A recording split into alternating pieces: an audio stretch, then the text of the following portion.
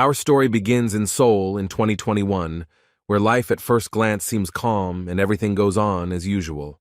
In the backyard of one of the ordinary educational institutions, a completely natural phenomenon was taking place. Four hooligans, led by a guy with a cockerel hairdo, wanted to make fun of one of the ordinary schoolchildren. Despite this, the guy with glasses behaved calmly and measuredly. He thoughtfully looked at his notebook and asked the hooligans to hurry up with their dialogue so that he would not be late for the academy. The enraged leader of the hooligans was not particularly pleased with his words and, like a typical antagonist, began to scratch the back of his head, discontentedly repeating the name of this guy. Without taking his eyes off his notebook, the bespectacled boy named Do Jae-min walked past the cheeky student, saying that if they didn't have any questions for him, then he would move on. As soon as the young man began to move away, the rest of the hooligans, looking at the trembling boss, began to laugh that he was ignored. Of course, this seemed like a blow to his pride and authority, so Soo-hyuk shouted at the impudent youth that he should stop if he wanted to live. Do Jae-min continued to remain calm and didn't even look away from his notebook when the bully lunged at him with a punch. With a sly laugh, Jae-min closed his red notebook at the last moment, satisfied that his provocation had been taken in after all. At that moment, he suddenly changed the course of events with his sudden kick to the face of the boss of this gang of hooligans. The blow caused Soo-hyuk to lose his balance and fall to the ground, while his opponent, still standing, silently watched the result. The bully winced in pain. He was angry, and his whole body began to tremble from the simultaneous rage and helplessness in this situation. It seemed that after this, his authority would be significantly shaken. Jae-min looked at the boy lying on the ground, hoping that he realized that he was not the one to behave like that with. Getting up from the ground, Soo-hyuk grabbed his cheek and glared at his bastard, calling him an insulting nickname. Sighing heavily, he replied that the bully could act tough as much as he wanted, but only as long as he didn't touch him. Demonstrating calm and determination, he said that he was not interested in them because he had enough problems without them. Hearing such a bold speech, the guy who felt like a real gangster smiled slyly and said that he shouldn't act so self-confident in a fight where four people were standing against him. Jae-min stood with his hands on his hips and didn't even notice how a purple-haired bastard with a bat in his hands approached him from behind. With a sly smile, he struck the guy with glasses on the back of the head, and he barely remained conscious, almost falling to the ground. Coming from behind, the smug bully who had struck with the bat reminded Jae-min that he shouldn't be so overconfident, knowing that it wasn't just Soo-hyuk who was up against him. They really weren't joking with him. After this blow, blood started to flow from the back of his head, and it began to slowly drip onto the ground, staining his snow-white shirt. Everything suddenly changed in favor of the bullies, and Soo-hyuk began to laugh slyly. Sitting down opposite the poor guy, the disgusting leader of the gang of hooligans with a sly smile suggested that Jae-min was in damn pain after he missed such a vile blow to the back of his head. When the bully explained that it was precisely because of moments like these that he had to be a good boy, not even daring to argue with them at school, Jae-min responded with brazen anger, swearing at the bullies. This disrespectful gesture made Soo-hyuk even more angry. Feeling like the leader of the gang and being in a more advantageous position, he said with anticipation that he wondered how long this poor guy could last in an unfair beating. Looking haughtily at the boy who was barely able to kneel, he ordered his guys to take charge of his education. The disgusting bastards began to beat the poor guy without a drop of pity, and the smug Soo-hyuk began to slowly walk away, looking around with an evil grin. Suddenly he noticed a small purple glow appear in the air. He waved his hand, not losing his composure, but was surprised by what was happening. Looking around, he noticed that more and more of these small purple balls with a strange glow began to appear, and now they could be seen even next to his guys who were beating up Jae-min. Suddenly, this glow intensified significantly. These strange purple balls filled the area, and the light became simply blinding.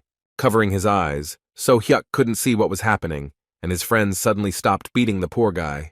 When the purple light stopped, the surprised boys began to discuss what had happened, but no one had any idea what the origin of this light was. Soo-hyuk didn't lose his composure, but he found it very strange. Taking advantage of the moment, Jae-min began to try to get to his feet with great difficulty. Seeing him trying to escape, Soo-hyuk pinned his head to the ground with his foot and shouted that he had no right to even move until they gave him permission. With a smug smile, the hooligan continued to enjoy this atmosphere of impunity, where he was at the top of the local hierarchy. Suddenly, a guy with black hair appeared next to him and said with surprise that the local hooligans had not changed even after 20 years.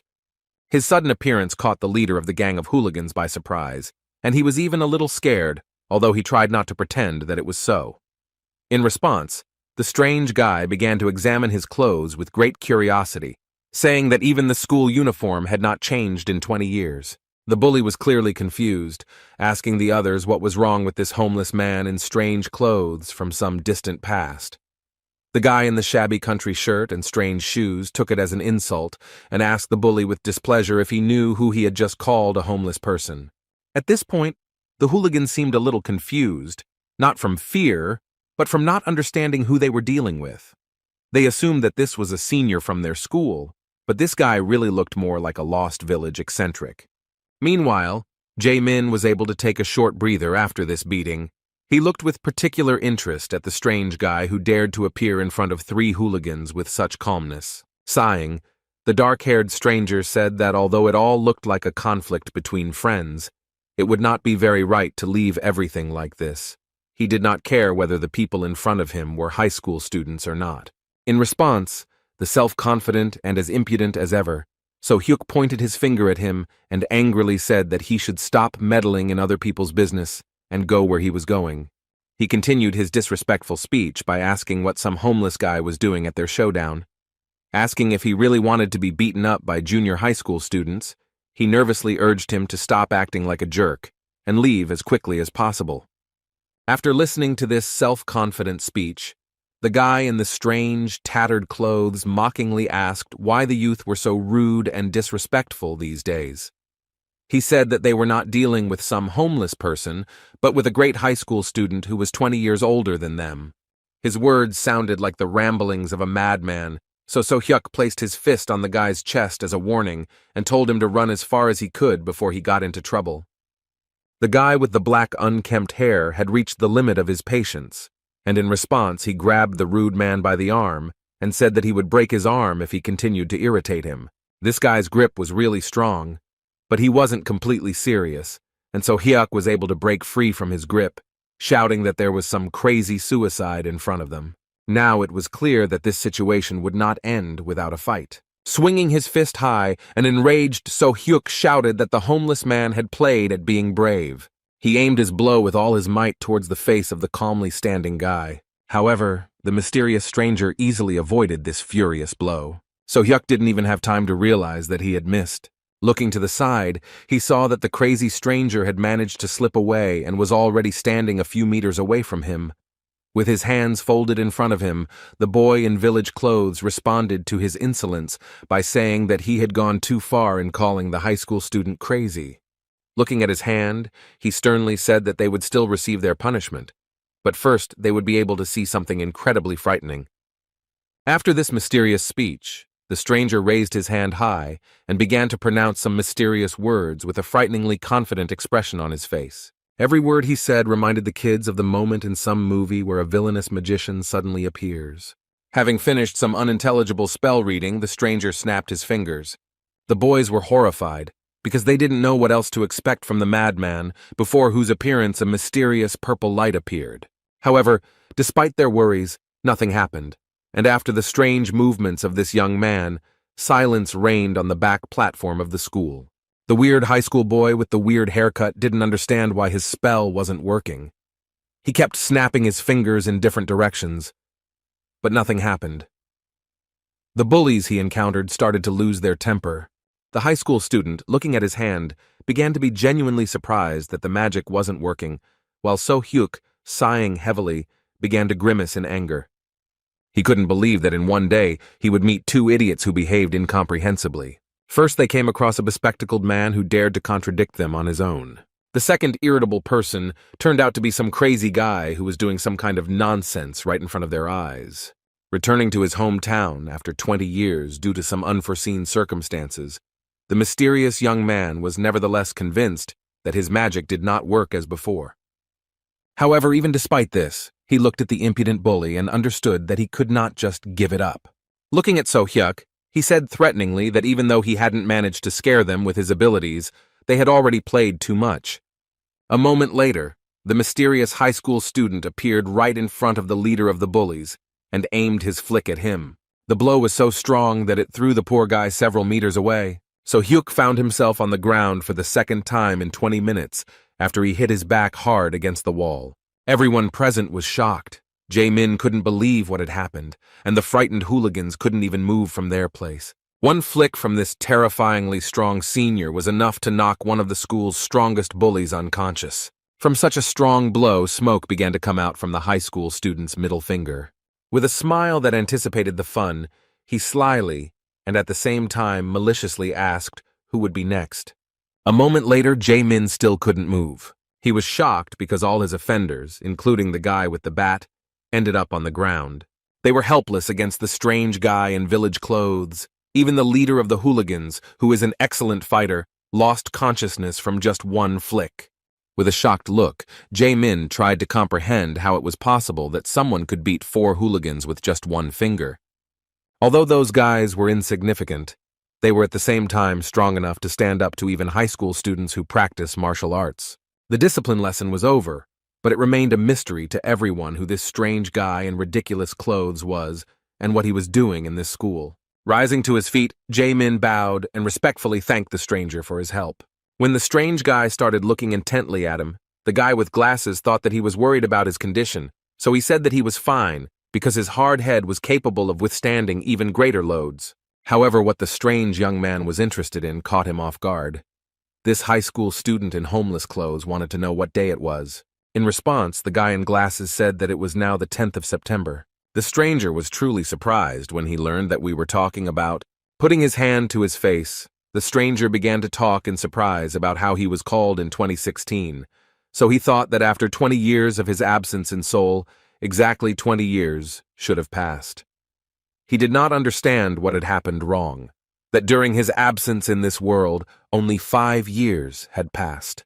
While Jae-min couldn't figure out what was wrong with this strange guy, he decided that it was for the best. Saying goodbye to the poor guy with glasses, the dark-haired weirdo asked him not to get into any more fights. The strange guy began to leave, but his identity remained a mystery. Suddenly he stopped and raised his hand up, raising even more questions about his sanity. He seemed too crazy for a high school student, as his behavior once again seemed crazy due to him snapping his fingers and nervously shouting about some kind of teleportation. After trying in vain to use some crazy magic, he suddenly turned around and looked at the guy with glasses again, causing his whole body to tremble. Then he began to slowly walk towards him, causing genuine fear due to the mystery and strangeness of his actions. When he approached the bespectacled guy, he awkwardly asked him what his name was. Jae-min introduced himself but was clearly confused, not knowing what to expect from this madman. Looking at the poor fellow with particular curiosity, the high school student asked if he had any money. The abnormal person literally cornered the decent student and started whispering nonsense in his ear about how he had returned too early and still couldn't use his magic. The high school student confessed that he had just returned from another world to Earth via molecular teleportation. When he started talking about how something had happened to the mana management system during the process, Jae-min couldn't stand it and anxiously asked how much money he needed. Even though this guy asked for 2,001, Jae-min was kind enough to give him a whole 5,001 just to get him to leave him alone. Walking through the city, the high school student thought about what a good friend he had met, because he even gave him money, so he would need to repay him somehow. Looking at the building with its shiny windows, he suddenly began to stare at his reflection and stopped. 20 years had passed since his teleportation to the magical world, but in earthly time it was only 5 years, and now he had no doubt that he was very lucky in this regard. Now 24 years old, he knew that his family would likely still recognize him. On the way, he saw something strange, something that was different from the ordinary situation 5 years ago. At the entrance to the metro, there were signs prohibiting passage, and next to them stood fully armed soldiers, who looked with some excitement in the direction of the descent down. Scratching his head, the high school student wondered what was going on there. Kang Woo-jin couldn't think of a better method for reconnaissance than to approach 2 pretty girls in government uniforms. He asked what had happened, that the military was blocking his path right at the entrance to the metro. The girls, surprised by his sudden question, looked around. After a moment of silence, they began to laugh at the suddenness of such an obvious question, saying that it was nothing strange, since all the entrances to the subway were now under strict guard. They assumed that he had escaped from North Korea, since he did not know what was happening underground now. As they left laughing, they still hadn't given him a clear answer, and Woo Jin wondered if he should teach them a lesson in politeness. Still, he didn't raise his hand to the girls and walk towards the bus stop to take the bus home instead of the metro. As he had guessed, there were no military personnel at the stop, but he found another entrance to the metro nearby that was not guarded by the military. His curiosity led him downstairs, where he found himself confronted with a grate blocking further progress into the subway. There was a lock on the door, which made him realize that something was indeed happening in the subway. It was locked here, and there was no light at all. Moreover, it was clear that even the booth where tickets were bought was covered in dust, because no one had been down there for a long time. To his surprise, the key to the door lock was lying in plain sight. The curious boy who had returned from another world went further. It was his first time in the subway, which for some reason was not working. His conclusions were quite amusing. He continued to confirm his guess that the security service had completely closed at least this station. Returning to the entrance, he was disappointed, thinking that he had come to this place in vain. However, the moment he tried to open the door, he felt that it was impossible, and a system window appeared in front of him, telling him that he had entered the dungeon. The guy was puzzled. He saw the system window for the first time since returning to his home world, and exiting the dungeon was prohibited. Now he realized that the girl's words about guarding the dungeon were not a coincidence. This place was no longer an ordinary subway. It was no longer used for transportation. The status window clarified that this dungeon was already in the process of being cleared, but since he had joined the process, he had no way to leave the area. The monsters in the subway station were an unexpected discovery. Woo Jin had no idea what had happened to the land in the past 5 years. Touching the door, he was once again convinced that there was no way out.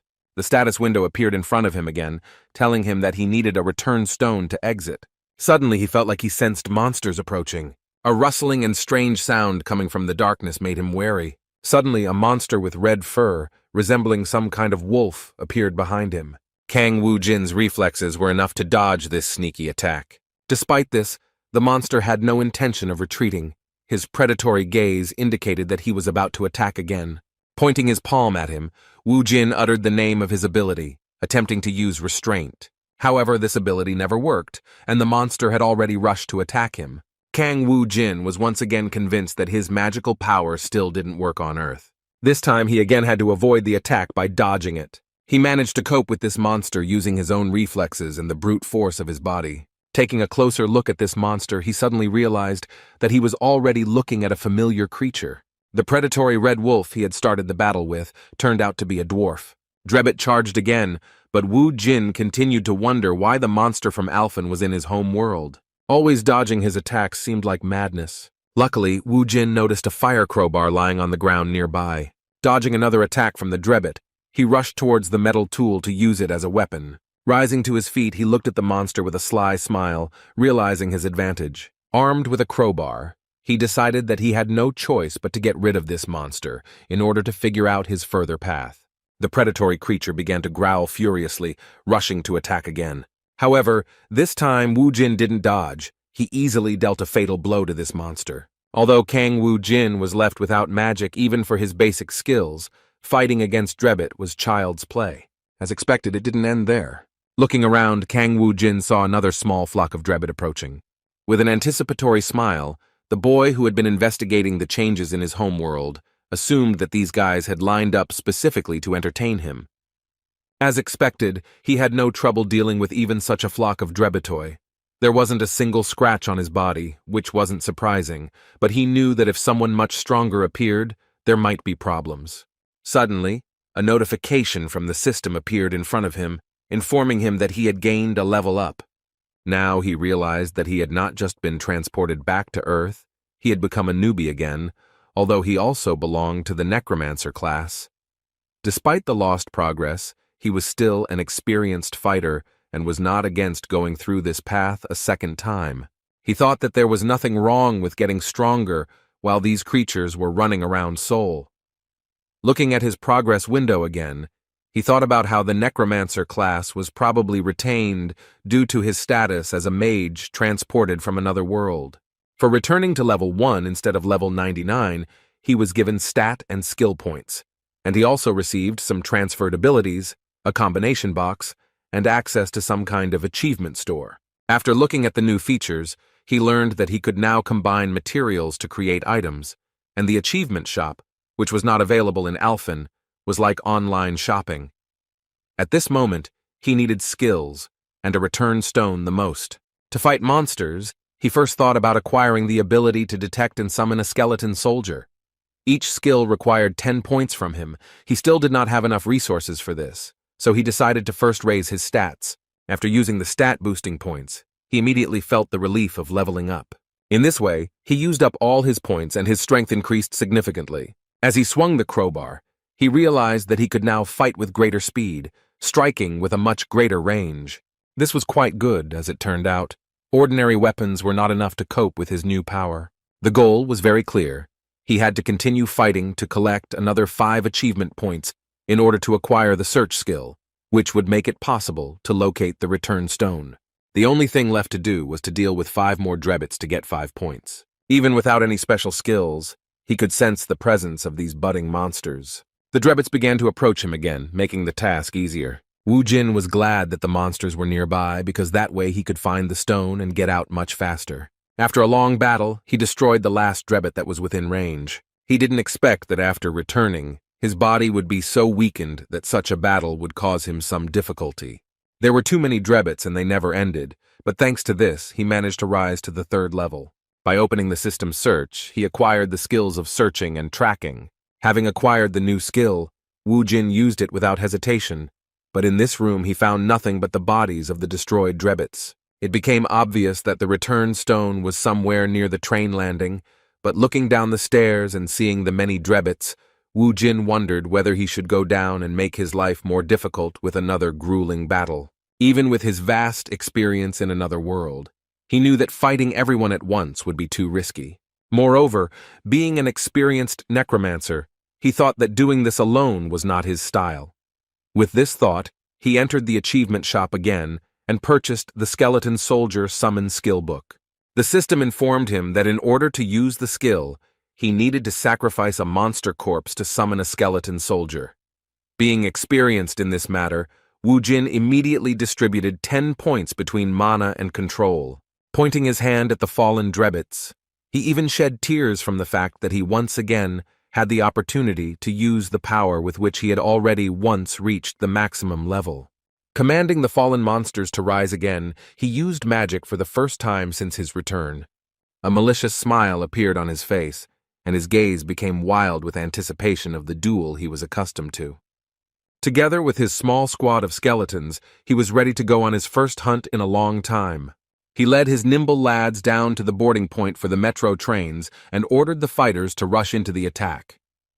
The Drebbites responded in kind, the first of them launching a furious attack and immobilizing several skeletons, as they were significantly superior in strength. In turn, the skeletons fought back, dealing critical hits, but this was still not enough. It soon became clear that the current skeletons were no match for the dreadful beasts of this dungeon. Wu Jin was lucky to get into the place for a beginner fighter, because these skeletons were enough to repel the first dangerous attack of the drebbits. He ordered the skeletons to block the enemies with their bodies to slow down their attack. Having chosen a convenient moment, he finished off the weakened monsters with his own hands. After they destroyed the first gang of monsters, it became possible to use the fallen drebbits to summon more soldiers. Within a moment, the forces gradually began to equalize in number, because the new skeletons were already ready for battle. Despite the fact that the balance of power was changing right before our eyes, the novice monsters did not feel any particular danger and continued to rush into battle. Using the previous strategy, Wu Jin once again ordered his subordinates to block the monsters with their bodies. With a mad smile, the user of the ordinary crowbar rushed into the attack again. At that moment he seemed crazy, because with the help of this unusual weapon, he began to tear apart the bodies of monsters with a scream. The drebbits were indeed no match for him, and by using fallen enemies he had significantly increased his army. Having destroyed the rest of the monsters, the guy was ready to return home. He used the search skill again, and a noticeable red light appeared nearby, indicating the location of the return stone. Meanwhile, one of the government workers began walking towards this descent into the metro, near which there was no security. The guy, with his hands in his pockets, went downstairs, not suspecting what had happened during his absence. Looking at the grate that blocked the descent into the metro, he was stunned. During his absence, someone broke in, which he clearly did not expect. The emotion of panic was clearly visible on his face. This was due to the realization that some crazy civilian had gotten inside. The boy clutched his head, realizing that it would be the end for him if anyone found out about what had happened. He started calling somewhere, thinking that he should call for help as quickly as possible in order to find the madman who most likely already said goodbye to his life in a battle with monsters. Suddenly, he caught his breath as he saw a blue glow on the other side of the bars. Some kind of portal appeared in front of him through which Wu Jin came out. The boy suddenly started screaming and stopped the phone call when he saw that some strange high school student in village clothes was able to get inside and return to the entrance of the dungeon without any problems. Seeing Wu Jin, he shouted and assumed that he was one of the awakened ones. Meanwhile, on the streets of Seoul, there was another young man who had quietly snuck into the dungeon without any permission or hunter's license. His backpack was full of red mana crystals, which he called quite a catch. Apparently, this wasn't the first time he had done something like this. Looking at his trophies, he talked about the injustice of the current world. According to him, the scum from the guilds get all the profits for themselves, although in reality, it is people like him who risk their lives participating in raids. Pleased with his catch, the guy began to slowly walk towards the exit of these back alleys, arguing out loud that only fools would take this stuff to the procurement center, considering that on the black market, these crystals would fetch several times more. Suddenly, he froze in place when he heard a female voice calling him a rat. He turned around and asked in panic who was following him, and in response, he heard a question about how much he had managed to steal in this way. With a dominant tone of voice, the woman with red hair and bright red lipstick said that he was hardly unprepared for the consequences. The confident girl, who is an awakened warrior class, introduced herself to him as the scythe-wielding Death, who came to take back what was stolen from her. The boy was in a bad situation, being cornered by the captain of the Cinnabar team from the Hwarang Guild. Lee Yoon-hee asked with a menacing look how he dared to steal the bloodstones from their dungeon. With her hands outstretched, she seemed to be offering him a compromise, saying that if he already knew her, then they could settle the matter in a less bloody way if he went with her.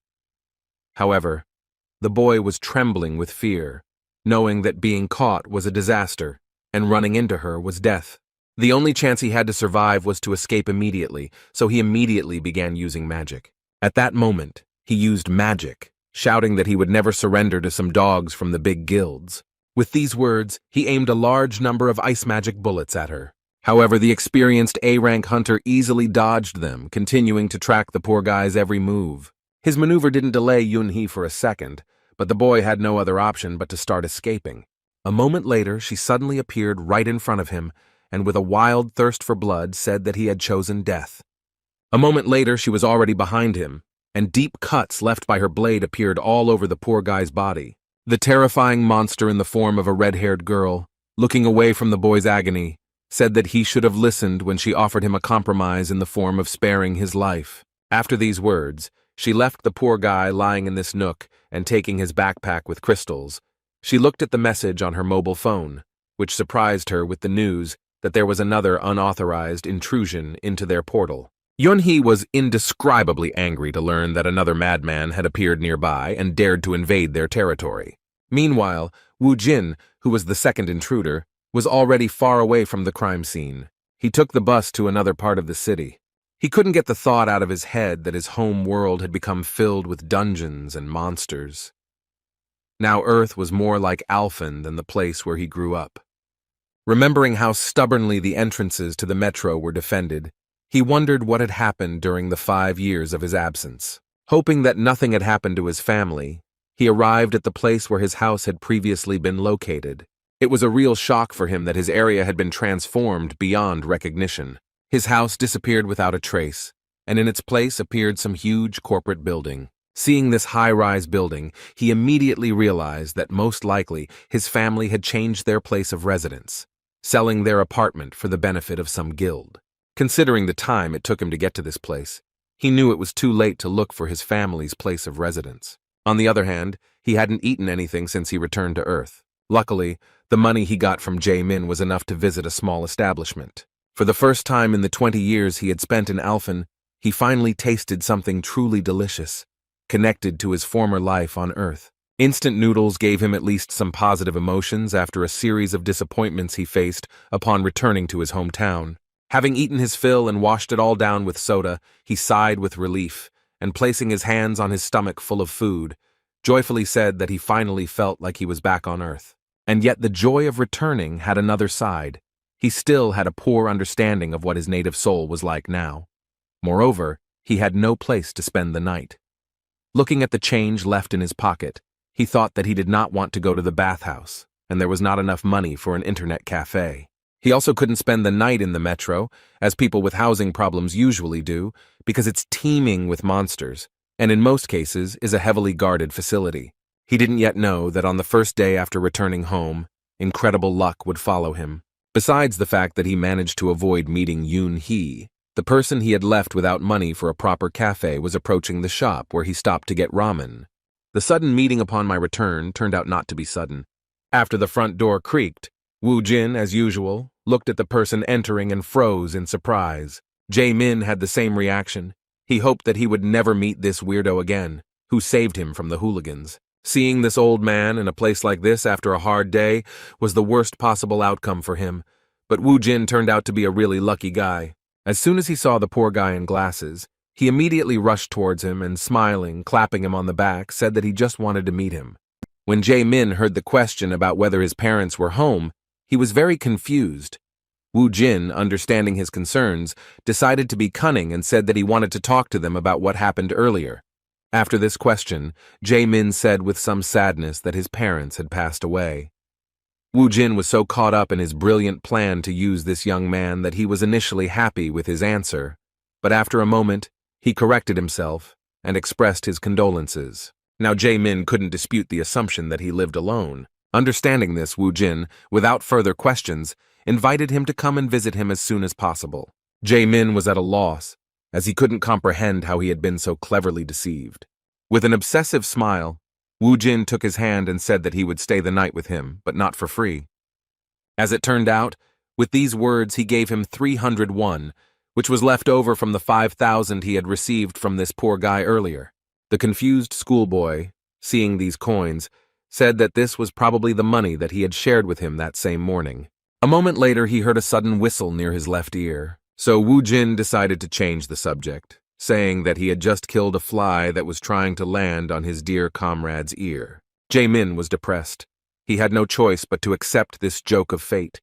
Even the promises that he would get back everything that was due to him did not calm him down. The next day the boys went to school together. First of all, Woo Jin shocked his teacher with his appearance.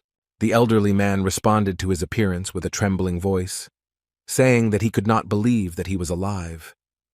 With a smile on his face, Woo Jin, who now looked more like some kind of maniac, said that he was glad for their long-awaited meeting. Over a cup of coffee, they had a short conversation in which the teacher tried to find out where Woo Jin had been all this time. Everyone was afraid that he had died due to the sudden appearance of dungeons from which monsters began to break through. In response, Woo Jin said that he technically died and came back.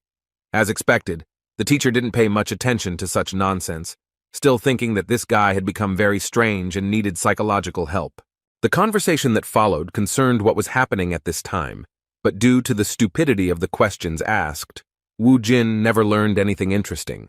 The only useful information he got from his teacher was the list of students in the school. As expected, his classmates had long since entered universities or found jobs, so the only person he knew was Ko Jae-min.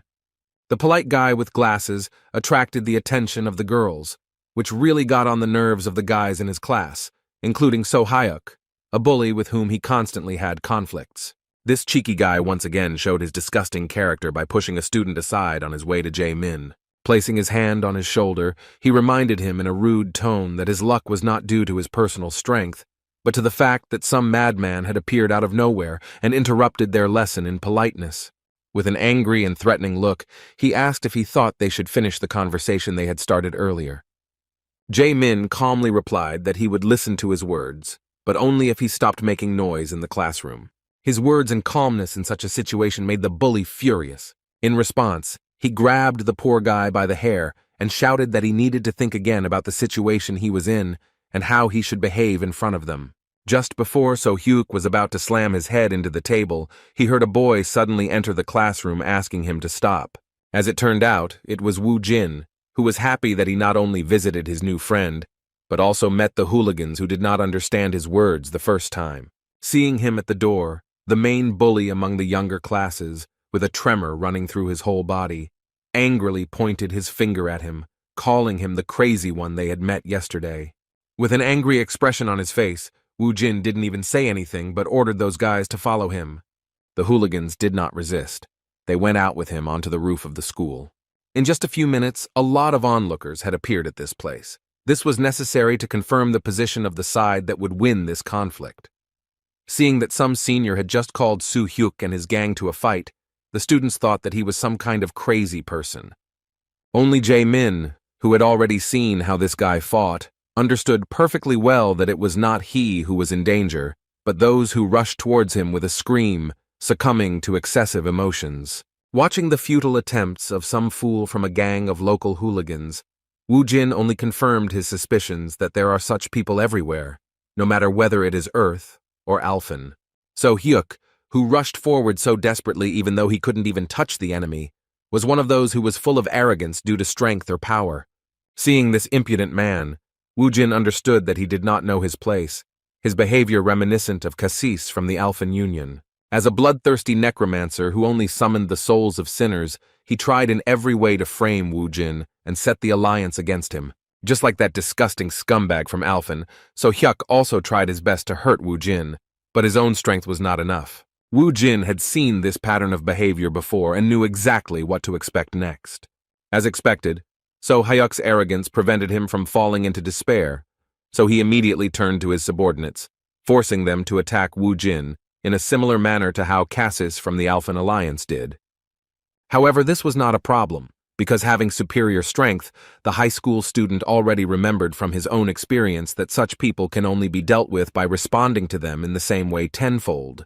Only by having overwhelming force can one not worry about the intentions of this or that arrogant, stuck-up bastard. None of these guys were a match for the senior, even though they kept the whole school in fear. Woo-jin had no problem treating everyone who wanted some of his father's bream. The educational moment with the followers of the school's main bully happened in a matter of seconds. Next came a tired, trembling boy who was destroyed by his own arrogance.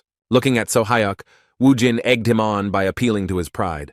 So-hyuk couldn't stand this kind of treatment and desperately rushed into the attack. However, this time, Woo-jin wasn't going to play around with him and sent him to the others, lying on the ground with his body shaking from the blow he had taken. Addressing these bullies in front of the entire school, the senior put them in their place by telling them that they were too loud for simpletons. While looking at how the area had changed over the past 5 years, the high school student noticed a taxi rushing towards them. He froze in place when he saw who came out of it. A middle-aged woman ran quickly towards the school entrance in the middle of the school day. Woo-jin couldn't confuse her with anyone else, because even though 20 years had passed since his reincarnation in another world, his mother still looked the same. He ran to meet her without delay, and when they saw each other, they threw themselves into an embrace for several minutes. His mother was shaking with excitement, and tears were flowing like a stream.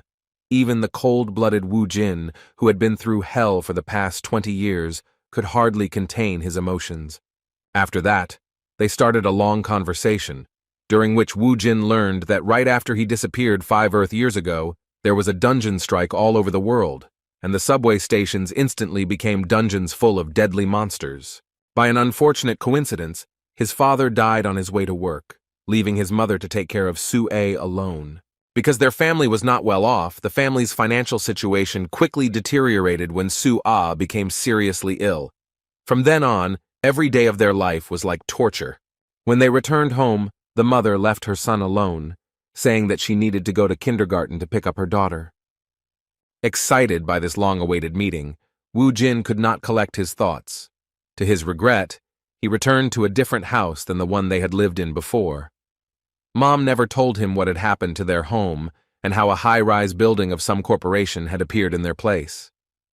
However, as soon as he got to their new place of residence, a small, cramped apartment, he immediately felt how difficult it was for his mother to take care of the family alone. Just looking around the house, he immediately realized that such a family would not fit here.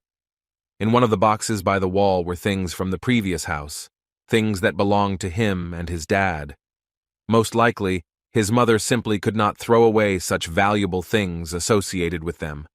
The realization of the reason why his mother couldn't throw them out made even his cold heart freeze immediately. An hour later, Mom and Sue returned home, and the little sister finally met her older brother. The shy little girl hid behind her mother, but her brother's smile inspired confidence in her. Sitting down opposite her, Woo Jin asked if she remembered him and how he changed her diapers when she was little.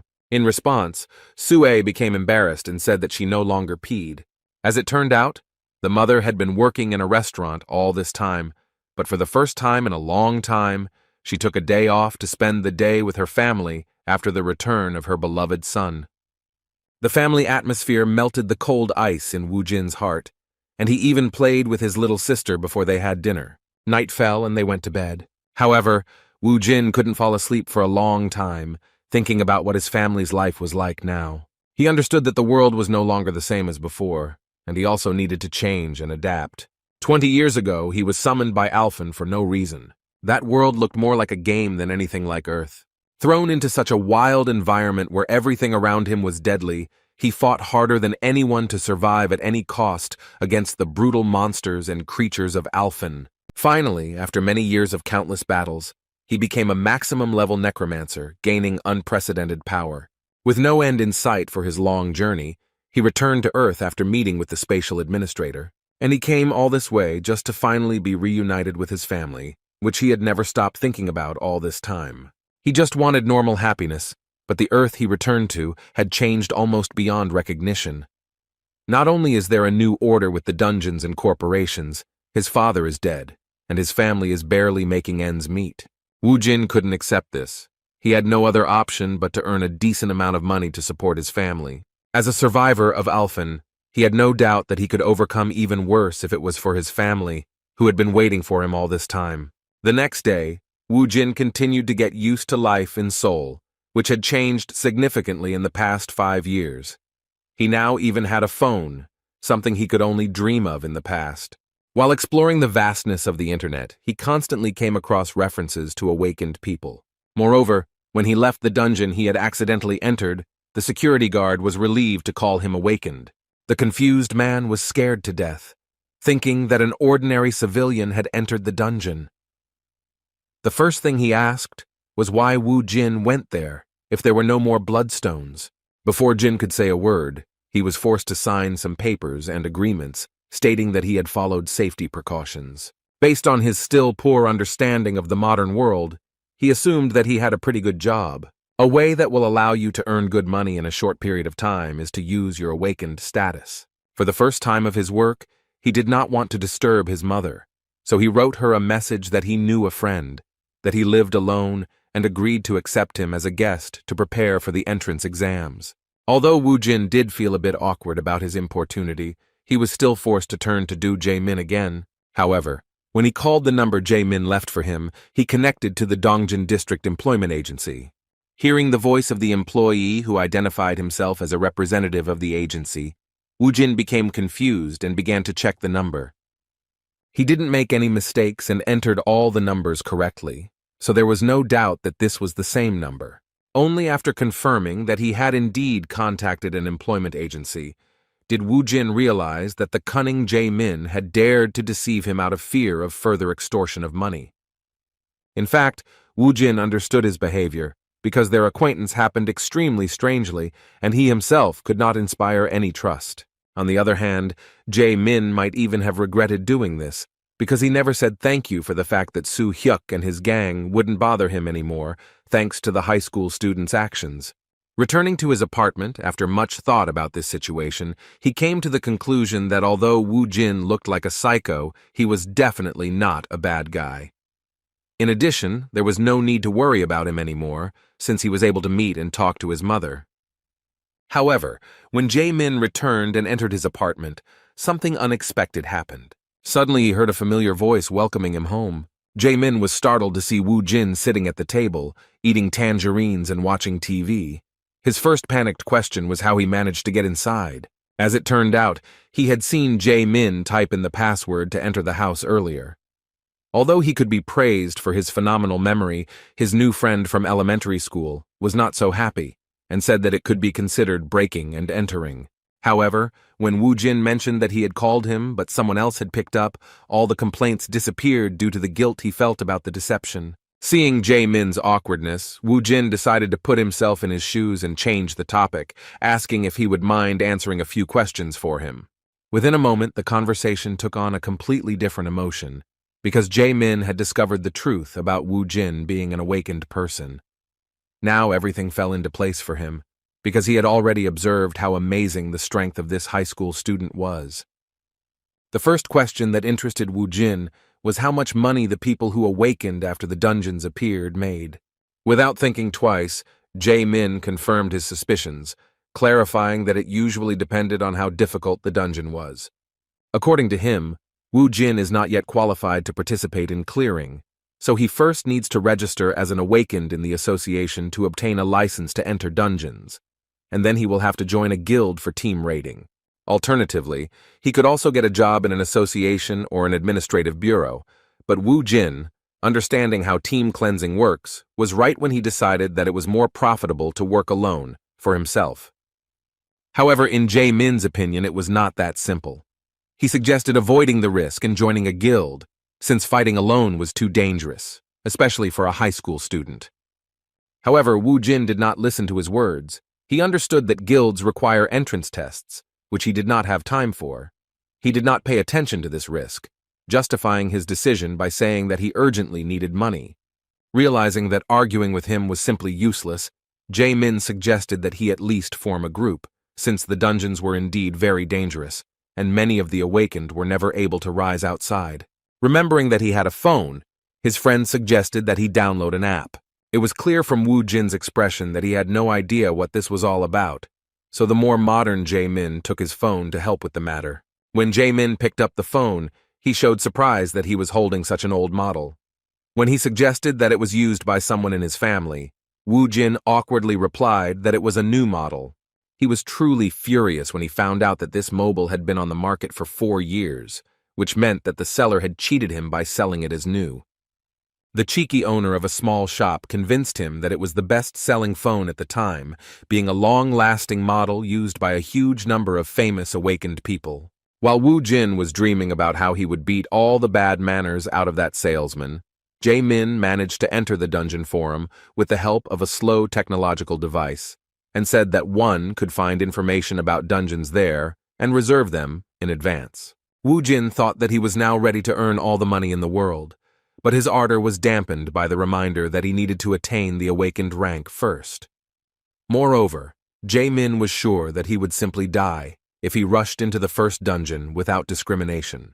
When the old phone was returned to its owner, the truth about the entrance fee was also revealed. Jae-min clarified that when it comes to the entrance fee, it is important to know that even for low-level dungeons, you will need to pay 10,000 won. The issue of money, as usual, continued to be acute and problematic. There was silence, which was broken by an appeal to Jae-min. After this, a very obvious event happened. Woo Jin again asked Jae-min to lend him money. On the advice of his friend, Woo Jin went to the Awakened Administration Bureau the next day. In the Awakened examination room, he showed off his strength without hiding anything. The judges present could not contain their surprise when they saw the black aura emanating from the high school student. They didn't yet understand what was happening, but everything became clear when the guy pointed his hand to the side, controlling this aura. Nearby lay the body of a rabbit, which was necessary for using his necromancy skill. Even though the rabbit was not a monster, even such a weak creature was suitable for turning into part of his army. In front of everyone present, Woo Jin used necromancy magic, and after his dark aura and the rabbit's body came into contact, a skeleton soldier appeared and kicked the floor, breaking the tiles. The fact that he shocked all the judges could be judged by the fact that they could not utter a word. Even though the skeleton was summoned using the corpse of a weak animal, its powers were comparable to at least an ordinary person. Seeing their reactions, Woo Jin was in anticipation of receiving a decent rank. With only one skeleton, he felt extremely confident, realizing that necromancy was a very rare and truly powerful magic. His only warrior gave off quite an impressive aura, even though he was only a beginner level. The judges said with surprise that his powers were truly amazing. They had indeed seen a lot here over the past 5 years, but this was the first time they had met a user of necromancy. Summoners' abilities are judged by the combat abilities of the familiars they summon, so it was common practice to use copies of goblins to test Wu Jin's strength. Seeing the use of a hologram that had a physical form, Wu Jin couldn't help but be amazed at how far technological advancement had come since the blood crystals appeared in his home world. This looked pretty cool, as it greatly simplified the process of testing the skills of new recruits. Wu Jin immediately ordered his familiar to charge in and show his power. The skeleton obeyed the order without question and destroyed the goblin in an instant. Despite his abilities being truly unique, he was left disappointed with his license upon completion of the test. Wu Jin was given an F rank, and when asked if that was a high rank, he was gently informed that it was actually reserved for the weakest awakened. As expected, the summoned familiar's power was weaker than they expected, however. In turn, the judges tried to calm the awakened one by saying that since it was a unique ability, there was no doubt that he would easily find a party for himself. Still, Wu Jin wasn't too upset, thinking that he didn't care about the rank as long as he could enter the dungeon. Having obtained the license, he immediately went to the nearest point, which turned out to be Silim Station. The dungeon rank was estimated at 2 stars, and quite a lot of novice awakened warriors with fairly good equipment had already gathered here. One of the awakened, who was not going into the dungeon for the first time with his group, when he saw a newcomer standing alone, asked if he wanted to join their squad. There were 7 of them, and the guy with green hair said that they still had some free space for him. However, Wu Jin refused his offer, saying that he could handle it himself. The green-haired stranger was surprised and replied that he didn't see the point in spending so much money to enter, since he would hardly be able to carry many bloodstones due to the time limit. When he saw the surprise on Wu Jin's face, he immediately realized that he had only recently become a minor and did not yet know all the nuances. The next question was what rank the curious boy was. After learning that Wu Jin was only an F rank, the green-haired awakened believed in himself and that he could be manipulated. As an experienced E-rank minor, he assumed that Wu Jin still didn't know much, so he should treat his first trip as an experience by joining their party. In return, he would guarantee his safety. While Wu Jin was thinking about his proposal, those wishing to enter the dungeon began to slowly descend. Looking at Do Su, who was calmly discussing the weather and such things with his guys, Wu Jin began to reason about how the entry fee was indeed calculated for the maximum number of participants, and it would be too expensive for a single person.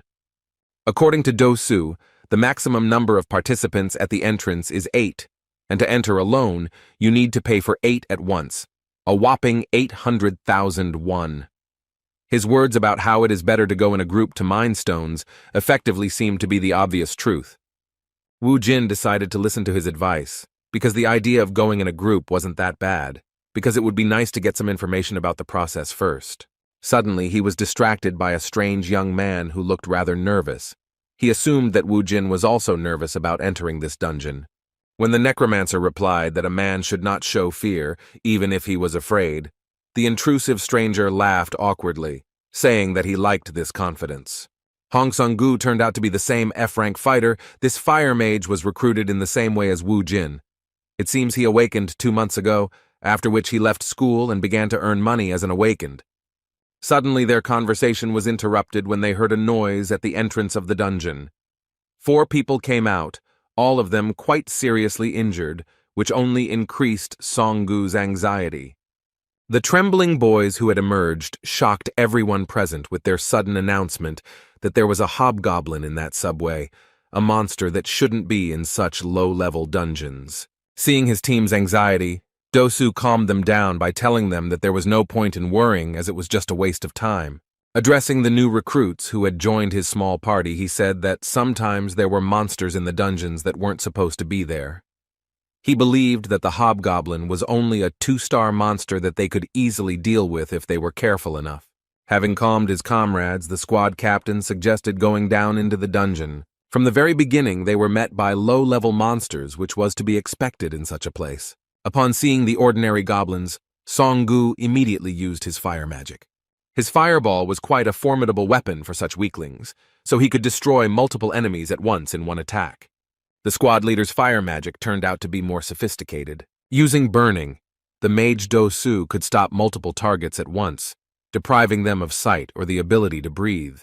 The teamwork of his squad was well practiced. Without waiting for orders, his comrades from the warrior class rushed to the attack. The goblins, who could not see anything, could not resist and became easy targets for these guys.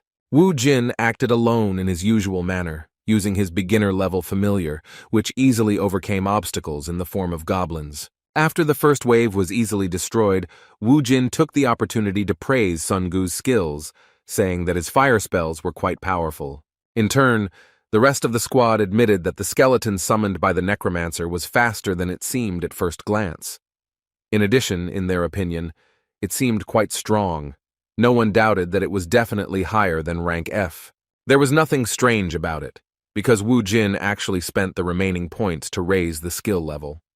Looking at his creation, he was convinced that it was worth it. Meanwhile, Do-su began to check the loot. While collecting bloodstones, he found that the 2-star dungeons had some pretty good loot. Wu Jin became even more interested when he heard that one bloodstone would cost around 200,000 won. Hearing that even such a small mana crystal had such a hefty price tag, Wu Jin understood why awakened ones were risking their lives instead of doing their usual things. Now it became clear that the 100,000 won entrance fee was just a pittance compared to the profit. They were only at the very beginning of the dungeon, but they had already made a pretty good profit. The group leader's greed began to rapidly increase due to the realization that the 1-star dungeons were nowhere near as good as the quality of the loot. Looking at another good bloodstone, he had no doubt that he had found a real gold mine. The squad continued clearing the dungeon and easily reached the last floor, where they had to give it their all for a worthy reward. When they got down to the top floor, they were surprised that the monsters did not attack them. Their worst fears turned out to be true because the guys who entered the dungeon before them did not break the news about the hobgoblin being here. Seeing panic begin to spread among the team members, Do-su asked the guys to calm down, saying that everything was fine and they would be able to overcome this obstacle using the normal formation. Wu Jin, who had been constantly improving his leadership skills for the past 20 years, did not understand Do-su's intentions. In response to his words, he asked whether it would not be better to act a little more cautiously than he suggested. Despite Wu Jin's attempt, he still did not give up on the idea of acting according to his strategy, saying that he had studied the manual for fighting the hobgoblin in advance, learning that its main attack was magic. The overconfident E-rank mage thought of defensive measures for the team, using the ability of one of them who had the ability to create barriers. The leader believed that if they blocked the first attack and got closer, then victory would be assured. Despite his experience, which literally screamed at him that everything was not so simple, Wu Jin decided not to argue with the team leader because his guys were under his personal responsibility. As expected, the fearsome hobgoblin greeted them using magic. Seeing him raise his magic cane, Do-su immediately shouted at his comrade to immediately use magic to block the attack. This guy's barrier was unique, so it didn't matter what kind of magic he encountered. The hobgoblin turned out to be a user of lightning magic, but its power was not enough to destroy the magician's defense. Having repelled the enemy's first attack, Do-su ordered the boys to go on the offensive. First of all, the team leader blinded the enemy by using the hobgoblin's eye burn. Within a moment, the warriors using swords rushed to attack, but the second-level monster stubbornly blocked the close attacks. Sun-gu joined them, directing his fireball spell at the hobgoblin. It seemed like everything was going according to the team leader's plan, but Wu Jin clearly saw that they were already in danger. Among the monsters he encountered on Alphen were hobgoblins. Compared to ordinary goblins, these guys had high intelligence, which became clear when the enemy cast a spell. Based on his experience, Wu Jin knew better than anyone that the real danger of this beginner-level monster was not its magic. While fighting the hobgoblin, the boys completely forgot about where the small goblins had disappeared to.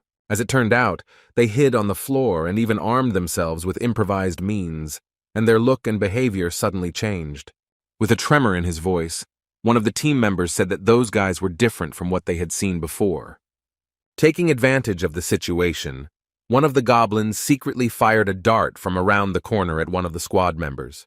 His victim was a warrior in armor, the dart hitting him right in the neck. His whole body became paralyzed and he began to tremble from unbearable pain.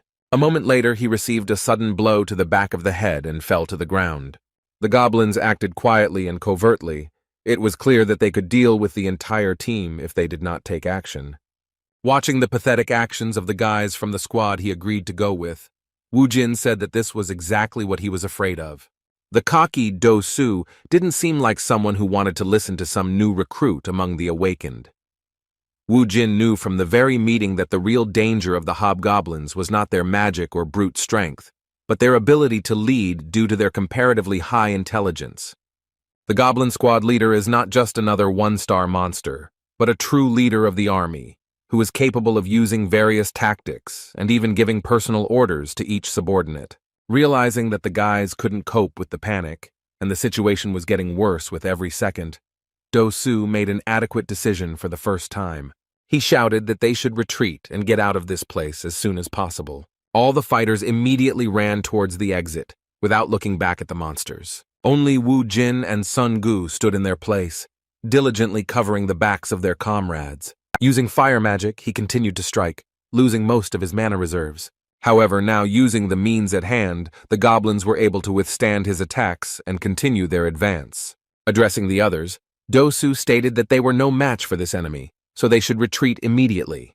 When one of his bewildered comrades asked what they would do with Zhang Chul, who had suffered from 2 surprise attacks, the leader shouted that he was beyond help. Without even trying to help their friend, they cowardly ran towards the exit. However, the hobgoblin was not willing to stop the fun. He was delighted with how well his players had performed. Having accumulated enough mana, he directed lightning magic towards the fleeing boys. The blow was accurate. The hobgoblin aimed it at the most diligent of the fighters. Song Gu, who was too careless, was hit by this magical attack. The boy began to fall to the ground, and the leader, despite his condition, did not change tactics. They continued to run towards the exit. The boys began to move away to a safe distance, and the goblins decided to stop pursuing them, being satisfied with such prey. When everyone had fled, the wounded Song Gu, lying on the ground, was left to be torn apart by the goblins and their leader. The only one who didn't chicken out was the most experienced and quiet among the awakened Wu Jin. Taking out his favorite weapon, a crowbar found in the subway, from his inventory, he began to slowly walk towards the goblins, saying that he had not hunted such enemies for a long time. Using his power, Wu Jin summoned 4 fighters who could easily replace the cowards who fled as soon as they sensed danger. Realizing that the battle was not yet over, the hobgoblin immediately ordered his army to continue the offensive. Analyzing the situation and referring to his experience, Wu Jin came to the conclusion that it would be difficult to deal with goblins under the command of a hobgoblin. Based on this, he decided to make an unexpected move and rushed into the vanguard himself, heading towards the strongest enemy, the goblins, whose instincts and will belonged entirely to their leader, fearlessly rushed into a frontal attack. Within a moment they were stopped and busy fighting the necromancer's familiars. While the skeletons were fighting the goblins, Wu Jin could fight their leader without fear. Seeing a human next to him, the hobgoblin began to release lightning magic, pointing his cane at the enemy. Wu Jin had calculated from the very beginning the time it would take for the enemy to carry out such an attack. A moment later, he dealt a fatal blow to his opponent. With a sly smile on his face, he asked the hobgoblin if he really thought he would politely wait for him to finish casting his ridiculous spell. Due to the enemy's rather low level, his actions were quite predictable, and dealing with him alone was not particularly difficult. After defeating the strongest monster in this dungeon, Wu Jin received a level-up message. As soon as he raised his level to the 6th, he immediately felt the increase in characteristics. Having received a lot of experience for destroying the enemy on his own, he was only convinced that fighting on his own is much better and more fun than with a group of losers. Suddenly, he was distracted by some groans, and looking around, he saw Song Gu lying on the ground, trembling in pain. Wu Jin was surprised that he was still alive, and in response, he heard a desperate, weakened plea for help. He had no particular reason to help the stranger, but he still decided to make contact with the poor fellow. Sitting down next to him, he asked what would happen to him if he saved him. In response, Song-gu said in a trembling voice that he would not tell anyone that he was actually a D-rank fighter, not an F-rank fighter. The dying boy's words seemed like complete nonsense, and even Wu Jin was surprised by their stupidity. Wu Jin knew that this guy could be useful, so he thought about what he could ask for in return. With a sly smile, he said that 2 would be enough. His suggestion was made so carefully that the dying man could not even make out what was being said. Despite the unclear conditions, they managed to reach an agreement. After Wu Jin saved this wounded poor guy, he gave him a completely fair task. Song-gu personally extracted all the mana crystals from the bodies of the dead goblins. Using this boy's labor, Wu Jin managed to obtain a backpack almost full of precious materials. After finishing the job, Song-gu, who was staring at his savior, could not stop thinking about how he was given the lowest rank. After seeing it in action, he immediately realized that even without using the power of a necromancer, he could hunt 2-star monsters, which immediately made him a D-rank hunter. In addition, his familiars, the skeletons, were also of particular interest, each of whom was stronger than the guys they came with. In front of this fire mage, he even demonstrated the use of the search skill to find bloodstones and more. No less surprising was the fact that in order to save the poor guy, he used some unique magic, pumping out the last of the life from the monsters. Taking all this into account, he could already be assigned a C rank. And another shocking fact was that Wu Jin had previously reported that he had registered as a hunter only 3 hours ago. Taking back his backpack, which was overflowing with precious materials, Wu Jin learned that he would receive approximately 800,000 won for all of this. Looking at the trophies, he admitted that it was not bad considering he only paid 100,000 won for entry. Looking greedily at the poor fellow, he put him in an awkward position, warning him that all the loot belonged only to him. Wu Jin's obsession with money really scared Song-gu, but despite this, he was glad that he was able to save his life with 2 million. Having finished collecting the mana crystals, the guys went to pick up the return stone. Suddenly, Wu Jin felt a slight thirst for blood, causing him to stop and ask his new comrade to wait at a safe distance. It was difficult to see where the danger was coming from at first glance, but Wu Jin was sure that an enemy ambush was waiting for them ahead. Looking around, he made sure that there were no more monsters here. Based on this, it became clear that the problem was with those scumbags who abandoned them to their fate. When Wu Jin shouted for them to finally show themselves, the cowards hesitantly took a few steps out of the shadows. After going down, Do-su decided not to show that he was planning something vile, and was only surprised that the 2 of them were able to defeat all the enemies. Seeing that Song-gu didn't fully understand the situation, Wu Jin warned him that if they came any closer, those scumbags would deal them a vile blow. Looking in their direction, he himself did not know what to do with them, so he decided that it would be a good idea to start a conversation. Turning to the scum, he asked how they dared to appear before them so shamefully after they had vilely fled from the battlefield, leaving their comrades to die. Moreover, he immediately pointed out the strangeness in their behavior, namely, that if they really decided to escape from the dungeon, they should have stayed at the barrier, without returning to the lower floors. Trying to defend themselves from the direct hints that they were traitors, the group leader said with a stupid laugh that there was no need to accuse his teammates so rudely. With a false air of friendliness in his gestures, he tried to justify himself by saying that they had simply returned to clear the dungeon after a tactical retreat. According to him, they were very surprised that all the monsters had already been destroyed by that time. Looking at the backpack overflowing with crystals, he asked with a sly smile how they managed to defeat such a serious opponent. Wu Jin had no intention of playing his dirty games, and said in a serious tone that they should not delay their vile plan.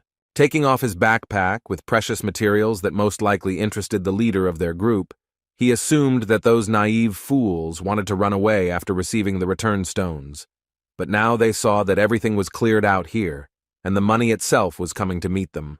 A moment later, he scattered all the mana crystals onto the ground and was met with stunned looks from part of the group who did not expect such an act. With a menacing look, Wu Jun said in all seriousness that if they wanted his trophies so much, then they should try to take at least one of them for themselves.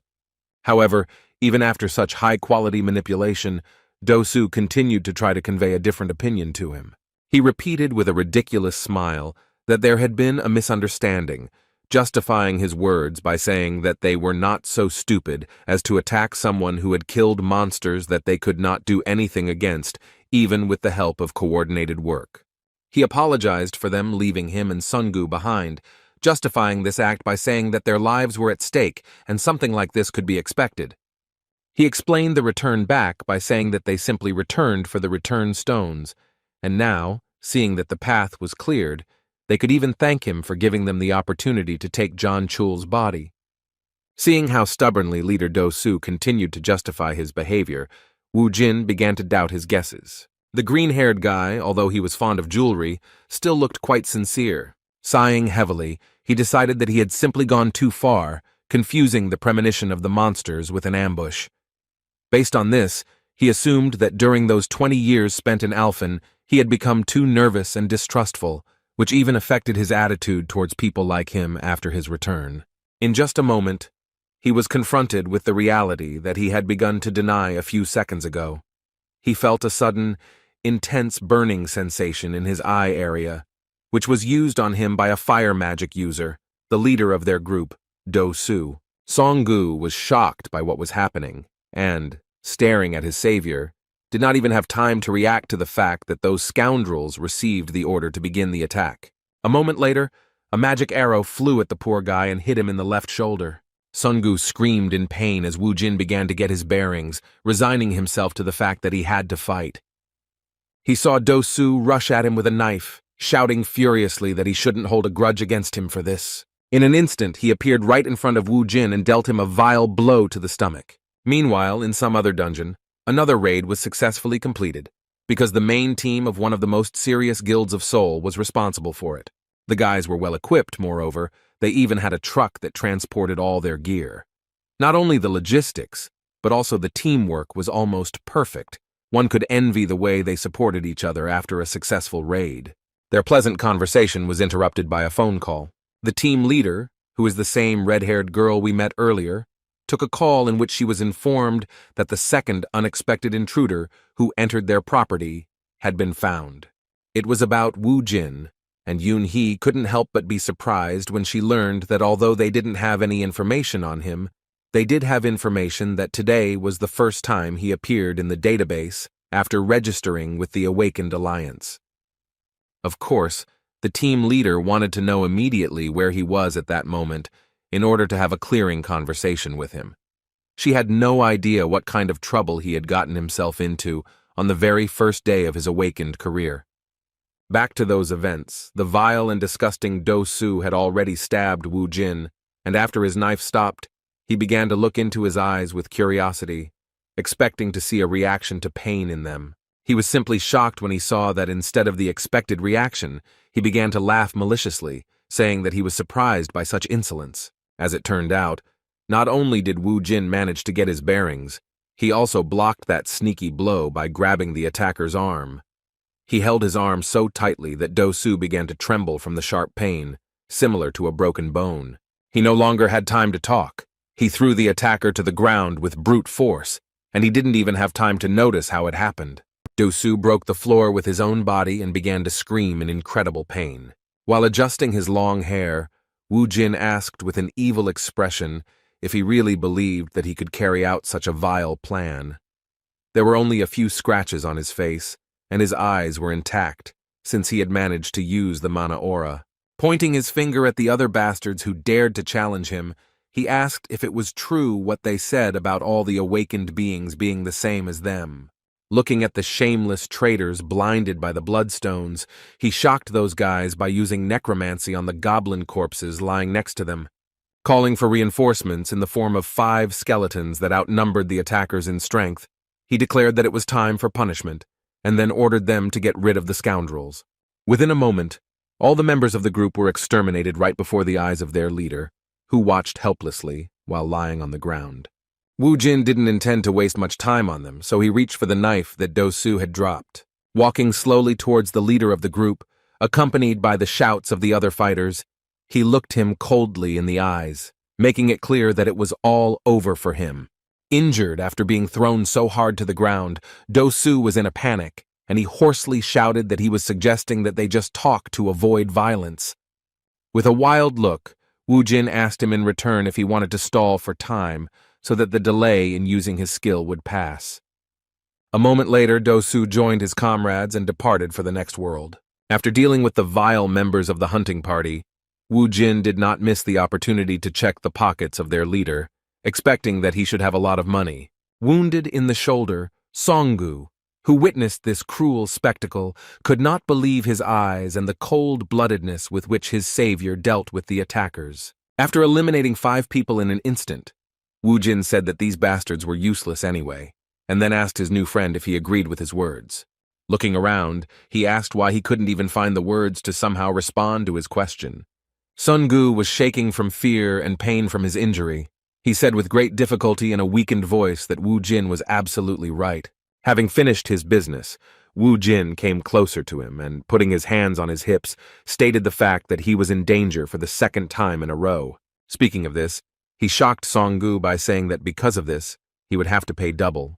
There was nothing to explain here. Songgu himself understood that he had been saved twice and was now in infinite debt to this madman.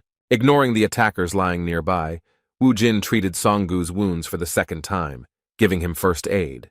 Thus, the raid was completely over, and when they came out of the dungeon, the representative of the alliance controlling this station could not understand why he saw only 2 members of the group, which consisted of 8 people. When asked why there were only 2 of them, Wu Jin calmly replied that all of their other comrades had been killed by monsters that were much stronger than they had expected. This information was not only shocking, but also suspicious. The Soul Hunter Alliance representative, noticing the overflowing backpack on the awakened man's back, asked how they were able to collect all those bloodstones. Looking at his backpack, which was indeed suspicious, Wu Jin answered without hesitation that even though they were facing a serious threat, it still didn't stop them from collecting all the trophies so as not to leave the money lying on the ground.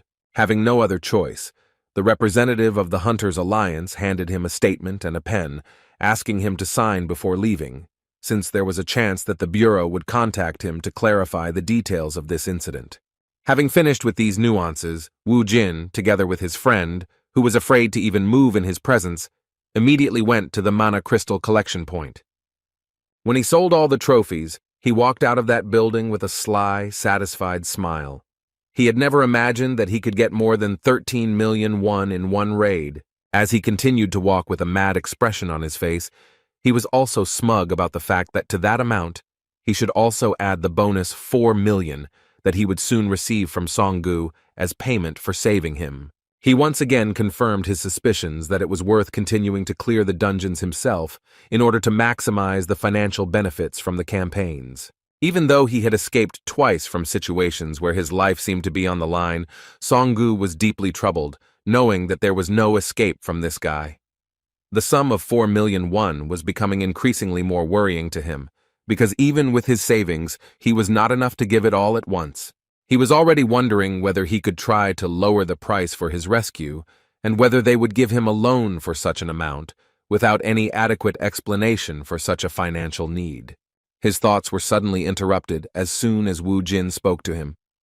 Turning towards him, he reminded him with the same crazy expression on his face that he had already seen that he really didn't like those people who tried to stab him in the back. After this warning that made Songgu's blood run cold, Wu Jin bid him farewell, saying that he would look forward to his call regarding payment for his life-saving services.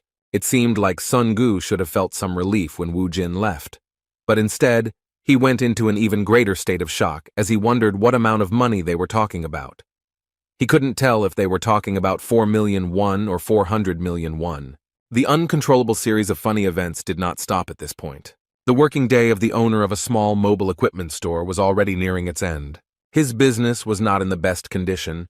There were few customers, and among them there were not even 10 buyers, so he yawned out of boredom, waiting for the end of the working day. Suddenly he felt an inexplicable pressure, followed by the loud opening of the front door. He was simply shocked that some madman was entering his shop, opening its glass doors with a brutal kick. It was Wu Jin, and it was obvious that he was far from being in the best mood, and was not in the mood to negotiate with this blonde man. Wu Jin slowly walked up to the salesman and grabbed him by the crib, then lifted him into the air with just one hand. The salesman was scared to death. He was angry at the same time, not understanding what was happening. Due to the small number of customers, he could not afford a contract with a security service, and seeing this madman, he trembled with fear, wondering why he was so strong. He didn't even have time to utter a word before he suddenly received a lightning-fast and incredibly painful slap in the face. He angrily shouted what he was even allowing himself to do. The seller hoped that he would be able to put him in his place. For the first time in his life, he made such a gross mistake, because instead of trying to find out the reason for the discontent of such an angry visitor, he provoked his anger and another portion of slaps. The seller barely had time to breathe in air. He could not comprehend what was happening, fearing that if this continued for a few more minutes, he might even die. His face began to swell, and he thought that this was what he had recently seen on TV. He could think of nothing else but to assume that this was called indiscriminate rape. With a trembling voice, he began to beg for mercy. Looking at this poor guy, Wu Jin wondered if greeting the impudent guy like that was enough for him to realize the seriousness of his intentions. His mood was not so bad, so he did not refuse the seller's request, and instead of continuing to beat him with slaps, he simply threw him on the floor. When Wu Jin approached this phone store owner, he immediately knelt down in front of him and cried out pitifully that he would do whatever he asked of him. In response, Wu Jin conveyed to him the words that he truly hated people who stab him in the back, as well as people who try to deceive him. The seller could not understand what kind of knife in the back he was talking about, and what he meant when he spoke about the deception he accused him of. Seeing the bewilderment of the beaten scoundrel, Wu Jin took out of his pocket the phone that the seller sold him, saying that it was the latest model. Upon seeing this outdated model, the beaten swindler immediately remembered that this was the very same device that he had managed to successfully sell to some simpleton. Not only did he sell that phone by telling him it was the latest model, he also convinced him it was an incredible deal by selling it at the price of really good new ones. At that moment, Wu Jin was truly perceived as a simpleton, because when he picked up this device, after staying in Alphen for 20 years, he was incredibly delighted. He even happily said that he couldn't believe how far technology had come in the last 5 years. Seeing the angry look of this guy, the seller remembered that it was he who became the victim of his fraud. Everything fell into place. The man, scared to death, had no choice but to correct the situation to his own detriment. On his way home, Wu Jin was enjoying his new phone. As expected, he was delighted with this device, which was indeed much better than the previous one. He still doubted whether he had done the right thing with the seller, because if they were in Alphen, he would have lost his tongue. Suddenly, some men in suits appeared behind him and addressed him by his full name. Wu Jin stopped, seeing that he was surrounded by some strange guys. The red-haired stranger began to describe his dossier in detail, including information from the Hunter Alliance and even information about him clearing out the Guachian station single-handedly, indicating that he was much higher than F rank. She also didn't forget to mention that he was suspected of killing his teammates. Looking at this guy she had just met for the first time, Yoon-hee boldly asked if he was too fearless for a newbie. In response, Wu Jin asked who she was and why she was so interested in him. Unexpectedly for everyone, the leader of the hunting team behaved extremely unusually, politely apologizing for her manners. After that, she confidently introduced herself as the leader of the Cinnabar group from the Hwarang Guild. For Wu Jin, this meant practically nothing. He still didn't know how things were at the top of the guilds, and who among them could be considered truly dangerous. However, for his own good, he decided to check why she was so confident. Using the detection skill, he easily determined that this bold woman had truly impressive strength. Continuing the conversation, he asked her why she had found him. In response, Lee Yoon-hee mysteriously said that some rat was fearlessly roaming around the dungeons of her guild, believing that he would go unpunished for it. Realizing that it was him who was being called Krisa, Wu Jin smiled slyly. Looking around, he laughed at Yoon-hee's words, asking if their guild had really brought so many people just for the sake of one rat. Continuing his mockery, he said that since they were willing to bring so many people for him alone, it meant that Hwarang was a very large guild. Just as he was about to say that their dungeon he had recently entered was miserable, his speech was suddenly interrupted. One of the hunters was next to him in an instant and grabbed his face with his hand. Wu Jin didn't even have time to do anything before the red-haired guy in the black tuxedo threw him to the ground with great force. After that, the hunter from the Hwarang Guild warned him that he should watch his language, because for insulting their guild, he would feel its real wrath. Although the blow looked impressive, Wu Jin was not particularly hurt, but his anger flared up from the insolent treatment of his face. The attacker didn't even have time to notice how Wu Jin grabbed his hand. Gripping his stock tightly, he rose to his feet in an instant and made him scream in pain, squeezing almost to the point of breaking bones. It was obvious that this guy, who was called a rat when they met, was capable of dealing with these hunters. Yun-hee understood this very well. She could not allow anyone from her team to suffer from the actions of a guy who got on their nerves. In just a moment, she took a lightning-fast step and delivered a powerful kick to Wu Jin's stomach, so strong that he flew to the side. When he hit the ground, he still didn't understand how it happened. Opening his eyes after falling, he saw that Yun-hee was next to him again and raised her leg high. In an instant, she kicked him in the face so hard that the asphalt beneath him began to crumble. For the first time since returning to Earth, Kang Wu Jin encountered an opponent so strong that he was also fast enough that his reflexes were insufficient for combat. Putting her foot on his face, the arrogant woman said she was impressed by his strength. Still, she suggested he listen to her advice, saying that although he didn't look like a normal F rank, even with such skills he shouldn't get cocky. Naturally, the point was that he would not be able to act arbitrarily on their territory with impunity. As she left, she looked again at the beaten Wu Jin lying on the asphalt and said that if he wanted to live longer, he should not forget her words. Fortunately, that was the end of it, and the team representatives left him in the same place. When it was all over, Wu Jin touched his face, which hurt from being treated so disrespectfully. He didn't feel any humiliation or anything like that, realizing that he wasn't in the best shape right now. Moreover, he was even genuinely surprised that for the first time in a long time, he had lost a battle without a chance. After such an unexpected warm meeting, Lee Yun-hee became very interested in him, and when he told Jae-min about this meeting, he was shocked to the limit. When Wu Jin asked him if she was really a famous person, he said with great emotion that she was one of the 10 awakened of their country who had an A rank. As for the Hwarang Guild, it turned out that it was in the top 3 along with the Hammer and KH. According to him, they all have great influence in politics and economics. Shocked by what he heard, Jae-min asked what his ridiculous protector had done in the first dungeon that they paid such special attention to him. Wu Jin was extremely dissatisfied with such a tone and answered him insolently. He said that his weakling friend should watch his language, because in fact, if he wanted, he could beat even the Hwarang army, but after he regained his strength.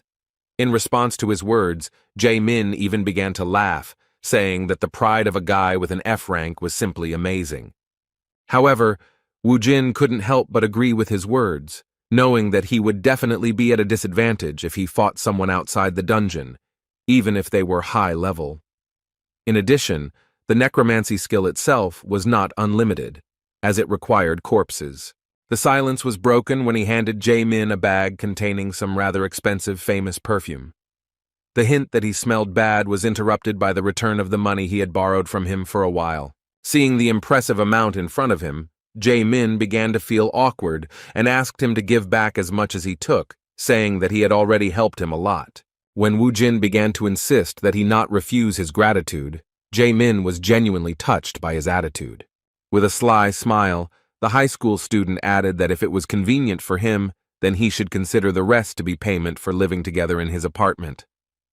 Jae-min agreed with his words, but in an instant, he broke out in a cold sweat, realizing what his words really meant.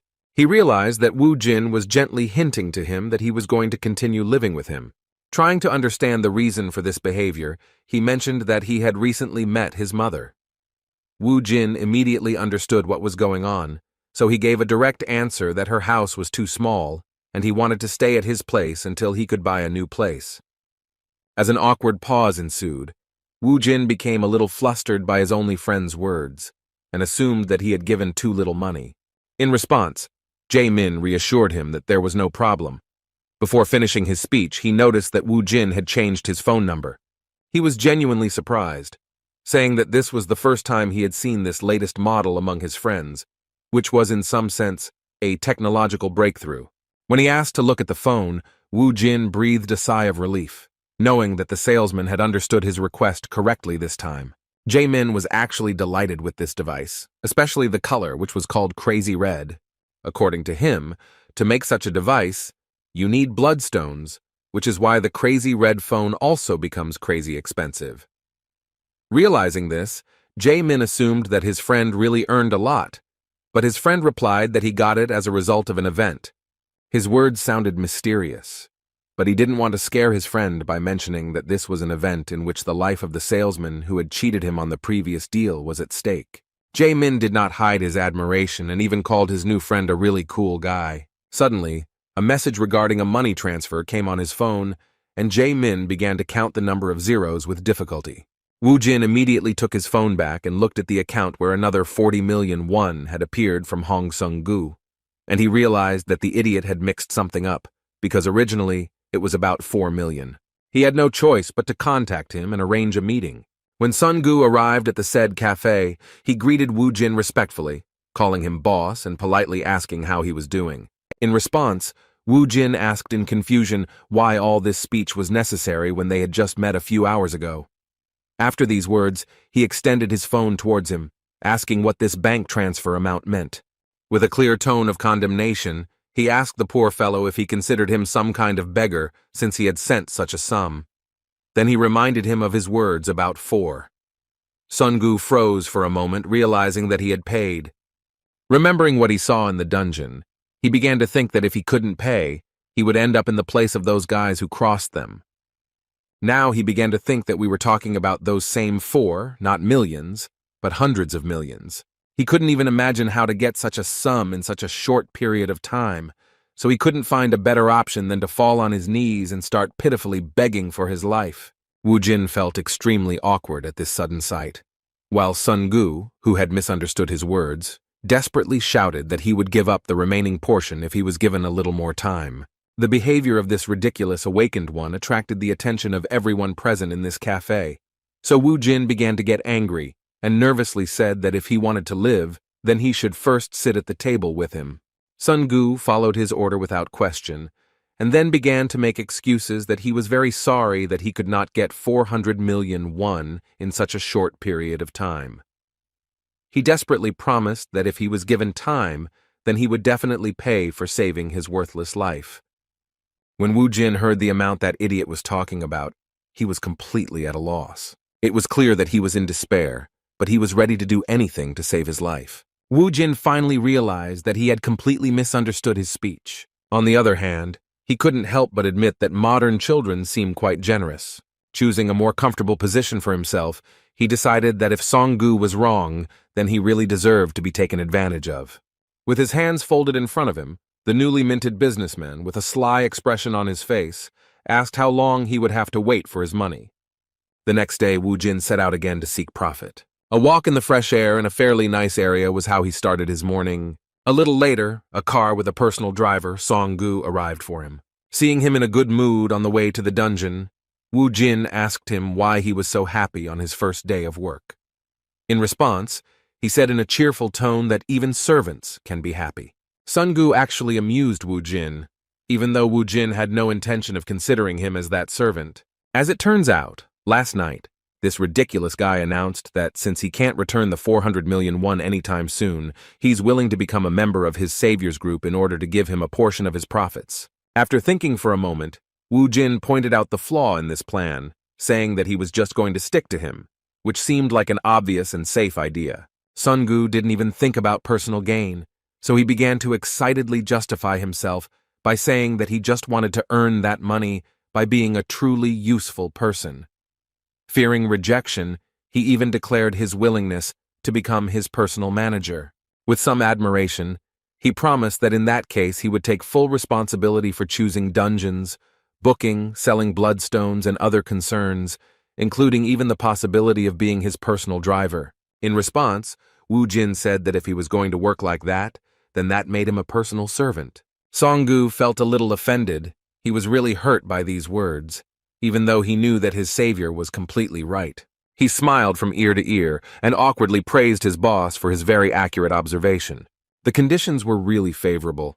Wu Jin didn't mind the company of a guy he could trust. Pleased with this unexpected opportunity, he began to dictate terms that, surprisingly, turned out to be mutually beneficial. He said that in this case, their cooperation would last for a year, and since it would be too difficult to do it for free, his servants would even have their share of the total profit. His offer seemed like a real gift from fate. Sun Gu grabbed his boss's hand and sincerely thanked him for it. In response, Wu Jin said with a kind smile that he was also grateful to him for it. As a result, another good friend appeared in his circle. Looking at Song Gu, who was driving him to the pre-booked dungeon, the carefree awakened one thought that it was quite funny, because by pure chance, he got himself a servant due to a misunderstanding in which he actually wanted to return the excess. In fact, he understood that he was doing a great service for him, no less than he was receiving himself. Looking at this young man, he pleased him with the sudden words that if he would just do his job well, then 10% of the profits would be at his disposal. Hearing this, Song Gu turned away from the road and, with tears in his eyes, thanked his boss for what he was doing for him. When Wu Jin interrupted his snotty speech by asking if he had found the dungeon he had been told about, he immediately replied that at the boss's request, she had reserved a 3-star dungeon with the most monsters. They soon arrived at the third exit of Maebong Station, where a swarm of Reikis was located. Monsters like cockroaches weren't much of a problem in terms of battle difficulty, but their numbers were definitely very impressive. Sun Gu was at a loss, doubting whether they could handle such a task. He had 2 backpacks on his shoulders, and his only task was to collect trophies, but Wu Jin still asked him to keep an eye out, so as not to be accidentally hit by a surprise attack. The numerical superiority of the Rakia swarm was a serious problem, but not for a necromancer with a lot of experience behind him. Wu Jin got his bearings from the start. He had to spend all his points on control in order to increase the maximum number of his army. The number of skeletons he could control had grown to a massive 19, which was even more than the maximum number of participants in a single raid. Taking quantity with quantity and superior quality was a wise decision, but even so, they were in for a pretty hardcore playthrough. In just a moment, this floor turned into a bloody battlefield. It didn't take long before the swarm of Reikis thinned out to the point that the skeletons began to break through with increasing speed. Although the Raki did not have impressive intelligence, their instincts were enough to make them tremble with fear when the mage's familiars approached. The ruthless skeletons completed their task with ease. Although there were relatively few of them, in the end they greedily divided the remains of these monsters. Song Gu tried his best to keep up. Even during the battle on the first floor, he had started his work of collecting bloodstones, so it was a little delay before he caught up with his boss. As soon as he went down to the floor below, he didn't even pay attention to his boss's praise, because he was in an indescribable shock that the skeletons had managed to deal with the next batch of monsters. Watching with his mouth open, as the summoned fighters dealt with the monsters, he couldn't believe that they were advancing so quickly, because usually a raid on a Reiki dungeon takes at least 2 hours, while Wu Jin managed to do it on his own in just 15 minutes. The main fighter of their modest squad was already very tired of fighting at such a pace, so he sat down on a bench to finally rest. Opening the status window, he saw that he had already reached level 7 and had accumulated some achievement points that he could use to strengthen some of his stats. The skills he could learn at level 7 seemed boring and not particularly useful. The fire hand covered in flames required too many points, but did not provide any noticeable advantages, as did the water ball, which is a common mage spell. However, among these he found a really interesting option, which was the summoning of a skeleton mage. He could learn this skill already at level 10, so Wu Jin thought it would be a good idea to open it soon. Meanwhile, Sun Gu finished collecting trophies and even managed to find a return stone on his own. While in this dungeon, they were able to completely clear it in just 27 minutes, but Wu Jin was wondering what to do next.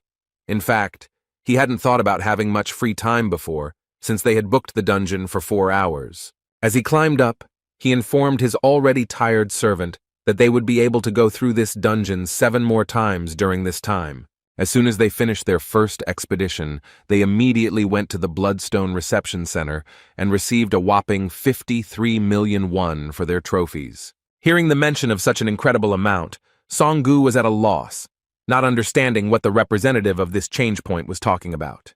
A moment later, he felt an incredible shock from the realization that this was indeed the amount they had received. Their check was in his hands. They had earned more than 50 million. Realizing that at this rate the amount would soon be over 400 million, he began to tremble at the realization that his share would be a whopping 40 million won. Previously, he had been going to peer-to-peer dungeons for 2 months and had earned around 30 million, but here it was a whopping 40 million in one day. The amazing result was mind-blowing, and Songgu said he couldn't believe what was happening. With an incredibly happy expression on his face, he thanked his boss for what he was doing for him, calling him a truly great man. With a kind smile, Wu Jin asked him not to fuss, because it was still too early to rejoice. It was not the time to relax, knowing that they still had 7 more trips to the dungeon left. Following his boss, his subordinate called it an opportunity given by the gods, because as it turned out, becoming Wu Jin's manager was truly a great decision. The events surrounding the new awakened, who began to show incredible success, began to gradually spread. In the Hammer Guild, one of the 3 most powerful hunter organizations in Seoul, everything was as usual. The leader of one of the teams was enjoying his free time in the office. He was humming a song and making coffee when he was suddenly interrupted by a message. Without being distracted from his work, Captain Gay-min took the call and asked what had happened and why he was being disturbed.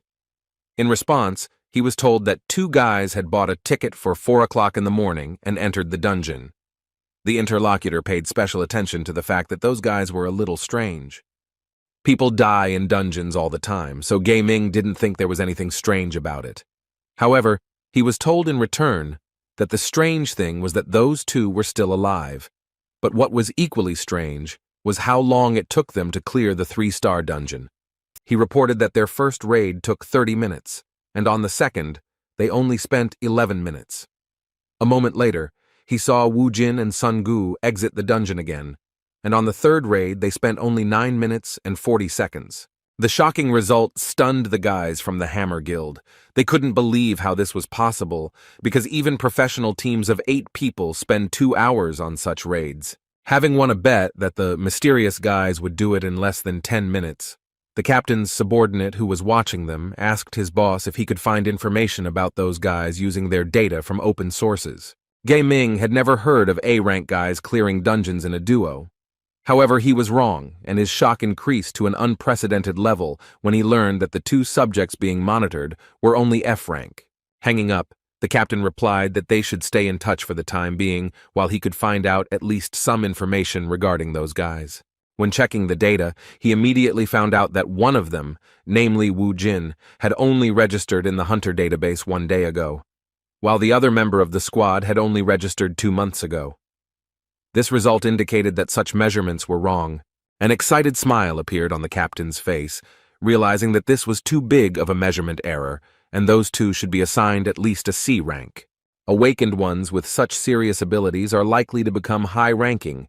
He knew this for a long time, and had been waiting for guys with such potential for a long time, so he could not miss the opportunity to get them at his disposal. As expected, the Hwarang Guild was also watching the events. One of the managers of this organization noticed their strange activity and reported to Yun-hee that the guy who recently appeared in their sight was able to do something incredible. They had dealt with him before due to a report from a bureau employee that he had trespassed on their property. They already knew that Hong Sung-gu was an unremarkable fire mage, while the main power was possessed by Kang Woo-jin, an F-rank necromancer. The leader of their organization, turning to Captain Lee Yun-hee, asked what she thought of his abilities. Recalling their meeting, she replied that she actually thought he was unusual, but not that unusual.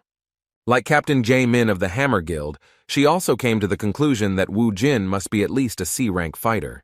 The leader agreed with her words and concluded that there were 2 options, the first being that he was hiding his abilities during the test, and the second option was that Wu Jin was growing at a crazy pace.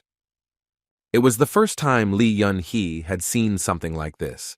So she asked the more experienced leader if there had ever been an awakened who had such a speed of development, that they could rise 2 or 3 ranks of power in one night. In response, the red-haired man said that there was a similar case in history where an awakened person rose from F to A rank in an insanely short time. His potential was a secret until he reached the #1 spot in South Korea.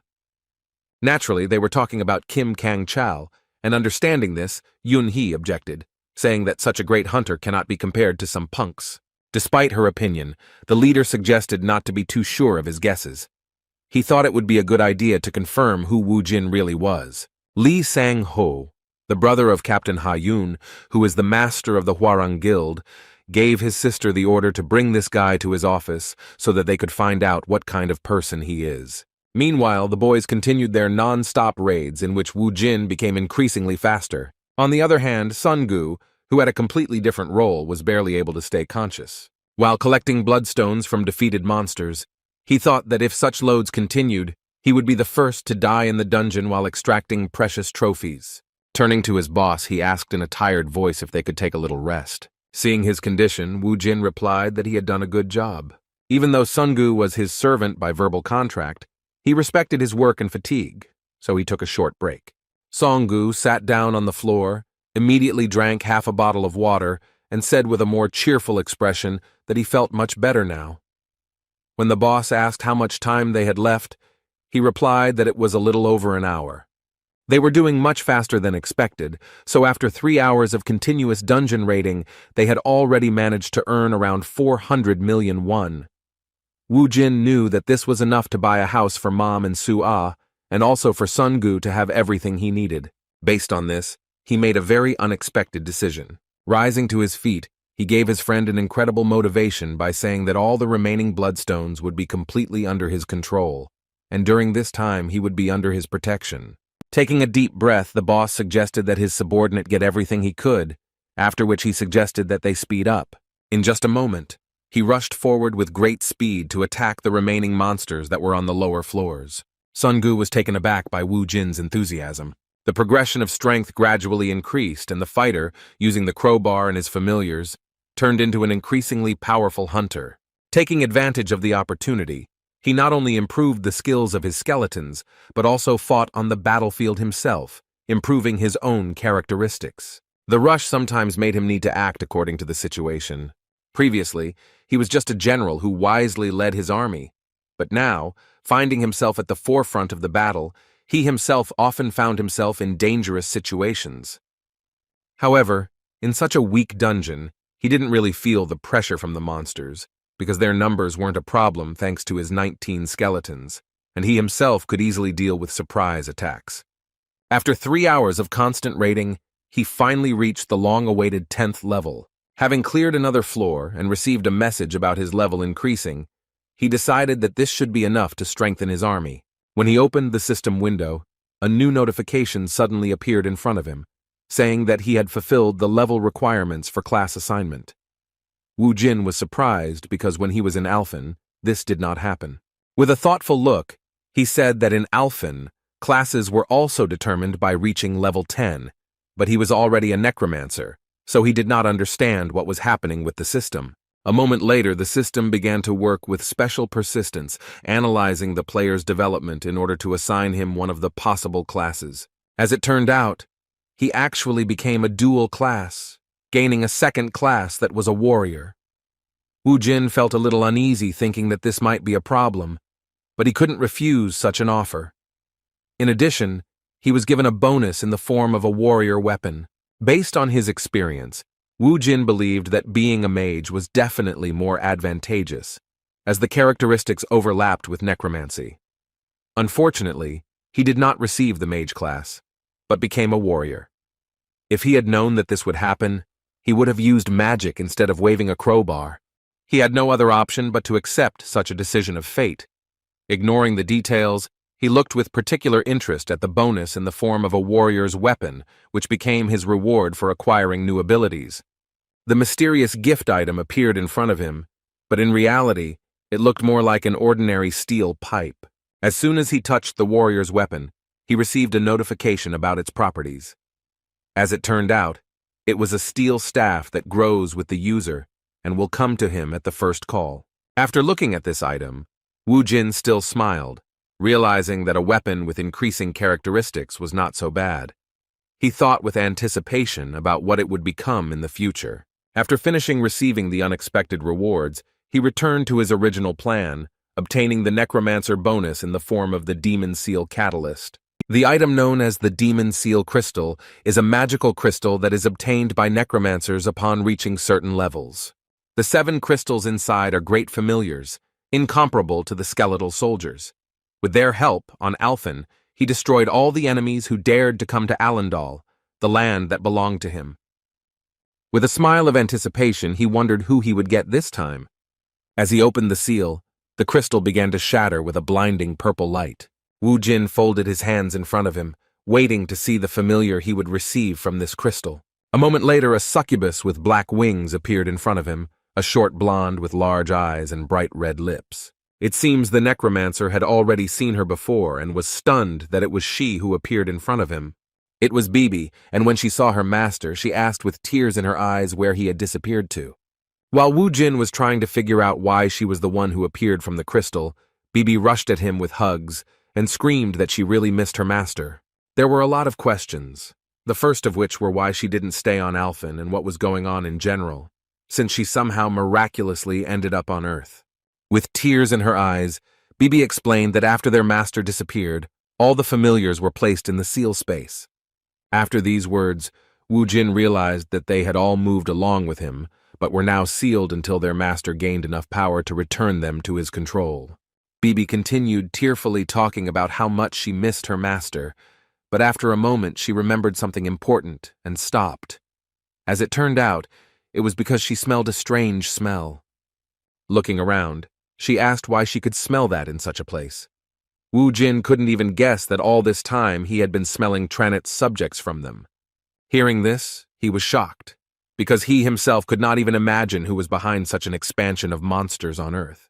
The one he feared to see on his home planet was a demon that invaded Alphen from a mysterious dimension and destroyed 90% of the local population. Wu Jin had never fought him, but his subjects invaded his domain, Allendal, so often that the sight of them made him sick. It has now become clear that the fact that Tranet is gradually invading Earth is the reason for the sudden appearance of the dungeons. Finding himself on his home planet, Wu Jin thought that he had escaped from Hell, but as it turned out, Hell was following him. Meanwhile, near the station where they were fighting, some representatives of large hunter organizations had already appeared. There were enough guys interested in Wu Jin, among whom were leaders of large teams. Looking at his watch, Ha Min replied to the representative of the large organization that the recruits they were interested in entered the dungeon 8 minutes ago, so they should be coming out soon.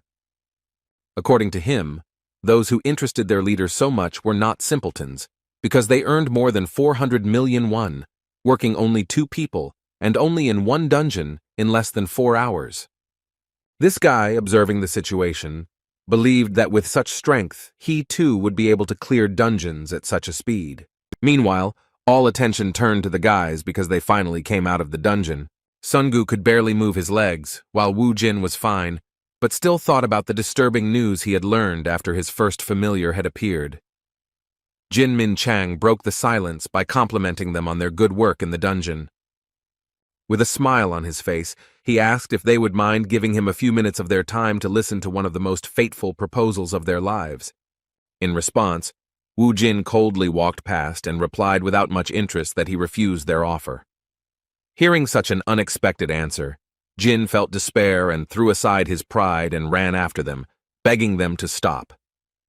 With a sullen look, Wu Jin asked why he was asking if they were willing to listen, if he was going to waste their valuable time anyway. Mr. Min Chang was very worried about the situation. His face was covered in cold sweat due to the difficult dialogue. He couldn't understand what was wrong with the guy who, by recruiting him, his career would skyrocket. In response, he apologized for wasting their time all this time with his beating around the bush. Having regained his former respectable appearance, he handed over his business card and said that they should get down to business because the Hammer Guild wanted to recruit them.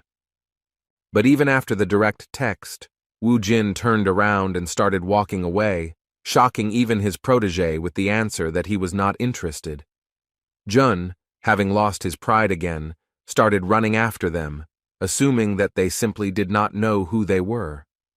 Wu Jin knew that this wasn't going to stop just like that, so he turned back to the pushy leader of the hunting team and said that he heard that they were one of the top 3 guilds in Korea. Jin Min Chang felt a little relieved after hearing that he was being treated properly. After that, he extended his business card towards the promising hunter and said that their guild had the strongest of the awakened within its ranks.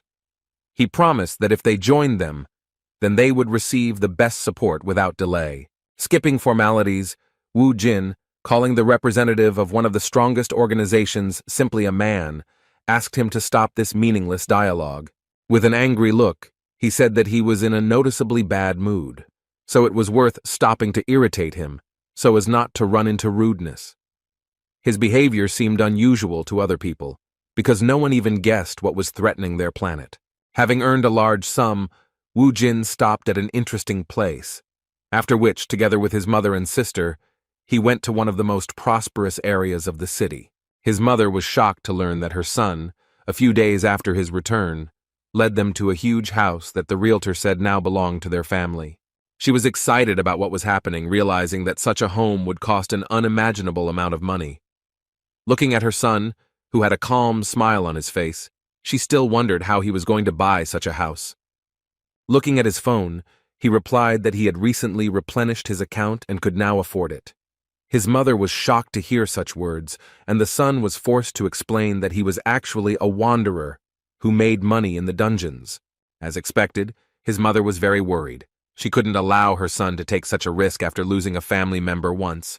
However, Wu Jin insisted that she had nothing to worry about. After all, he wasn't weak at all, and hunting in the dungeon was like fighting cockroaches for him. Even after all his arguments, his mother could not accept his words. But her daughter joined the conversation, asking if she could have a dog. She reminded her that they could have one if they had a house with at least some lawn, and here it was just huge. With a devil in her eyes, she tugged at her clothes again, and in response, the worried mother asked her to wait while she sorted out what was happening. Seeing her worry, Wu Jin asked her not to worry. Placing his hand on his little sister's head, he said that they should consider this as compensation for the hard times they had to endure due to the fact that there had been no male in their family for 5 years. With a kind smile, he asked them to just believe in his strength. In fact, this is how he was able to calm their worries, and soon the family moved into a new, spacious house. That same evening, Wu Jin went for a walk. Having gone around the corner of one of the houses, he turned to Bibi and asked her to come out of hiding. His summoning began to work, but she never appeared before him. As he repeated his words, he saw that the trail of summoning magic began to lead him around the corner of the building. He was surprised, because when he looked around, Bibi was still not there. A moment later, he saw a cat with strange energy passing by, so he assumed that she was his familiar in a very unusual form for her. As it turned out, it really was her.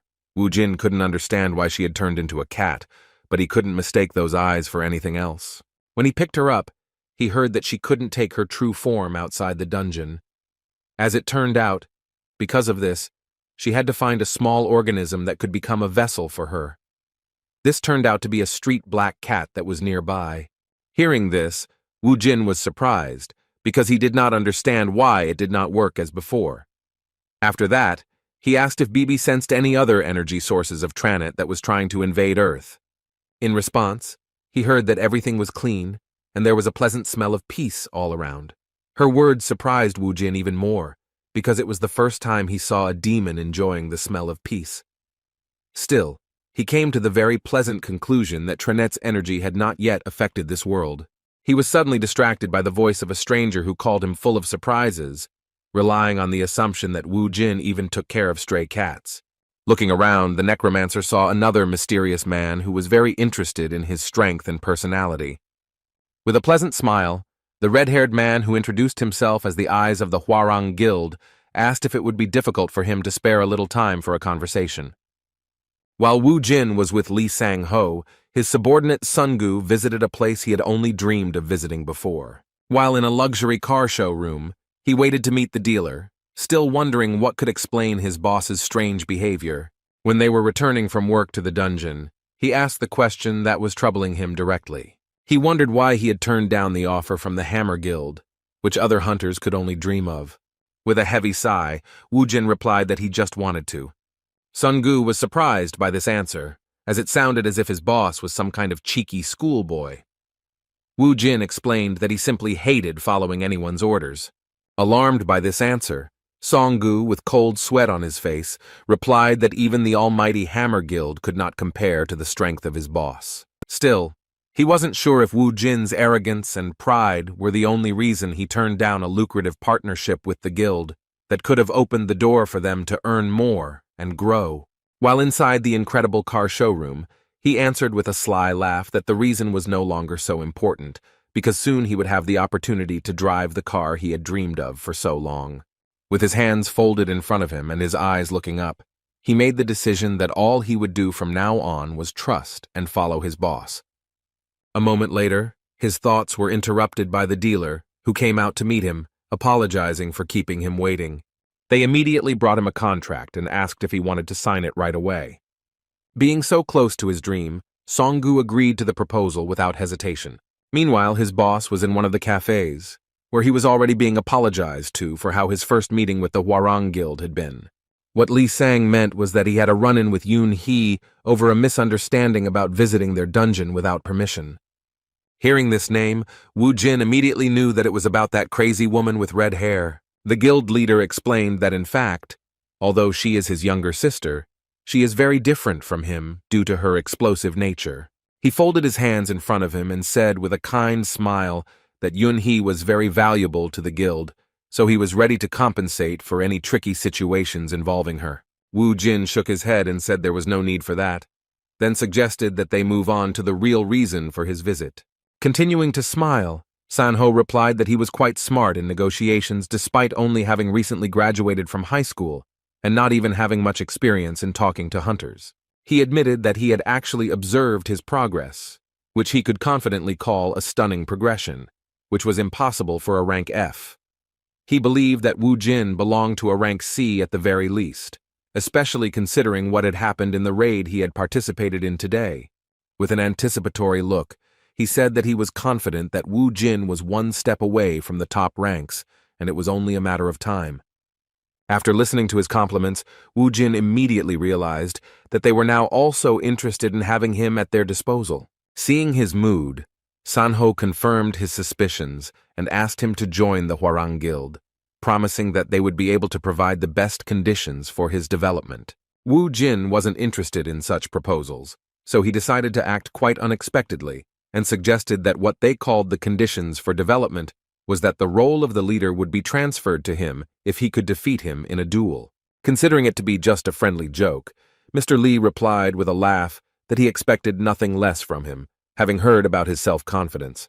In response, he said with a kind smile that he leads the Hwarang Guild not because of his awakened skills, because his B rank is worth nothing in comparison even to his sister's rank, which is A rank. Relying on these words, he gave a full answer that therefore he could not give him his place, even if he defeated him in battle. In response, Wu Jin stood up from the table and started walking towards the exit, disrespectfully replying that in that case he was not interested. He was suddenly stopped by a startling question from the Hwarang leader.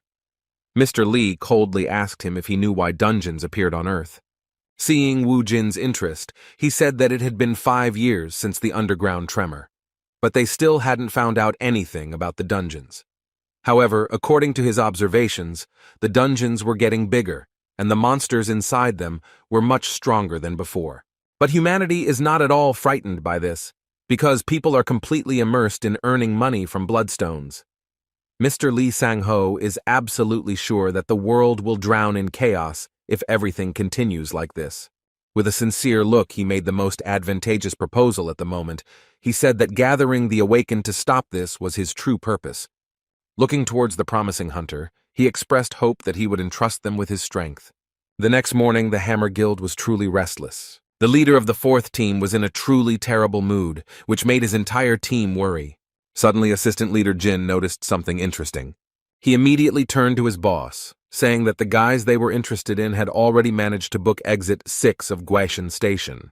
Hearing this, Mr. Jin became furious. saying that he shouldn't spoil the mood by talking about that impudent boy at such an early hour. Walking towards the window, Jun Min Chang began to rant about how good Wu Jin was, suggesting that he would be a C-rank hunter at best. However, his out-loud thoughts were interrupted by a message that the newbie they were interested in had booked a dungeon with a 4-star difficulty. Hearing this, Mr. Jun almost choked on his coffee, thinking that the madman had signed his own death warrant. He ran to the computer without delay and made sure that they had again reserved such a difficult area in order to clear it together. With a cold sweat on his face, he confirmed his suspicions that those guys had gone crazy. In fact, F rank can't enter dungeons higher than 4 stars, and in that case, they would only be able to go if they were part of a mining or support team. From the very beginning, Leader Jun saw that they were newbies who were booking dungeons without even basic knowledge, and yet he was still tormented by the question of what kind of abilities they possessed to be able to clear such a difficult dungeon. In response, Jun asked if there was a 4-star dungeon nearby. As it turned out, it was Cheongsa Station Exit. Hearing his guess confirmed, the leader thought that it was quite close to what the guys he was interested in had booked. He asked his subordinate to try to cancel the booking in order to interest Wu Jin. The subordinate thought that his boss had already given up, but he confidently replied that this time they would be able to sign a contract with those guys. He believed that if you want to catch fish, then you need to prepare the right bait, which was their dungeon. Meanwhile, Sungu and Wu Jin were racing towards the reserved dungeon in a new car. Sungu drove around in his dream car all night, saying he bought it because he didn't want to drive his boss around in an old sledgehammer. In response, Wu Jin, grateful for such attention, praised him for his efforts. Looking around, he nodded his head and concluded that this car was clearly on a completely different level, even considering that its interior was simply something. Despite all the questions raised by the fact that the boss didn't know much about cars, Sungu didn't show his resentment, and replied that he would do his best to make sure that his Hyungnim would travel between his stops with maximum comfort. They were expecting a big catch, but when they arrived at their destination, they heard the local inspector complaining. He said that he couldn't imagine 2 F-rank guys clearing a 4-star dungeon. Sungu assured them that everything was fine, and that they were confident in their abilities, but the representative of the Hunters Association still refused to let them in. He said that it was suicide, and it was not about him not wanting to take responsibility for such an act. It was clear that he was afraid of damaging the reputation of the Hunting Association, and besides, those were the rules. After listening to the inspector's dissatisfaction, Songgu returned with sad news to his boss, who was waiting for him nearby. With an uncertain look, he said that he could not convince the inspector because he said that they were not allowed to visit this dungeon. He apologized to the boss for not investigating the matter from the beginning. Wu Jin didn't blame him for the money he had paid. There was nothing he could do about it, so he said that they should spend the next day reassessing their abilities. In order not to waste time, he asked Ha Min to check if there were any 3-star dungeons nearby. At that moment, their conversation was interrupted by a man in formal clothes, who said that he could not believe that they had met again near the dungeon. As expected, it was Mr. Jun, who had planned to meet like this from the beginning. Calling this situation fate, he asked what had happened and if he could help them in any way. With a kind smile, he tried not to show that he had hoped from the very beginning that he would meet them in this way. Without hiding his obvious suspicions, Wu Jin mockingly repeated his words that this was indeed fate. With his hands on his hips, he asked the curious leader of the 4th team of the Hammer organization how exactly he was going to help them. Without further ado, they headed to the Guachin Government Complex station, where they had prepared a dungeon for these guys in advance. Recalling their failure, Leader Jun guessed that they didn't know that only C rank and above were allowed into 4-star dungeons. Pointing his hand at this station, he said that this 4-star dungeon was at their guild's disposal, and all reservations had been cancelled, making them free to enter. Wu Jin had this place at his disposal thanks to the help of the Hammer Guild, and he expressed suspicion that it was too good to be true. He said that all such concessions had to be paid for, so he asked what they wanted from him in return. With a kind smile on his face, Leader Jun assured that this was just a gesture of goodwill, and they would resolve their friends' rank issues on their own, so they could clear this dungeon to their heart's content without worrying about the Hunter Association's reaction. Taking his words into consideration, Wu Jin replied that if that was really the case, then they would be most happy to agree to this proposal. After these words, the leader of the fourth team wished them good luck in passing, but asked them to stay for another minute to receive a gift from him. Waving his hand, he asked to walk with him a few meters. Next to them stood their work car, in which the gift in question had been previously located. Opening the trunk, Leader Jun said with a sly laugh that everything has to be paid for. Min Chang didn't ask for anything in return, but he was in anticipation, thinking that a favor is always repaid with a favor. It's no secret that there is an unspoken rule that if someone shares food with you, it's natural for a person to share in return. Although Wu Jin was obviously a strong awakened, Leader Jun didn't know him well enough, and thought that he was just a kid who was 24 years old. He was more than sure that he already had him on his hook. In turn, the subordinate of the leader of the fourth team thought exactly the same. It was not the first time he had carried out this scheme together with his boss, so he began to play his own game, making a compliment that the mood of their dear friend had changed for the better. When Wu Jin asked what he was talking about, he replied that yesterday he was in such a mood that it was scary to even talk to him. Remembering that day, the necromancer agreed, because he really was in a bad mood due to the fact that all his thoughts were occupied with Tranit's presence on his dear Earth. Seeing how Wu Jin was gradually becoming more open to communication, the trickster from the Hammer Guild asked with a smile on his face if they would mind having a drink together after their raid was over. Wu Jin agreed without hesitation, and that impudent office plankton immediately came to the conclusion that the kid had fallen for his manipulations. Having been in the Hammer Guild for 2 years now, he was confident that their tactics were impeccable, and that their target would soon sign a contract with them, especially after they had a few shots of strong soju. He continued to talk about celebrating their success, mentioning that he knew of a nice place nearby. Watching this whole stupid performance, Sungu felt a little awkward, realizing that it was a waste of time, because no matter how much they sucked up, his Hyunim still wouldn't join their guild. When Jin Min Chang returned, he stopped for a moment, looking around the area for the guys he had brought to this place. When Ha Min asked where those guys had gone, he replied that they had already gone to the dungeon. Hearing this, Mr. Jin began to shake with anxiety, saying that he had asked them to wait so that he could give them a gift for the journey. He was furious, and his protege did not understand what his anger was about. He believed that he was going to wait for them to return anyway, so this gift could be given after their raid. As it turns out, this gift was a much-needed survival kit, without which you can't go on raids on 4-star dungeons. Throwing the 2 bags on the ground, the leader asked Ha Min how much the F-ranked guys who entered such dungeons knew, and whether they had heard about the dangers of such a raid. With a worried look, Mr. Jun thought about the fact that for such dungeons, a D-rank team with a C-rank leader was recommended. He knew that Kang Wu Jin was only an F-rank on paper, and with his speed at clearing 3-star dungeons, he should be able to defeat the monsters in this dungeon. But despite this, his success was in great question due to the fact that he did not take the necessary equipment, because from 4-star to 6-star dungeons are different from low-level ones. If you go there without information and a survival kit, even a high-ranking hunter will not return alive. With his hand to his face, Leader Jin said that this was the end, because with their actions they had not helped, but had literally sent those guys on a deadly raid. Meanwhile, the boys had already cleared a significant portion of the dungeon, clearing all the floors with ease. Looking around, Wu Jin wondered if this was really a 4-star dungeon, considering the monsters they encountered along the way were all too common. Songgu assumed that it was just an easy 4-star dungeon, and his boss decided to agree with it to avoid straining his brain. All the bloodstones had been collected, so Wu Jin activated the search for the return stone. Unexpectedly for him, there was no reaction to the use of his ability. Wu Jin thought that it couldn't be that there wasn't such an object near them. He couldn't even imagine that this wasn't the whole dungeon, and that they only saw the open part of it, so he chalked it up to his skill being too low. In order not to waste time, they decided to return to the place where they started, looking around.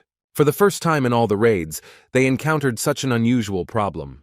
Walking through the same place once again, Song-gu noticed that the place where the entrance had previously been had moved somewhere and no longer looked the same as before. Suddenly, he stopped and said in surprise that something was wrong here. A bright glow appeared before them, which provided answers to their troubling questions. Where they were looking for a way out of the dungeon, a portal suddenly appeared that led them deeper, to the hidden part of this place. It became obvious that the portal had not caused the return stone to appear. They had no other option but to enter and continue clearing the dungeon. With an anticipatory smile on his face, Woojin said that he now understood why this was a 4-star dungeon. They were near a portal, beyond which a real survival game awaited them. Still, the guys decided not to delay, because even though their trip was paid for by the Hammer Guild, they could not waste precious time thinking. Having passed through this portal, Woojin was surprised by what he saw in front of him. They found themselves in another change, and Song-gu began to behave strangely. For some unknown reason, he stripped naked, and Woojin couldn't understand what he was planning. He immediately looked away and asked with some awkwardness why he did it. In response, he heard a disgruntled cry about Hyunam also standing naked in front of him. Looking around, Woojin realized that only their bodies could move through this portal, while their clothes remained in the place where they entered this teleport. The strange forest they found themselves in greeted them with some strange animal cry. Standing there without clothes was a pretty bad idea. While Song-gu was panicking, his boss was becoming increasingly surprised at what was happening, becoming increasingly convinced that this was indeed a dungeon of a completely different level from the ones they had been in before. Thanks to his skills, Woojin quickly obtained the necessary items to survive in this dimension without wasting any time, even covering basic needs such as clothing. Seeing how he could control space, Song-gu couldn't contain his delight. Woojin continued to amaze him with his skills and how he acted coolly in any situation. Even though they had been working together lately, he still seemed like a complete mystery. While Song-gu was trying to guess what his boss was doing, he was distributing his experience points. At that moment he was at level 10, and thanks to the bonuses transferred from Alphen, his stats were much higher than those of guys with the same level. Even so, he knew that a 4-star dungeon was still dangerous. For example, in the Rocky dungeon, the necromancer's skills were enough. But here everything was different, because he could meet strong enemies with whom he would have to fight face to face. Considering all the risks, he decided to use the rest of his experience points to learn warrior skills. Now he had several movement abilities, a strong blow, anger, and warrior intuition in his arsenal. Having prepared everything necessary, the guys rushed into battle in order to direct time in the right direction without delay. The first monsters were already close, and Song-gu, who was still panicking at being in such a place, asked his boss to be on guard. The huge lizard rushed through the dense forest towards the unexpected guests at high speed, while Woojin appeared right in front of it in an instant. Before the monster could even comprehend it, the dual-class fighter suddenly appeared above his head. Thanks to the warrior's intuition, Woojin was able to assess the enemy's strength in a split second.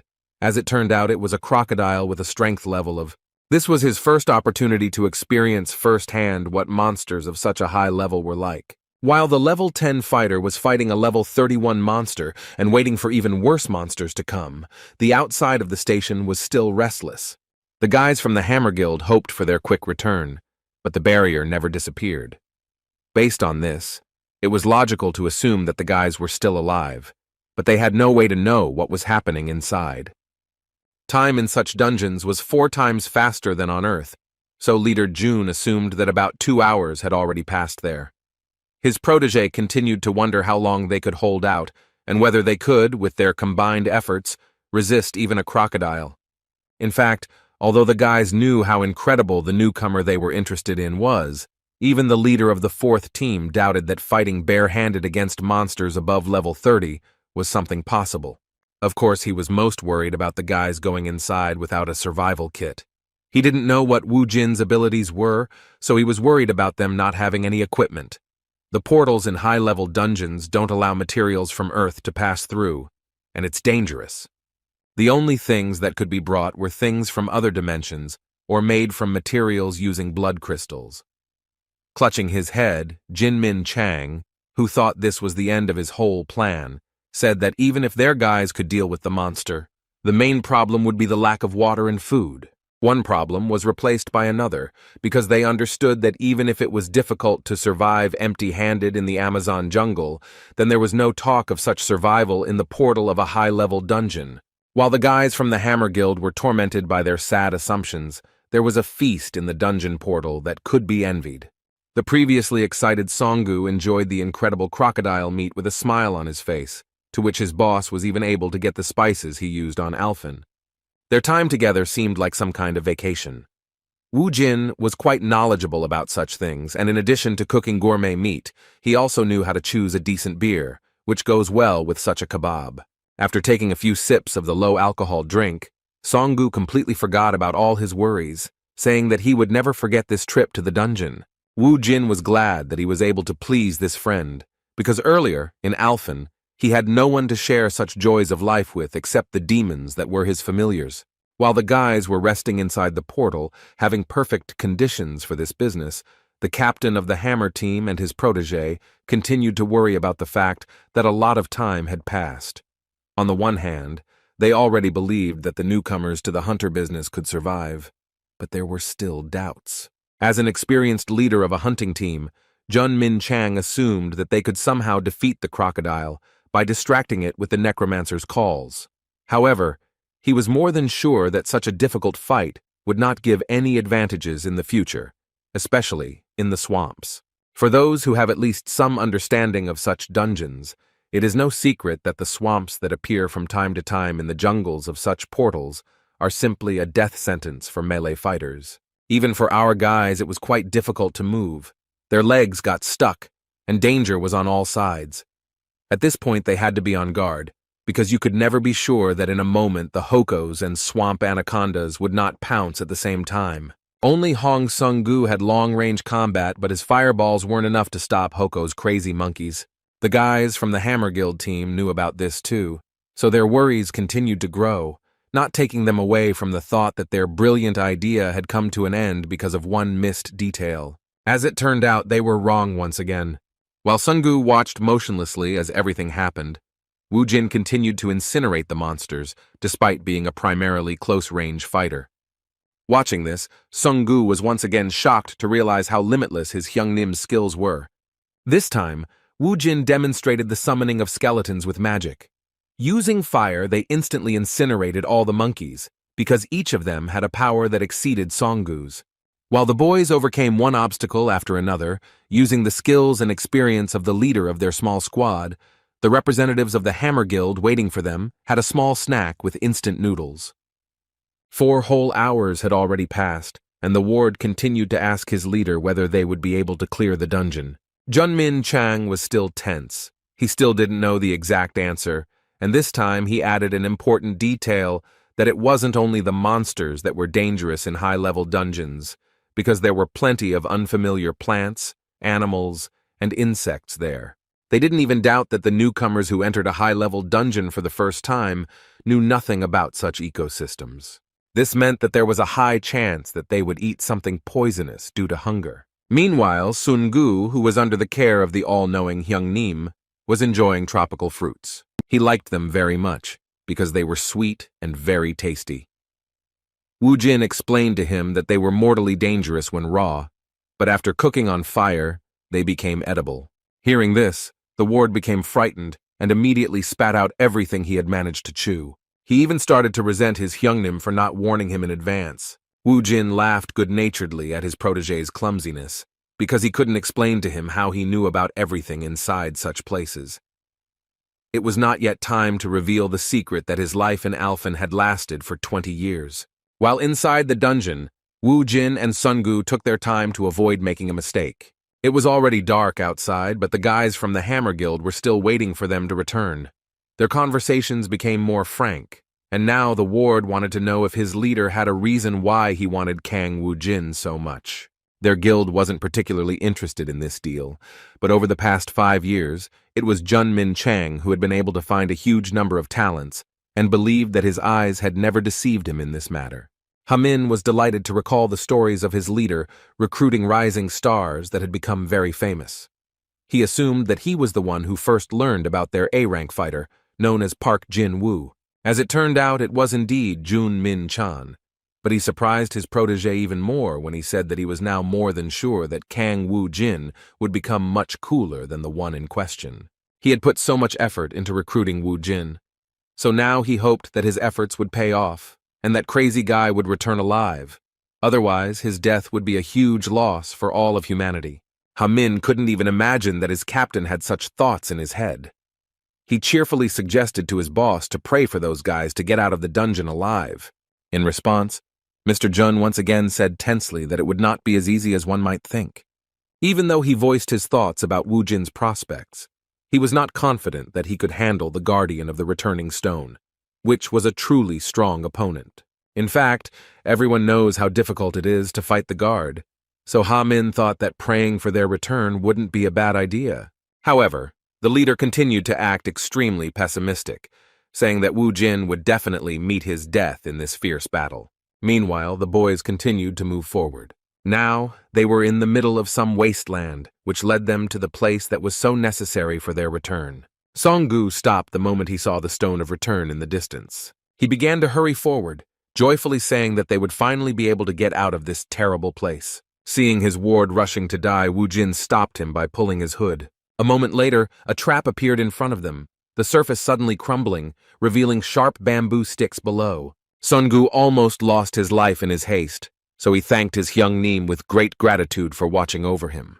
Woo-jin didn't react in any way, but only continued to look into the distance with particular interest. His friend didn't understand what had caught his savior's attention, so he looked around.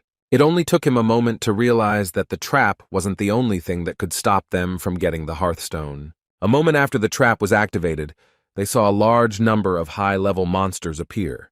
It seemed like a real problem, but Woo-jin had expected something like this. In front of them appeared quite serious enemies, which were much stronger than the crocodile they encountered as soon as they passed through the portal. It was a small detachment of Alphan orcs, consisting of warriors and mages of level. The population of Alphan consists of a huge number of races, among which are humans, elves, dwarves, beastmen, and even orcs. Another question was what they were doing in the dungeon on Earth. They had no other option but to find out personally. Not much time had passed since Woo-jin's return to Earth, so he still had a good command of the Alphan language, with which he inquired why the orcs were on his planet. Seeing how the enemies reacted to the boss's mysterious speech, Song-gu was once again at a loss, realizing that he still didn't know much about his new friend.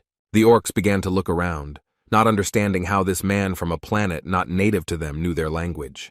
In response, one of them asked who he was and how he knew the language of Alphan. Woo-jin didn't intend to answer this question, so he asked them to ignore it and asked again what they were doing in such a place. One of the orcs paused for a moment before answering. It seemed to him that it was unpleasant and difficult to talk about how they had all lost their home. Jin was shocked because his guess was correct. Tranet defeated them all. According to the orc, when the balance was broken, Tranet became the master of everything that was on Alphan. They are here precisely because of the contract with the new master of their planet. It was strange to hear about some kind of contract from the lips of the orcs who had lost everything because of the new master of Alphan. As it turned out, this contract was incredibly tricky. Following it, the orcs would receive Earth under their control and it would become their new home.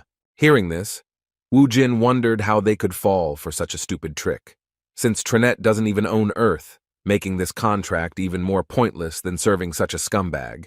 Taking out his weapon, Woo-jin showed that he had no intention of playing around with those who were intruders into his home. In response to his determination, the orc leader shouted to his squad to immediately rush into the attack. This battle was a real challenge because never before had the guys faced so many opponents with such a huge level of strength. Woo-jin was extremely calm, knowing that he had to keep a cool head in order to deal with such a problem. This battle decided his fate as well as the fate of his ward because, without passing these guys, they would not be able to get to the Stone of Return. A little more time passed, and the guys from the Hammer Guild were still waiting for their return near the barrier. Outside, 6 hours and 20 minutes passed, but Ha-min was still encouraging his leader and said with a joyful tone once again that he had a good feeling. At this moment, Jun-min Chang, who had been pondering the situation all this time, began to realize that they were probably crossing the swamp, or, which was unlikely, were already near the orc squad that guarded the return stone, since more than one day had passed. He was amazed at the thought that those two actually had a chance to clear this dungeon that belonged to a high-ranking dimension. Suddenly, the barrier began to disappear before their eyes, which shocked them even more in their moment of deep thought. Min Chang literally felt a lump in his throat, realizing that this was a fateful moment, because there were two options. Looking down, he froze, hoping that the boys would return. However, the hope that they would return alive began to fade gradually. The barrier disappeared, but they still didn't come out. Ha Min understood his boss's feelings, because this meant only one thing, that the worst-case scenario had become reality, and they were finished. Disappointed with what happened, Jun Min Chang was devastated and was about to fill his emptiness with alcohol, so he suggested to Ha Min that they go back. However, a moment later, he heard footsteps and tired, dissatisfied words about taking a cart with him on the next raid. Looking down, he saw the guys dragging a huge number of artifacts obtained from inside the dungeon. The sadness of loss suddenly changed to sincere joy and gratitude to fate, and Leader Jun congratulated Wu Jin with great delight on his return to the surface. With the same calm smile, Wu Jin, who didn't even look tired, asked why the guys from the Hammer Guild were so happy to see him. Returning back after a long raid, the guys got acquainted with the details that they missed before entering the dungeon. Wu Jin came to the conclusion that the survival kit was not very necessary, but the information was very much so. They were a little disappointed to learn that the crocodile skin, which was a very expensive resource, did not interest them, and was left in the dungeon. In fact, Songgu was not thrilled to hear that he would take it next time. The bloodstones, which weighed quite enough, were enough for him. The dream of becoming a fire mage was becoming increasingly vague, because his job as a loader did not give him a minute to rest. At one point, the driver noticed that his Hyun Nim was looking at someone on the street with particular interest. As it turned out, he saw his friend Jae Min walking along the sidewalk with some girl in a blue dress with a yellow Panama hat on her forehead. Stopping, Wu Jin distracted his friend by shouting his name. Jae Min looked around in surprise, not understanding who the voice belonged to. Seeing a premium car nearby and a guy with black hair sitting in the front seat, he immediately realized that his boss was talking to him, but the girl standing next to him, seeing strangers, became quiet and began to behave modestly and reservedly, not attracting attention. Ignoring her discomfort, Wu Jin assumed that his dear friend was on a date. In response, Jae Min awkwardly clarified that it was just his Nuna. When Jae Min addressed her, he introduced Wu Jin as the guy who helped him deal with some problems with bullies. He had told her about him before, and she knew exactly who he was, but she still felt uncomfortable. Gathering her resolve, she looked up and asked if his name was Wu Jin. Having looked at the girl standing in front of their car, Wu Jin was literally speechless. Meanwhile, the document accepting Kang Wu Jin as the vice president was already on the desk of the Hammer Guild director, but he was skeptical about this unexpected offer. Their awkward conversation was interrupted by the news that Vice President Park Jin-woo had arrived for a meeting. As soon as Mr. Park entered, he was surprised that Leader Jun was visiting their president at such a late hour. At that moment, Min Chang passed by, saying that his working hours were coming to an end. This hurried behavior indicated that he was nervous. The vice president could not help but ask his boss what was wrong with this guy. Sighing heavily, the president replied that he himself had no idea, because the leader Jun had noticed some necromancer and came to him with a request to make him the vice president of the Hammer Guild. Park Jin-woo responded to these words with a good laugh and said that if Leader Jun says so, then he should be listened to. But the president was not pleased with such a proposal and replied that their precious employee had already lost his former grip.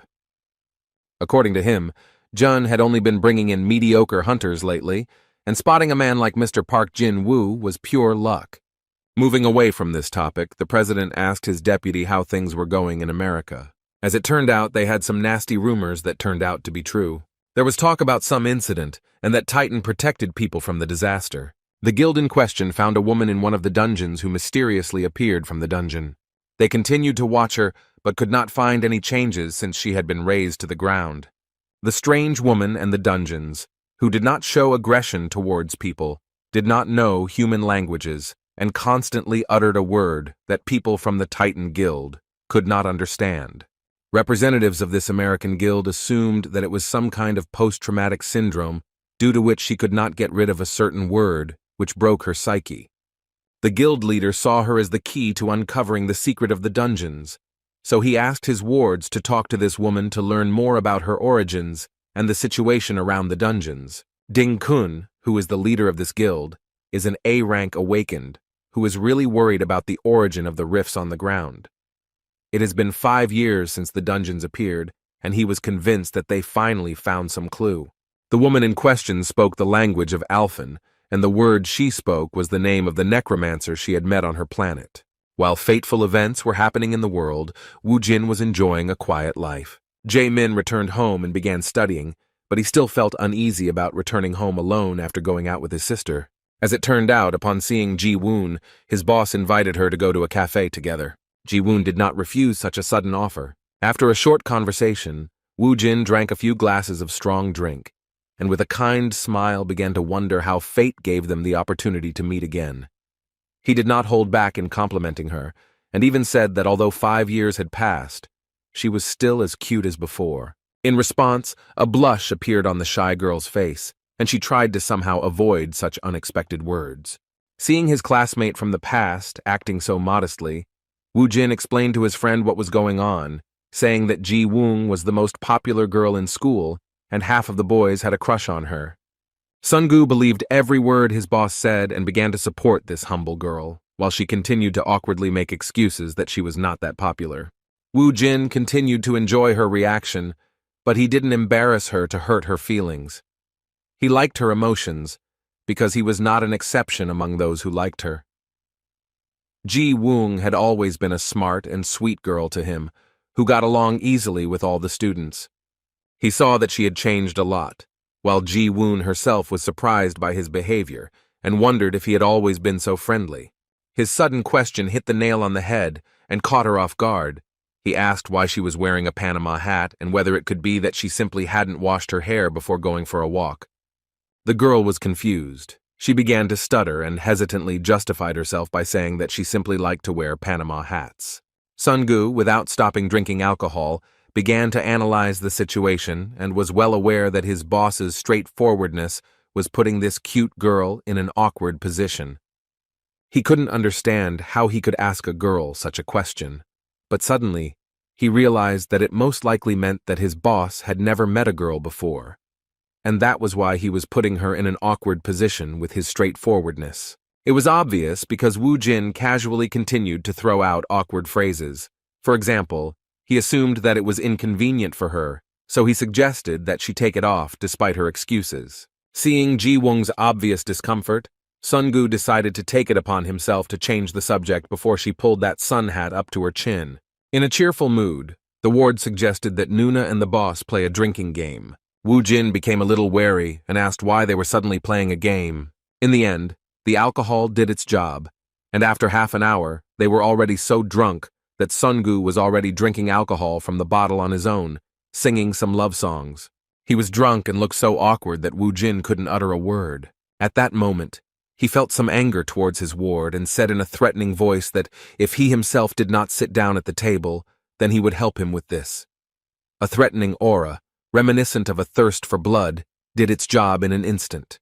Having calmed down his restless drunk friend, Wu Jin turned his attention to Ji Woon, who, after so much alcohol, was trying to collect her feelings and lay down on the table. At this point, it was clear that she had had enough alcohol, and it was time to replenish her water supply with carbonated water. As it turned out, she had already fallen asleep and suddenly woke up with a start, accidentally throwing her Panama hat off her head. As soon as the Panama hat fell to the ground, its secret was revealed. Sungu saw what it was about. At first he thought he was imagining things because he was drunk. However, judging by the reaction of some random visitor, it became clear that his eyes were not lying to him. Ji Woon had a burn on her forehead that she was so embarrassed about, and a woman passing by justified her lack of self-confidence, because she soon began to discuss it with her friend with some disgust. Sungu was alarmed by this, because now they both understood what was causing Nuna's behavior. Despite this, Wu Jin continued to be cold-blooded. Luckily, Ji Woon was asleep again at that moment, so she didn't notice what happened. As usual, it was up to Wu Jin to deal with the situation. He picked up her hat and asked his friend not to make a noise as if something big had happened. Putting a Panama hat on her head to hide her burn, He said that it was no big deal, because even with him, she was still just as cute. After drinking one last time, the guys went home, first of all taking Ji-woon home. When she woke up, the first thing she felt was a headache due to a hangover, because alcohol is a senseless and disgusting thing. Remembering what happened that evening, she wondered where she was, but when she looked around, she saw her younger brother and realized that she had been sleeping in her own bed. Jae-min saw his sister finally wake up when she first asked how she got home. The brother replied that Woo-jin had brought her, after which he offered her to wash up and have some soup, which is great for overcoming a hangover. Ji-woon did so, but when she entered the bathroom, she was surprised to notice a Panama hat on her head.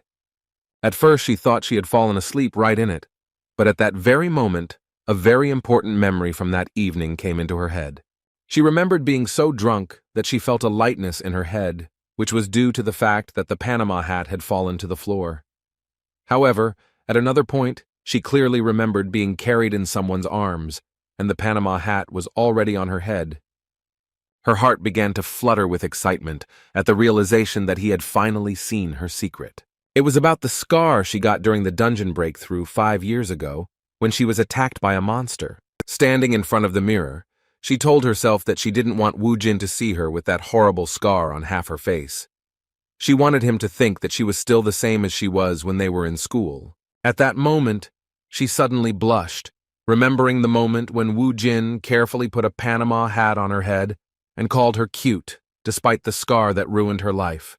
For the first time in 5 years, she heard such words, a compliment from a man who not only saw her forehead for the first time, but was also not indifferent to her. She felt warmth, while before others reacted to her scar coldly and cruelly. At that moment, Woo-jin remembered the events of 5 years ago in his sleep, even before that incident occurred during the first appearance of the dungeons. After another school day, as usual, the question arose about who was on duty and who stayed after classes to clean the school classroom. The first in this pair was Kang Woo-jin. The second person turned out to be a rather unexpected choice. It was Ji-woon. Everyone left, and the boys quickly finished the task, but they worked silently the entire time. After locking the office, the boys began to leave the school when Ji-woon started the conversation first, asking if they had forgotten to do anything. Kang Woo-jin answered very briefly and calmly, which surprised her greatly. As Ji-woon continued walking through the school hallways, she was surprised that he was so quiet. She even admitted that he reminded her of her brother, who always responded to her with one word no matter what she said. Woo-jin once again gave her a one-word answer, causing Ji-woon to quietly laugh, saying that at least by the second quarter they could start some kind of conversation. From then on, she suggested that they start saying hello every time they saw each other for the first time that day. The shy guy again agreed to her unexpected proposal, after which Jae-woon stopped and said that she had something to tell him and she would do it in his ear. Kang Woo-jin was surprised by her words, and as soon as she came closer and reached for his ear, he blushed in surprise. What she said to him at that moment remains a mystery, but we must not forget that she was the girl that almost all the boys in school were in love with. This beautiful dream was interrupted by the appearance of Bibi in the body of a cat, who asked him to wake up. Jin was even a little angry because she interrupted such a pleasant dream, which brought him pleasant memories and warm feelings that he had not experienced for 20 years. The first thing Woo-jin said when he woke up was that Bibi had cast some kind of spell on him while he was fast asleep, and not expecting anything. As it turned out, the guys were staying at a hotel. When Woo-jin went down to the first floor, he was already met by Sungu, who had managed to book a nice dungeon. Sitting down opposite him, Woo-jin asked if any 4-star dungeons had been reserved. As it turned out, Sungu was still searching, because there are very few such dungeons. Medium and large guilds immediately reserve such options, so for guys like them, everything was not easy. The question was quite difficult. The guys couldn't waste time, so Woo-jin even thought about going to some 3-star dungeon to earn at least some money. Suddenly, he had some crazy idea and dialed a person from his contact book who was signed by the name of Weakling. Before making the call, Woo-jin began to laugh maliciously, and in response to his request, the same Weakling immediately replied that he would soon arrive at the meeting place. In response, Woo-jin said that he would not wait more than 15 minutes. As expected, Woo-jin's authority was impressive enough that the guy did not even try to ask for more time. Seeing such unusual behavior from his boss, his protege asked who he was calling. At first, Wu Jin suggested that Sun Gu try to guess, and after his futile attempts, he said with a sly smile that that person was like a generous tree for them. As it turned out, the one who was listed as a weakling by him was none other than the leader of the 4th team of the Hammer Guild. The man rushed into the hotel building in a great hurry, and Wu Jin, seeing him in front of him, praised him for getting to the meeting place so quickly. Trying to catch his breath, Jun Min Chang apologized with a happy expression for making his dear friend wait for so long, and then asked what his help was needed with. Sitting down next to him and clarifying the essence of the request, he said that if it was about finding 4-star dungeons, then he was one of the best specialists in this matter. According to him, the dungeon forum is really good, but only for beginners. Taking the laptop in his hands, he said that he could take advantage of the guild's exclusive program. According to him, the guild support team specializes in this matter, but he himself has access to the Hammer Guild base. Returning to how the guys spent the day after the last raid, he said that they can stay overnight for free in any hotels if they join them.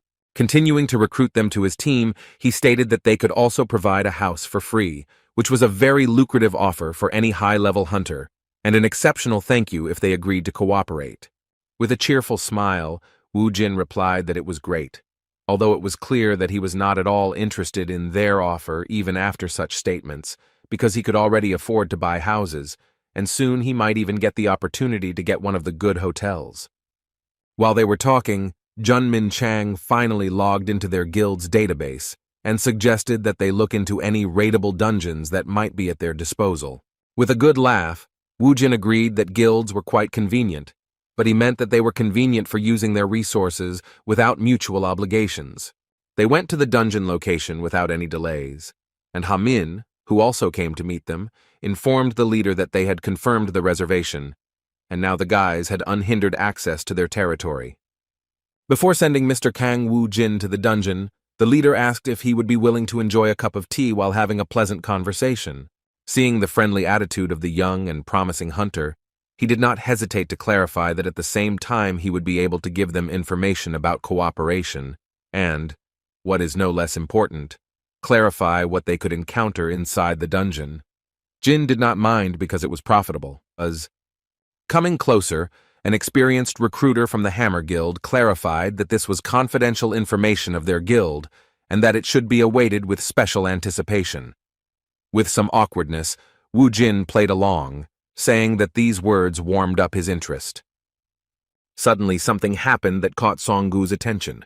For the first time, he saw in person how the dungeon was reset. At that moment, Jun Min Chang felt a certain shock from the realization that he was following this dungeon reset. He immediately shouted to his protege to quickly contact the guild. The panic of the Hammer Guild representatives continued to grow, and the people who were near the dungeon and were removing the bright glow of the barrier could unknowingly be in the danger zone.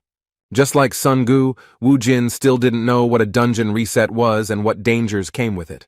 Meanwhile, journalists appeared at the scene and began recording breaking news. Seeing all this fuss, as the military began to gather at the site, the guys understood that there was no time to go have some tea. The passage to the dungeon was closed in an instant, and according to the leader of June, this mine had already finished its work. He clarified that the point is that dungeons can be in 3 states. The first state is the mine, the most common state of the dungeon, which is usually worked with by beginners. The second state is 0, as is the case with this dungeon. The last one is a breakout, a worst-case scenario in which monsters break out of the dungeon and enter the outside world, destroying everything in their path. The dungeons the boys had entered earlier were definitely mines. In essence, mines are dungeons that have already been cleared, and where ordinary monsters that do not pose a particular danger to hunters were then summoned. These places attract the awakened because they can safely mine valuable resources such as bloodstones. According to Jun Min Chang, the mines exist for about 3 months. But when this stage comes to an end, a reset occurs, and a new dungeon appears. They saw the entrance of the 6th station of Seoul University reset, which is the second stage of the dungeon's progress. The information that made Wu Jin think was the leader's words that now many guilds would want to get there first. Hearing this, Wu Jin asked if this meant that this dungeon now had no owner. With a cheerful tone, Mr. Jun replied that it did. In other words, it was waiting for a new owner. A moment later, he was no longer laughing, because he realized why Wu Jin asked this question. With some excitement, he decided to make sure that Wu Jin had not gone crazy once again and was not planning to try to cleanse him. When the madman answered if there was any problem with that, Junmin Chang shouted in panic that they couldn't go on a Thai crazy raid because the monsters in the first raid were much more dangerous than normal monsters. The leader of the fourth team tried to convince him that the guild should take care of it, but Kang Woo-jin took his words as an attempt to convince him that the dungeon should not go to him, but to the Hammer Guild. Mr. Jun tried to convince him that he did not mean that. Such attempts were futile, and he understood this perfectly well. So he nevertheless admitted that the charter of the Hunters Association did not prohibit him from accessing the new dungeon, but he would only be able to enter after measuring the energy, because this dungeon was high level. It was a lucky coincidence that the Hunter Association team had just arrived at the scene and began measuring the energy that the dungeon emitted during the reset. This was necessary in order to assign the dungeon a class from 1 to 6 stars. To enter a 4-star dungeon, you must officially have at least a C rank, while 5 stars require a B rank. A-ranked attack squads are the only forces that have the right to enter 6-star dungeons. With a somewhat thoughtful look, Kang Woo-jin reminded his new friend that he had already told him once that he was a C-rank representative, and then, with a crazy, anticipatory smile, he said that in that case, he would be able to enter the dungeon if it turned out to be a 4-star one. Due to a major misfortune, this dungeon turned out to be a 5-star dungeon after the reset, causing Kang Woo-jin to lose the opportunity to visit it. Hearing this, Mr. Jun felt a certain relief and admitted with a smile that he was glad that at least this would be what would make him give up this idea.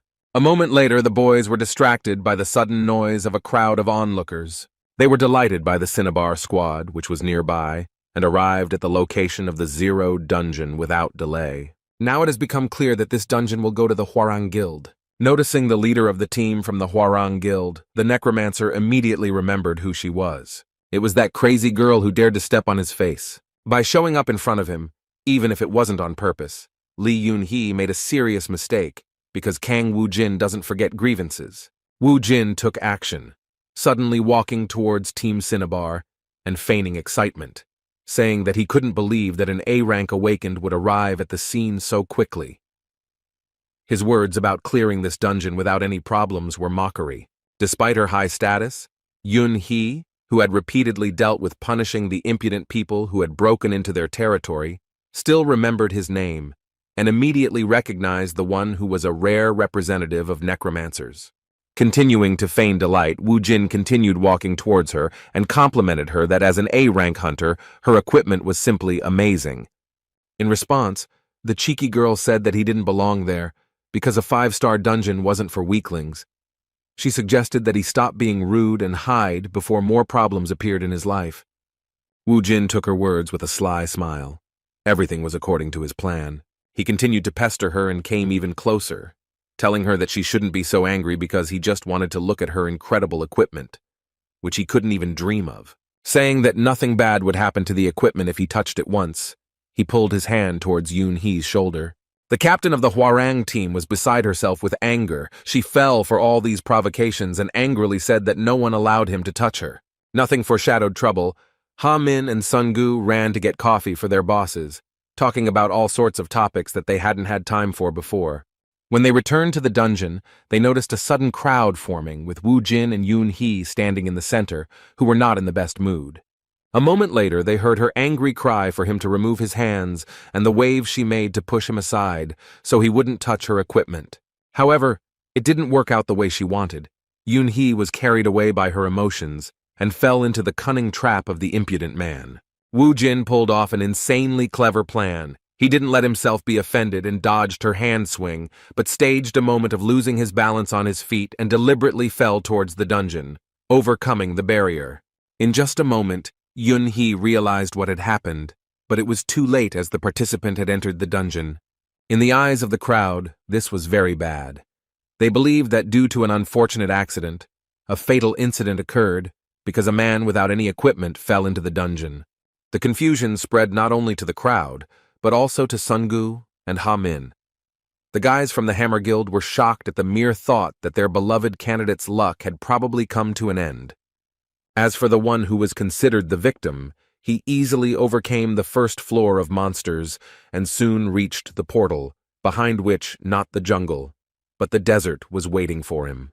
Having put on his equipment, he looked around, but having taken only one step forward, he almost fell into the trap of a huge monster. Jumping into the air, he managed to dodge the attack of a level 48 mad sandworm, a monster that was stronger than even the orcs that guarded the return stone of the previous dungeon that he cleared.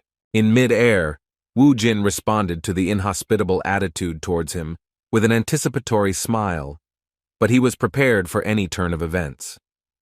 The words that the 5-star dungeon was on a different level compared to the 4-star only fueled his interest. Using the warrior's weapon summoning, he, with his own strength, with just one blow, inflicted damage that at first glance this monster could not cope with.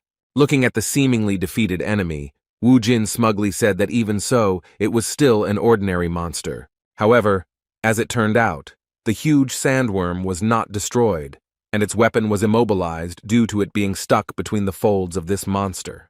Looking up, he saw that the sandworm was about to strike back.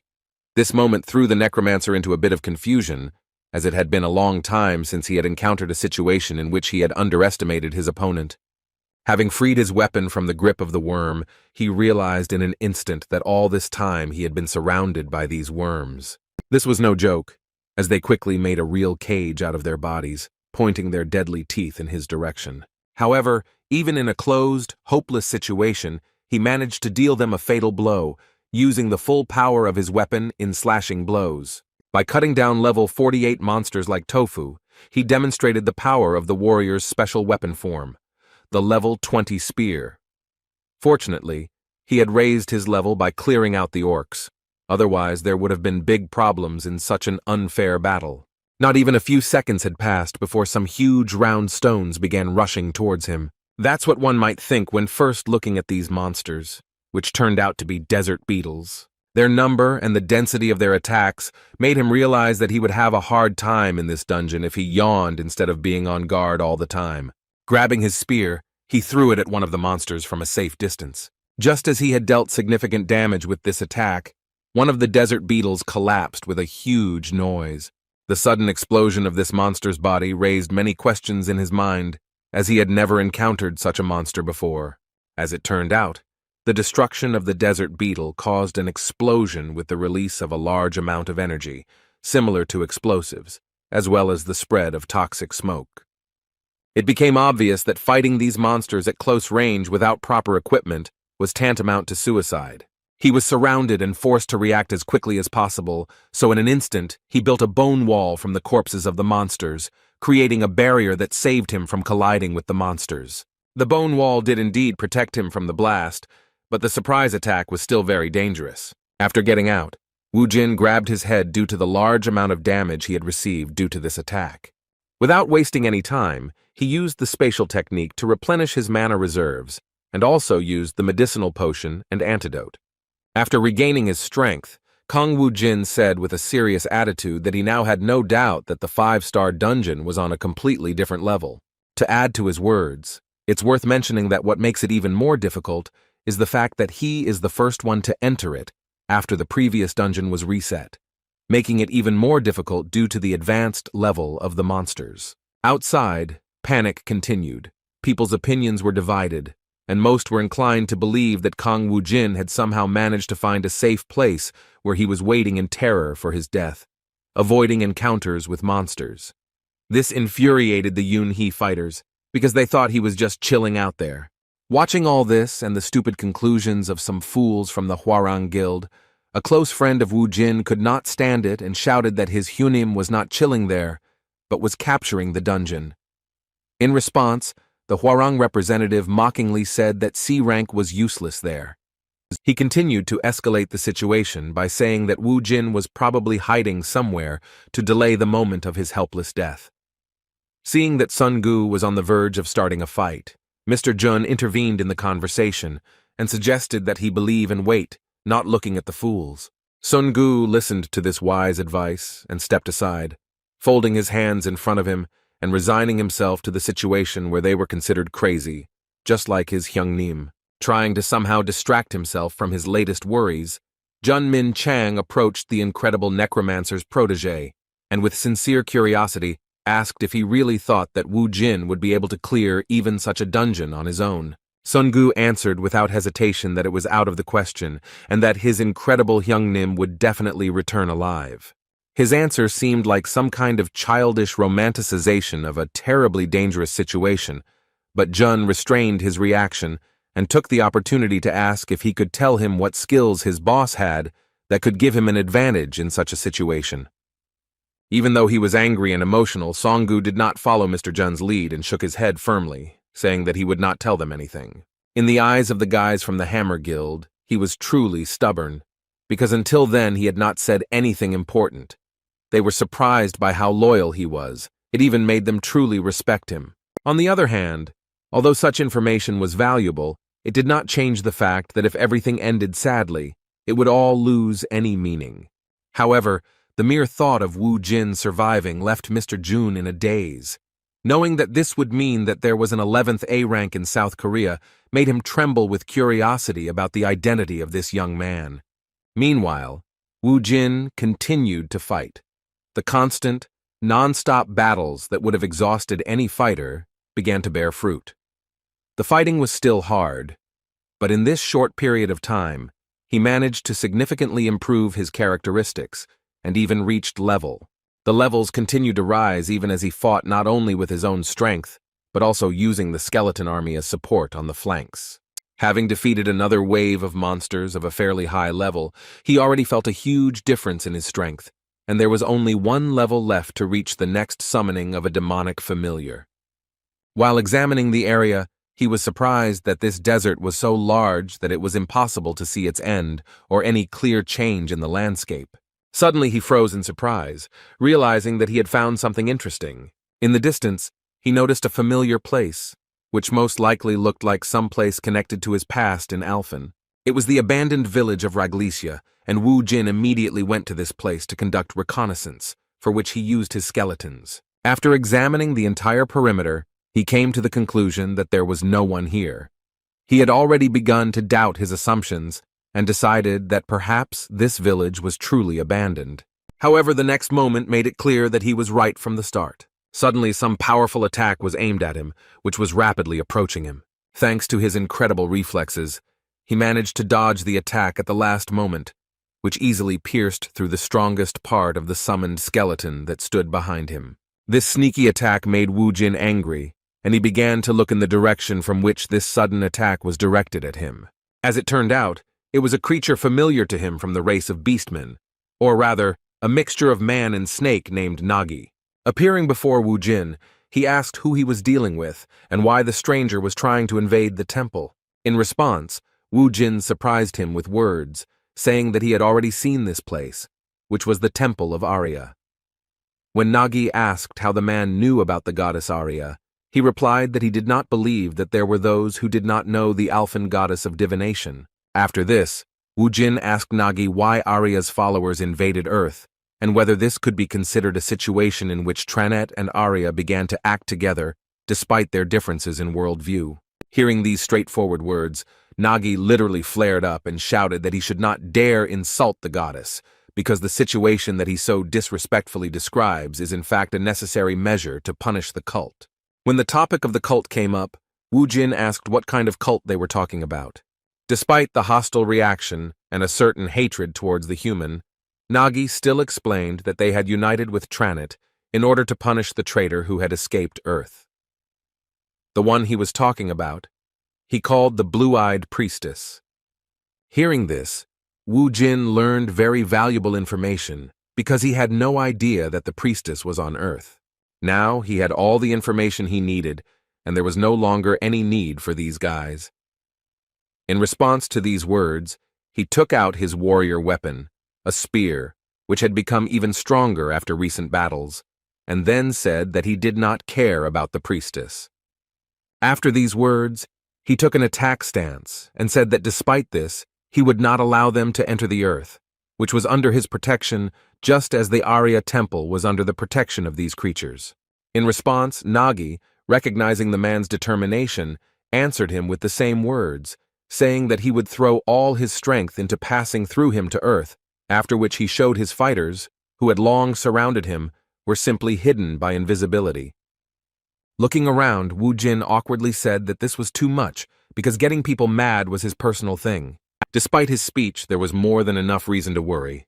He couldn't sense their presence, which only meant that their stealth skill was higher than his detection skill.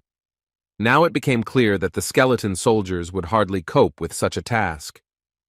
To make the task a little easier, he assigned skill points to increase the skeleton summoning level to, even without turning around, he felt a noticeable change in their strength.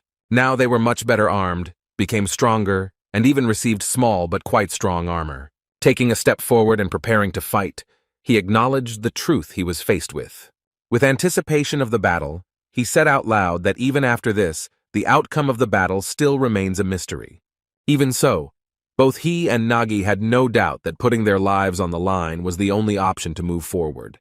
The elite goblin spearmen rushed forward with a cry. The skeletons were less talkative, but the sound of bones striking each other coming from their bodies made it clear that they were no less determined in battle. Wu Jin had also already entered the battle and first assessed the strength of one of the opponents by blocking his attack.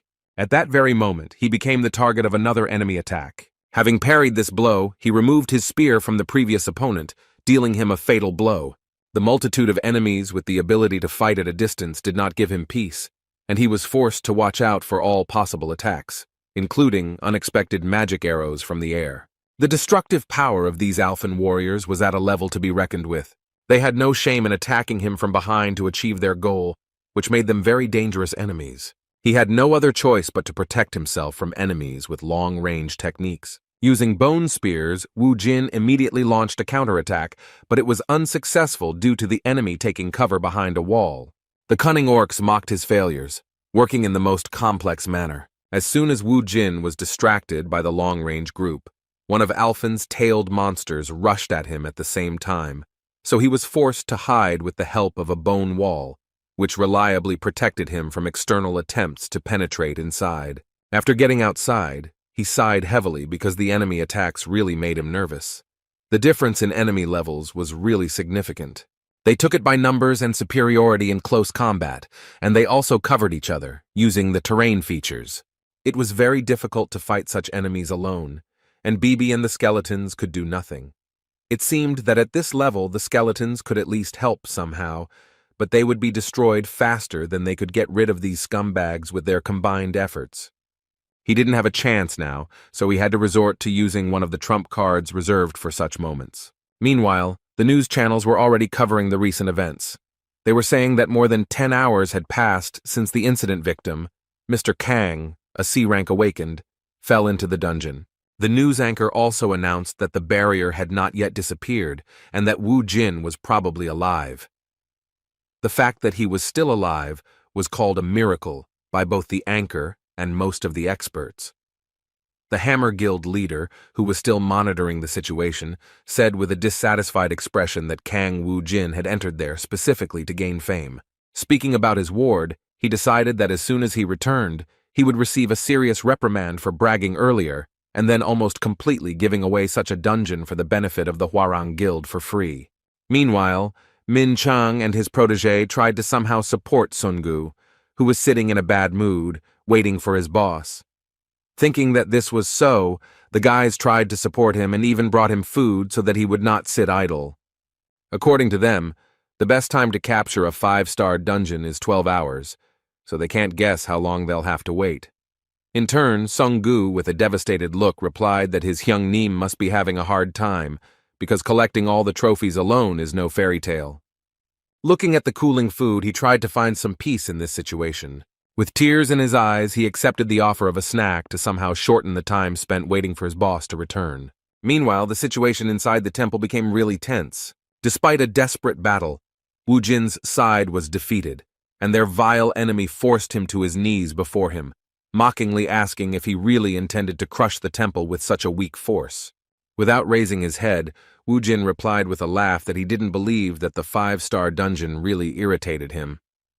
Considering his self-confident speech as a bluff, Nagi asked with a sly smile why his defeated opponent continued to bluff. He went berserk the moment he heard Wu Jin's cheerful reply that his behavior was not delusional at all. As it turned out, he fought until the very end just to increase his level and get a new familiar from the seal Devil Stone. As he removed the seal, he caused a bright, blinding color to appear, causing his enemies to become worried at the sudden and incomprehensible turn of events. Within a moment, the demon was summoned and the surface began to tremble. The reason for this behavior of the surface was the appearance of a demon that began to break through the earth. Seeing the stone monster in front of him, Nagi began to panic, shouting that Wu Jin was a real scumbag. When his old comrade appeared next to him, the necromancer said with a sly smile that he was glad to meet them. His servant, who lifted him up on his body, became his reliable help, throwing the enemy aside. The demon incarnated into a golem, using the environment made of sand. Sweeping away everything in its path, the golem began to move forward, rapidly reducing the number of opponents. The order was still the same: go forward, destroying the enemies. The enormous pressure and sudden change in situation put Nagi in a difficult position. He had to change his plan, give orders right on the battlefield, changing the formation to one that was safer for his troops. On the other hand, Wu Jin was quite free in terms of strategy, and just continued to work on the enemy clusters. The power of his sand golem was far superior to that of the enemy, and gave them no chance of survival, even despite their well-coordinated teamwork. Rushing forward with spears in their hands, the spearmen were doomed to certain death. While fighting for their leader, they lost their lives as the balance of power suddenly shifted towards Wu Jin. The temple area suddenly turned into a battlefield, where the battle was already over for most of the participants. Nagi was in despair. He was incredibly angry at the realization that his incredible warriors had been defeated by the enemy's ace in the hole. He couldn't stand the fact that some man was mocking his unit, asking how hard it was to fight in the minority. Burning with rage, he clenched his teeth and said that he would destroy him along with his arrogance. After these words, Nagi began to angrily release his fire magic, accumulating it in his right hand for a powerful attack. In response, Wu Jin gave a command with a sly smile to change the shape of the warrior's weapon. Now in his hands was not a spear but a huge hammer, carrying great power. Using the skill, he prepared to block the opponent's strike, who furiously aimed his magic-enhanced spear at him. However, Wu Jin's cunning smile did not disappear even when he saw such a formidable force in front of him. As it turned out, his skill was to create a powerful vortex that would swallow up everything around it. By using his second trump card, he was able to easily defeat the strongest monster in this dungeon. Wiping the blood from his mouth, Nagi couldn't come to terms with what had happened. Looking at the beaten opponent, Wu Jin guessed that he couldn't get any information out of this stubborn guy because he was the boss of the dungeon. Looking down, Nagi wondered in response where someone so strong among earthlings came from. As it turned out, his anger knew no bounds and he couldn't just give up. His warrior will raged until the very end, and using the form of a snake, he rushed into the attack shouting that he would not die until he fulfilled the will of the goddess. These were his last words because just a moment later, Wu Jin destroyed him with one powerful blow of his warrior hammer. Nagi had lost his own life by talking too much, but even without that, he had little chance of seeing the next sunset. The dungeon boss had been defeated, but the people outside didn't know about it yet. While eating instant noodles, Songgu continued to think about his boss, but even in this situation, he noted that the food was quite tasty due to the fact that he was already noticeably hungry. Suddenly, he heard a tricky question about why they only took 3 servings of noodles. As it turned out, it was Wu Jin's voice, and upon hearing it, Songgu completely forgot about his delicious dinner and beamed with happiness. He started running towards his boss just as reporters started flashing their cameras at them. There was a lot of noise around, but Songgu didn't pay attention to it, because he wanted to ask his boss whether he was okay or not.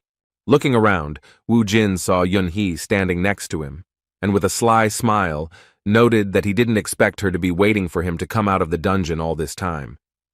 Taking a few steps towards her, he asked why she was pushing in front of a dangerous dungeon if she knew that he could die from such a situation. As expected, Yunhee was furious once she saw that he was able to return alive after clearing the new 5th-level dungeon single-handedly. Journalists managed to capture their conversation, but it was of little importance, since the focus was on Wu Jin. Now all the media were ready to publish a new article about the fact that a new A-rank hunter had appeared in Korea. Guild leader Hammer only learned about what had happened at the end of his workday. He was just about to go home when he heard breaking news that Mr. Khan, who had fallen into the dungeon at around 11 a.m. on Friday, had miraculously returned alive. The man couldn't believe his ears, because even his wildest guesses didn't include an option in which Kang Woo-jin would return alive and well. Just a moment later, he saw on live television how one of the journalists tried to ask a few questions to the new A-rank hunter after he returned from the dungeon. Suddenly, this attempt at an interview was interrupted by Mr. Jun, who abruptly covered the camera with his hand, saying that the man who had just cleared the 5-star dungeon single-handedly was in no condition to give an interview after such a terrifying workload. A large number of flashes continued to illuminate the street, but Sungu, Min Chang, and Ha Min shielded Wu Jin from the bright light, leading him closer to the car. It was simply unbelievable. Even the heads of large organizations were shocked by what happened at the end of a normal working day. The Hammer Guild president at that moment remembered his subordinate's words that this guy named Wu Jin was definitely an awakened one with outstanding abilities. He then replied that he could no longer invest in Leader Jun's intuition, as his recent awakenings had not shown any decent results since joining the organization. This time, his intuition actually worked, and now the president understood that if he brought Kang Woo-jin into their guild, then they would become the first organization in Korea to have 3 A-ranked hunters in their ranks. Although he began to regret his words, the prospects literally clouded his mind. With incredible joy, he began to think that Leader Jun had already completed his task, and Kang Woo-jin was now in their hands. Meanwhile, in one of the city's establishments, a celebration of the end of the working week was taking place. The Hwarang Guild president was reporting to a certain minister, saying that their business was going smoothly, and that a large number of people were involved. The minister repeated once again that not the slightest mistake should be made, but Lee Sang-ho insisted that all preparations had already been completed. In response, the government representative said that he had complete confidence in him and was willing to leave the rest of the business to him. Naturally, he also mentioned that at the end of this matter, the Hwarang Guild would receive a generous reward. At one point, Mr. Lee was distracted by a message on his phone, which shocked him to such an extent that he completely forgot about the conversation with the minister. At that moment, he learned that Kang Woo-jin had become the new A-rank hunter among the warriors of Korea. When the minister asked him what had happened, he answered politely and patiently that it was nothing important. Now he had no time for dinner with the minister, because he was beginning to be tormented by the thought that Kang Woo-jin was indeed not a simple awakened one. He guessed that this guy had a pretty high level, but he couldn't even imagine that he would become the new A-rank. In their last conversation with this guy, he mentioned that gathering all the worthy awakened to protect the earth from the danger coming from the dungeons was his true purpose. He tried to hook Wu Jin with such sweet talk, saying that he really hoped that the new promising hunter would entrust them with his power. However, despite his attempts, Wu Jin did not feel any affection for him. He was not interested in this proposal, because he understood that it was the most ordinary lie. With some condemnation at the end of their last conversation, he called his speech beautiful despite the fact that he himself is a rotten person inside. Even though it was a personal insult, Lee Sang-ho was willing to endure such impudence towards him in order to achieve his goal. He answered with a reserved smile that he still had not earned the trust of such a mysterious hunter, so he suggested that they continue the conversation another time. Remembering that situation, Sang-ho no longer doubted that Wu Jin had some kind of secret. Now the president wanted to see this guy and his team even more. He was ready to achieve this result at any cost. Suddenly, an idea appeared in his head, for the implementation of which he took advantage of the situation and asked the minister for a favor. As expected, the minister had close ties with him, and within the framework of business relations, he was willing to reward the Hwarang Guild president. With a sly smile, Sang-ho said that he would like to involve a certain interesting hunter in their business. During the following days off from work, Kang Woo-jin spent his free time pleasantly. What was pleasant for him turned out to be torture for his friend. Jae-min tried to concentrate on his studies, but the love drama Wu Jin was watching on his TV was so loud that it interrupted his thoughts and discouraged him from continuing to study. At one point, he couldn't stand it any longer, and turning around, he nevertheless expressed his dissatisfaction with the fact that he couldn't concentrate on his studies. His request concerned not only Wu Jin but also Bibi and Sun Gu, who were watching the series on TV with him. Despite his impudence, Wu Jin still turned down the volume so as not to inconvenience his friend, who allowed him to continue living in his apartment. However, Jae-min's headaches had not diminished lately, because now there was also a black cat in his apartment that meowed too much.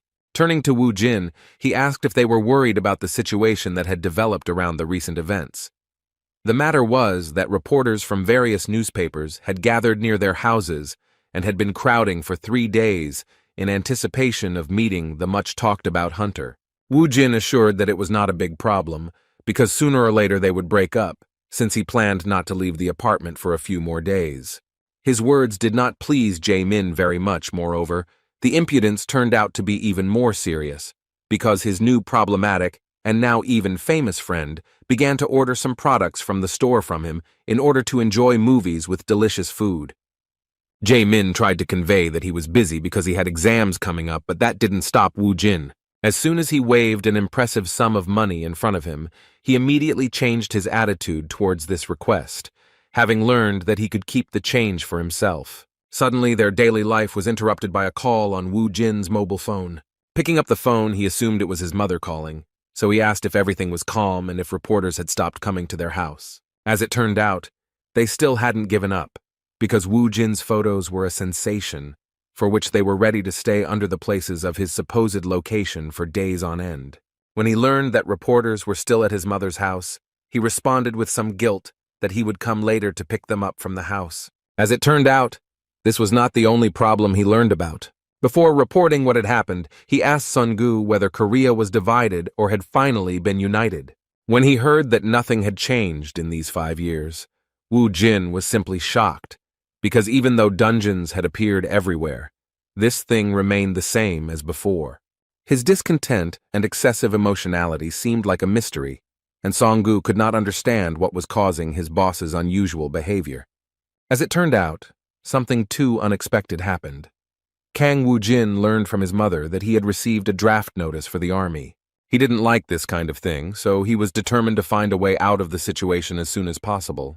He was so desperate that he seriously suggested to the guys that they kill the head of North Korea so that Korea would become united again and there would be no more need to conscript the guys into the army. Sun Gu was simply shocked when he heard from his boss such madness that he was ready to go to avoid going to the army. Trying to hold him back with all his might, he shouted at him to calm down, but Wu Jin was already prepared to unite Korea and was going to do it before he was called up. His protege could not cope with this task and appealed to his common sense, asking if he was sure that the countries would unite after the death of the North Korean leader. With some displeasure, Kang Wu Jin, understanding what Sun Gu was getting at, asked if there was another way to achieve his goal. He thought that this was the best option if he did not want to join the army. Sun Gu did not give up trying to stop the boss and tried to convey to him that there were other ways he could avoid being drafted into the army. At this awkward moment, when Sun Gu was holding on to Wu Jin's clothes, kneeling and screaming desperately, Jae-min came back into the house. He was a little confused and awkwardly asked what they were doing there. When Wu Jin explained the matter, Jae-min said with confusion that it was not something he should worry about. According to him, an awakened person would not be irregular anyway, and in fact, this could be a good opportunity for him to grow. According to him, awakened people are usually assigned to a special division, but even in this case, there is an alternative. The guys were interested in what is an alternative to conscription. As it turned out, in order to avoid conscription, you can join a certified guild and help eliminate monsters at the request of the Ministry of Defense. Hearing this, Wu Jin was surprised that Jae-min even knew such things. As it turned out, his friend actually wanted to join a big guild, so he studied such things. Having learned new options on how to avoid being drafted, Wu Jin looked at his protege with distrust. He put Sun Gu in an awkward position and made him feel guilty for saying that he was of so little use. Meanwhile, a small celebration began in the Hammer Guild, as Ha-min came to his leader with a very happy look on his face, saying that he had done an incredible thing. It was the first time Mr. Jun had seen him in such a mood, So he wanted to know where his protege got so much pathos from and what feat could have made him so happy and proud of the result. With an equally cheerful look, he stated that Mr. Wu Jin had made an appointment with him to talk about the guild. Moving closer to the shocked boss, he said that in other words, this meant that the most promising A-rank awakened was going to join their organization, raising them to the first place among all the hunter organizations in Korea. After these words, Min Chang began to recall the recent events, all his efforts when he tried in every way to help Wu Jin. He came to the realization that all his good deeds were not in vain and that he had worried in vain. Ha Min continued to shout about how his leader had done something great again, but Min Chang tried to remain calm and proudly said that they shouldn't make a fuss about it. Straightening his jacket, he headed to the president's office to report to him about the appointment of such an important meeting for their organization. Now he had no doubt that he still had not lost his grip. A sudden knock on the guild president's large office distracted him from his work, but he was glad to see his beloved protege, whom he had recently considered useless. Upon seeing Leader Jun, he immediately asked how Kong Wu Jin's case was progressing. In response, Leader Jun delighted him with the news and made him laugh with joy, saying that they had contacted him to discuss the details. Hearing this, the president rushed towards him, grabbed his hands, and began to happily talk about how, as always, he had done an incredible job. Leader Jun was in no hurry and decided to mention the situation with the vice president, but the president responded without hesitation that he would give up the position if there was a need. With a good laugh, anticipating incredible events, the president said that the Hammer Guild was able to become the best guild in Korea only thanks to such an incredible leader. At the end of the conversation, Min Chang thanked the president for his attention and special attitude to the situation and said that he would take this as his gratitude after the matter was completed. After finishing all the preparations, Ha Min and his boss went to a cafe where he made an appointment with the incredible awakened that every guild in Korea wanted to get their hands on. However, here they were suddenly disappointed, because they did not expect that the conversation would not be about what they thought. As it turned out, Wu Jin didn't mean that he wanted to join the Hammer Guild. In fact, he wanted to propose that they create their own guild. Confused, Leader Jun tried to resolve the situation, believing it to be a misunderstanding, so he reminded him that they had previously talked about him joining the Hammer Guild. In response, Wu Jin explained clearly that he had no need for that, and that it would be better for Leader Jun and Mr. Ha Min to join them. Leader Jun, who thought that success was already in his pocket, clutched his head and said with some tension that they were already sure of signing the contract. Such an unexpected proposal put them in a difficult position. Ha Min was also confused and thoughtful. However, even though everything didn't turn out the way they wanted, Ha Min still found the strength to step out of his comfort zone and ask what the terms of their cooperation would be if they agreed to work in the organization that Wu Jin was planning to create. They were shocked when they heard that they were being offered an incredible amount of money. Wu Jin tried to lure them into working for his organization with incredible conditions, including increasing their current salaries by as much as 100 million won. While adjusting his hair, Leader Jun sighed heavily, regained his composure, and replied that it was not just about money. Trying to get back to the previous question, he reminded him that he was the leader of the Hammer Guild. As an ordinary person, he joined one of the best guilds and went through many difficulties to achieve such success, which makes such decisions difficult. He didn't like such radicalism, so he said once again that it wasn't just about money. In response to these arguments, Wu Jin smiled slyly, because he was prepared that it wouldn't be that easy to get them to cooperate. He folded his hands in front of him and said that he guaranteed them that their guild would be bigger than the others, including the Hammer Guild. He said with confidence that everything would be exactly as he said, and then suddenly offered them the positions of the founders of the organization.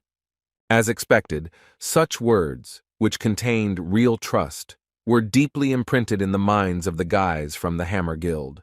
So on the way home, Ha Min still confessed to the leader that he was going to go under Wu Jin's leadership. His colleague was taken by surprise. He could not believe that his loyal protege so easily agreed to this sudden proposal. Ha Min explained to him that this offer was possibly his only chance to achieve something big, since it was about Mr. Wu Jin, an incredible A-rank awakened. citing the fact that he was able to clear a 5-star dungeon on his own, something no one else had ever done. He expressed his confidence that his guild would also grow quickly. On the other hand, he didn't think that such growth would be possible if he remained in his current position in the Hammer organization. However, his words were the pure truth, and Min Chang understood that judging by the clearing of the dungeons, the guild of this awakened one had a bright future, which was just around the corner, unlike the Hammer Guild.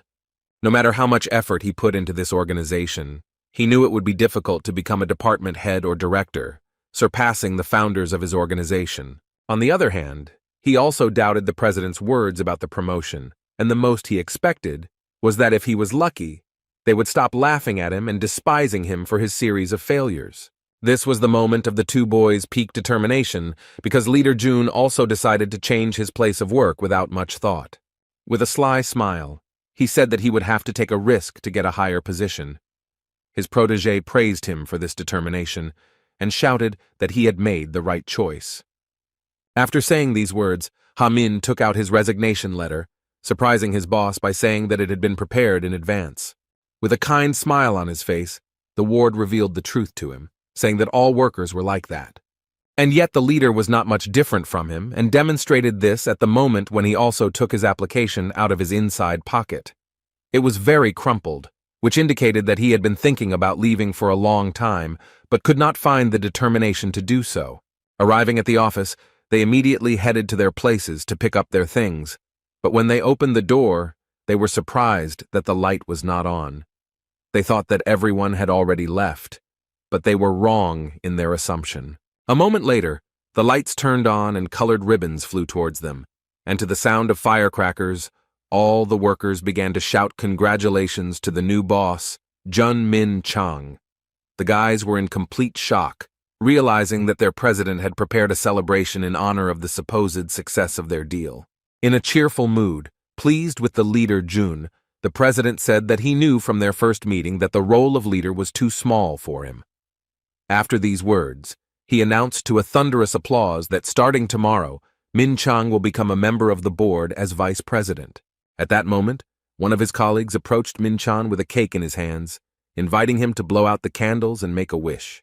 The other guys, with cheerful smiles, asked him not to forget them after the promotion and continued to congratulate him on such an incredible event. In response, Leader Jun could do nothing but laugh awkwardly and confusedly. Even despite their awkwardness, the president continued to make things worse for his subordinate, heightening the celebration by asking the staff to applaud Vice President Min Chang, adding that he was a genius who had completed an incredible negotiation. The guys didn't even have time to notice how all this action was over, and they found themselves in the middle of a celebration in a prepared hall with champagne and pleasant music, as well as an unlimited number of snacks. Seeing the confusion of his boss, Ha-min slyly gave him his statement. Running away from the new vice president, he said with a cheerful laugh that he was so embarrassed that the food wouldn't go down his throat, so he wasn't going to stay there and trusted his boss with the rest. As he left, he said that he believed that the leader would also be able to quit.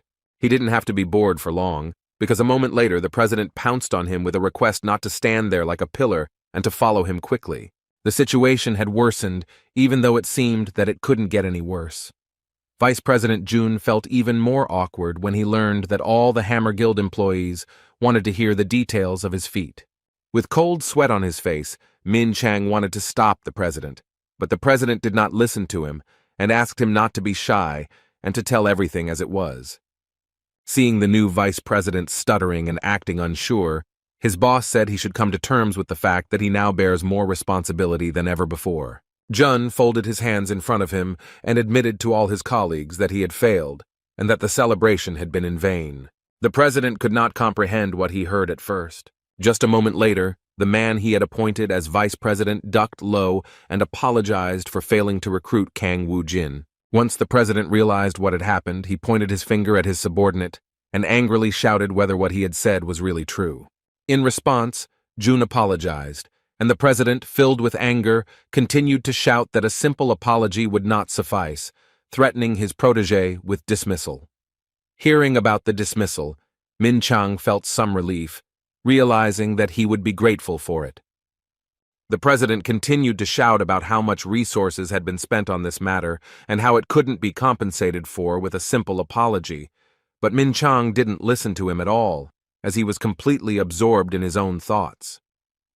He was right, because Leader Jun released the reservation of the dungeon and let Kang Woo-jin use it for free, and also paid people to hide his real rank.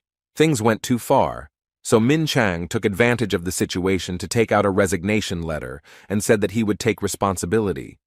Placing 2 resignation letters on the table, the vice president announced that he would be leaving the Hammer Guild. Hearing this, the president became even more dissatisfied, saying that he must have gone crazy. He wondered what his dismissal would change, since he was not a civil servant. He sighed heavily and assumed that Min Chang was simply running away from the mess he had created with his own hands. Looking down, Jun couldn't understand what else the president wanted from him, since he had already done everything he could to apologize, even resigning along with his protege. Still, he did his job, so he reported, saying that he had already finished with the formalities and was going to leave. When he said goodbye, he shocked his president, who thought he had him on a short leash. The president was beside himself with anger, and his 2 employees could only contain him, while the satisfied Jun Min Chang, adjusting his tie, had already completely said goodbye to the Hammer Guild. He was ready to face all the difficulties of his new life, trusting his intuition and faith in Woo Jin. For the first time in his life, he walked out of the Hammer Guild building with such a happy expression on his face. Seeing his light gait, Ha Min surprised him by asking him to hurry up and go to the car. As it turned out, he had been waiting for him all this time, believing that he would find the determination to accept this challenge and do what was right. With a kind smile, he explained that he would not go anywhere without his leader, after which he invited him to get in the car. Looking at Ha Min, Jun sighed with relief, thinking that this is what he likes about him, even though he can be rude sometimes. After that, they went to the cafe again, but this time to a separate business room. This time, Woo Jin greeted them with a wide smile, saying that he was glad to see them in the Ardal Guild. The guys were surprised to hear the name of their new guild. Woo Jin extended his hand to them and said that he hoped that they would get along and work effectively as a team. With a kind smile, Jun Min Chang sincerely said that he believed that with such a leader, they could do anything. After that, he offered to communicate with them without formalities, and promised that he and Ha Min would do everything to ensure that their new guild, Ardal, became world famous. With a good laugh, Woo Jin said that in that case, he would simply call him Ming Chang.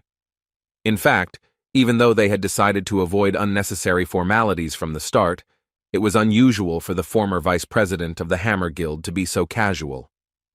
With some confusion, he stuttered and asked to be called Leader of June from now on. Placing his hands on his new protege's shoulders, Woo Jin agreed to call him that, after which he warned that there would be organizational issues on him, so he should start preparing. Jun immediately replied that he would take care of it, while Woo Jin suggested that they first celebrate the founding of their promising organization. The leader surprised him with his proposal, so the confused leader Jun asked if the meeting was really over. As it turned out, Woo Jin really didn't know what else to discuss, because he assumed that leader Jun would be in charge of everything and work for everyone. After coming up with the name, he decided that his contribution was over. With some tension, Min Chang began to worry, wondering if it was really okay for the guild leader to be so careless and trusting. He felt a little uneasy just by watching how Woo Jin and Sun Gu were acting. They started discussing what kind of food they wanted to see on the banquet table, without even asking about the organization of their new guild. The only person with a sufficient level of responsibility suggested skipping the introduction stage, after which he asked to decide on something first. Kang Woo Jin, as the leader of the new guild, had no idea what was going on, but was willing to meet them halfway. First, Jun Min Chang brought up the topic of raiding the dungeon of the 6th entrance of Seoul University. He said that other awakened ones will want to reserve it, so they need to agree on the conditions for the raid, which has nothing to do with creating a guild. Hearing his words, Woo Jin was surprised, because he wasn't going to let anyone in there, since he could clear it out himself many more times. Despite his words, Leader Jun still thought that it would be better if others used him while he was resting, since then the dungeon wouldn't be idle. His words made enough sense for Woo Jin to change his mind. After that, The leader inquired about the rest of the questions and learned that they needed at least 5 people to found a guild. After thinking for a while, Kang Woo-jin began to look for options on who to choose as the last member of their team. He first thought of inviting Jae-min, but Sun-gu didn't think it would work since he was underage. Leader Jun confirmed his suspicions by saying that it wouldn't work with teenagers. Looking through his contacts, which weren't that many, Woo-jin wondered who else might be suitable for this role. He had few acquaintances, and his mother was not suitable either. Suddenly he saw the contact of the guy he had signed up as a weakling and immediately beamed with happiness. Just 10 minutes later, a fair-haired guy came into their cafe, who shuddered just from Woo-jin's greeting. The head of the new guild immediately asked the weakling whether he had taken his ID and seal with him. As soon as the frightened man entered, he replied that he had not forgotten. When he saw the terrifying hunter start to walk towards him, he closed his eyes and clenched his teeth in fear. But suddenly, Woo-jin gently placed his hand on his shoulder and welcomed him to his organization. With a sly smile, he said that in front of them was the 5th member of their team, who was a telephone scammer. Hearing this, the swindler was so confused that he was able to squeeze out a few words, wondering what was going on here. 2 days later, the Ardal Guild already had its own office. Preparations had already begun here, and workers were rushing to do everything as needed. After finishing supervising this process, Ha-min wiped the sweat from his forehead and said that now their office looks really respectable. After accepting this delightful job, Leader Jun thanked the guys for their good work and noted that even Mr. Seung-hoon did an excellent job. Seung-hoon, better known as a phone scammer, was surprised by what he started doing, because 2 days ago, he thought that this was some kind of scam related to his punishment for what he did earlier. However, now he realized that the crazy guy who had beaten him half to death and stolen his phone was not who he had taken him for during their first meeting. He couldn't even imagine that Kang Woo-jin, who is now on everyone's lips as one of the most promising hunters in all of Korea. Looking at the TV that was still showing the news, Ha-min was still surprised that everyone was only talking about their leader. Woo-jin explained with a sincere smile that it was not surprising because he was the 11th A rank awakened of Korea, although it was still unofficial. It was logical to assume that he was one of the strongest hunters in history, so it was no surprise that everyone treated him like that. Looking at these guys, Seung-hoon thought about how that madman managed to attract even the guys from the Hammer Guild. With a sly smile on his face, he decided that this situation was quite advantageous because it meant that the leader was offering very good conditions. In fact, Seung-hoon had been suffering from boredom for a long time now, since the business wasn't bringing in enough money like before, so he didn't mind just working in the guild. Suddenly, his thoughts about his sudden success were interrupted by the question of how he was connected with the head of the newly formed guild Ardal. Ha-min remembered that when they met, the CEO and that guy seemed close, since Seung-hoon came running so quickly after his call. One of the founders assumed that he was a relative or close friend of Woo-jin, but he couldn't even think about what caused that guy's behavior. He couldn't admit that he had only rushed to that cafe so quickly because he didn't want to get beat up. He honestly didn't understand why Woo-jin had called him of all people, so he assumed that he simply regretted beating him up that day. Suddenly, their conversation was interrupted by the appearance of the head of the newly formed guild Ardal himself. Looking around, he said that it was quite good, and that he was glad that everyone had done a great job. After thanking him for his part in the job, Leader Jun asked if he had finished describing his dungeon raid. Looking back at the barely alive and exhausted Sun-gu, he said that this guy was the only one who had to really sweat. Seeing him in such a state, Ha-min and Junmin-chun were simply shocked, realizing how much their leader had driven him to. Sun-gu decided to pass by, while the caring leader Jun reached out to him and asked if he was feeling okay.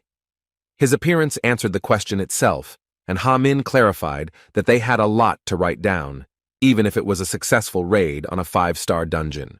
As soon as the chieftain's ward, who was responsible for the trophies, sat down at the table, it seemed to everyone that his soul was leaving his body. Seeing this, the worried founders decided that he should be given some kind of allowance for such hard work, and preferably that this allowance be for life. After resting a bit, Kang Woo-jin, as the head of the Ardal Guild, gathered the guys in the meeting room for the first time in order to decide what, in his words, was the most important thing at the moment. First of all, he turned to the most trusted person, the leader Jun.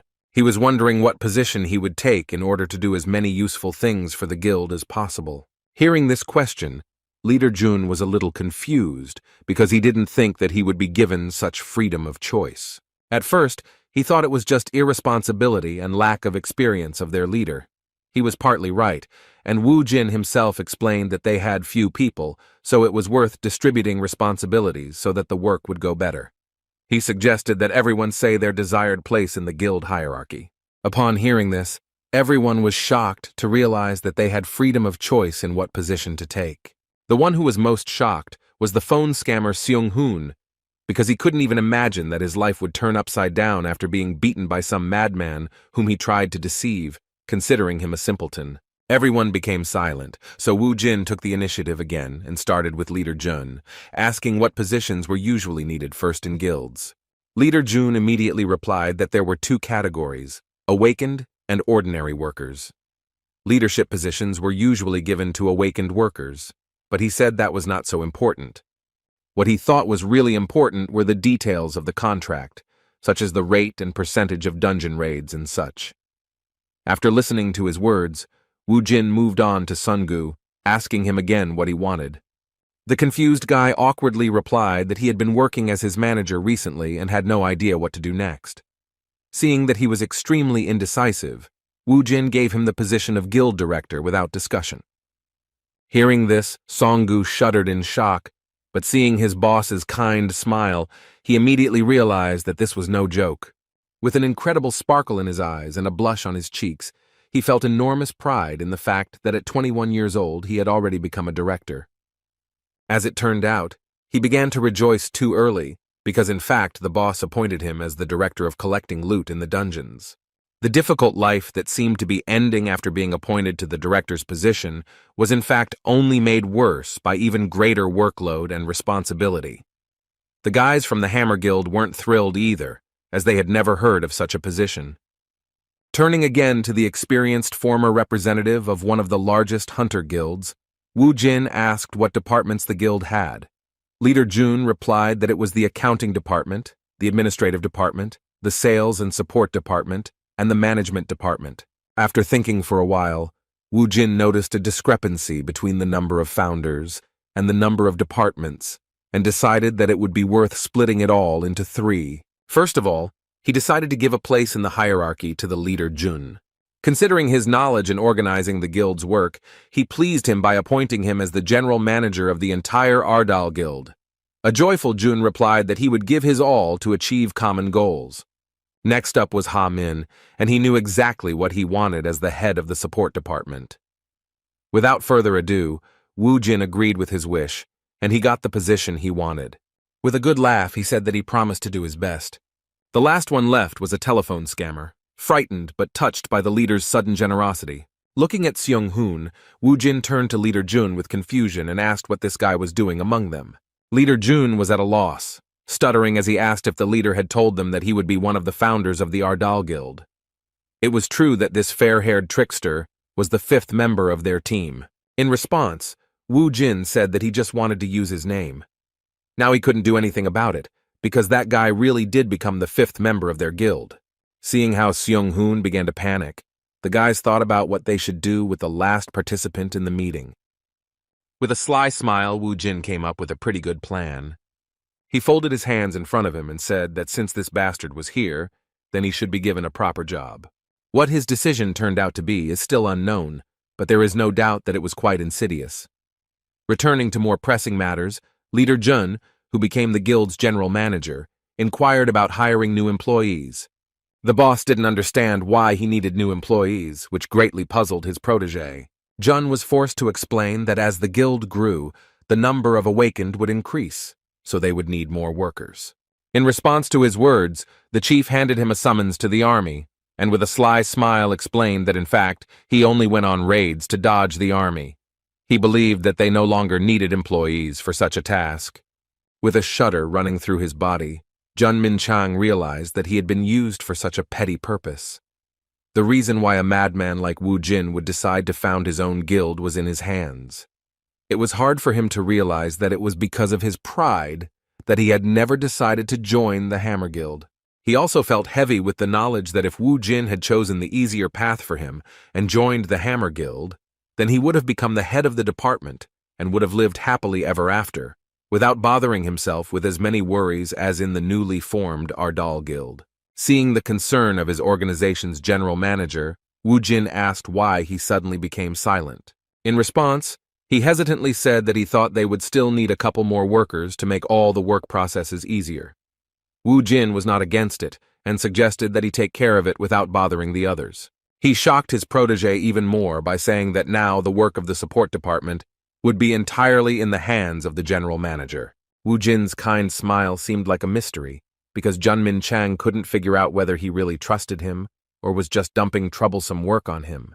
Meanwhile, news about Kang Wu Jin became so widespread that all smartphone users knew that he had become the 11th awakened person in South Korea.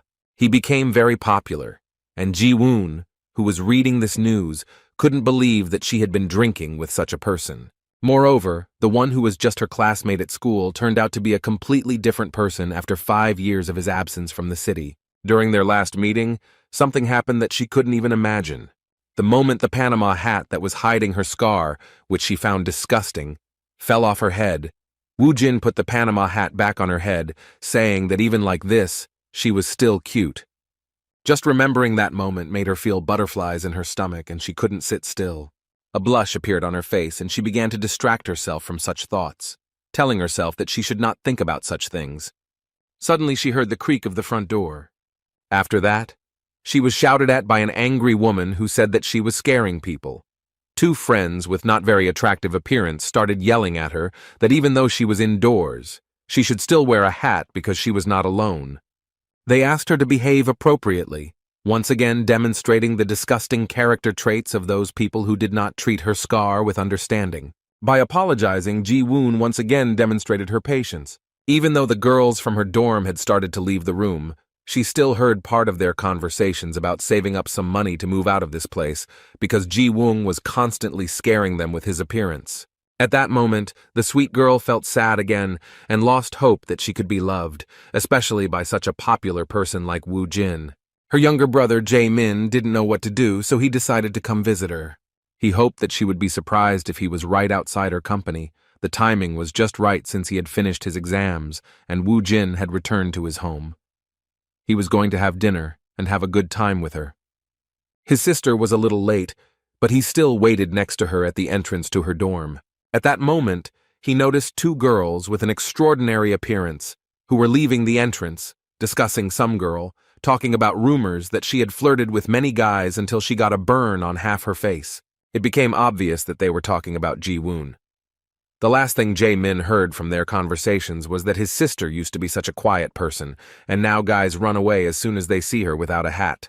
Rumors like these made Jae-min feel a little sad, because he couldn't do anything about it. Meanwhile, in the deserted underground of the 6th station of Seoul University, another raid was completed. Wu Jin cleared the area alone once again, and the director of treasure collection finally finished collecting valuables. After collecting everything, he turned to his Hyungnim, saying that they could finish now. Unfortunately, this time they were only able to obtain common items. Useful artifacts were no longer encountered due to the fact that they had already conducted more than 3 raids on this dungeon.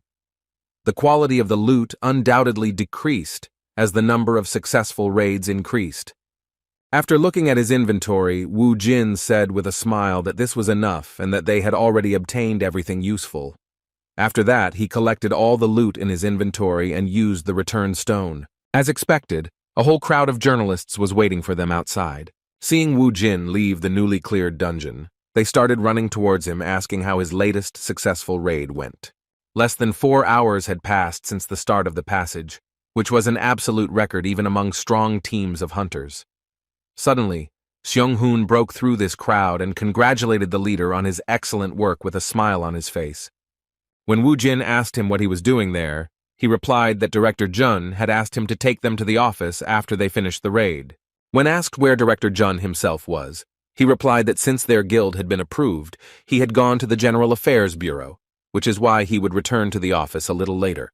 Suddenly, their conversation was interrupted by some impudent journalist who, due to his rude behavior, even pushed Seung-hoon aside.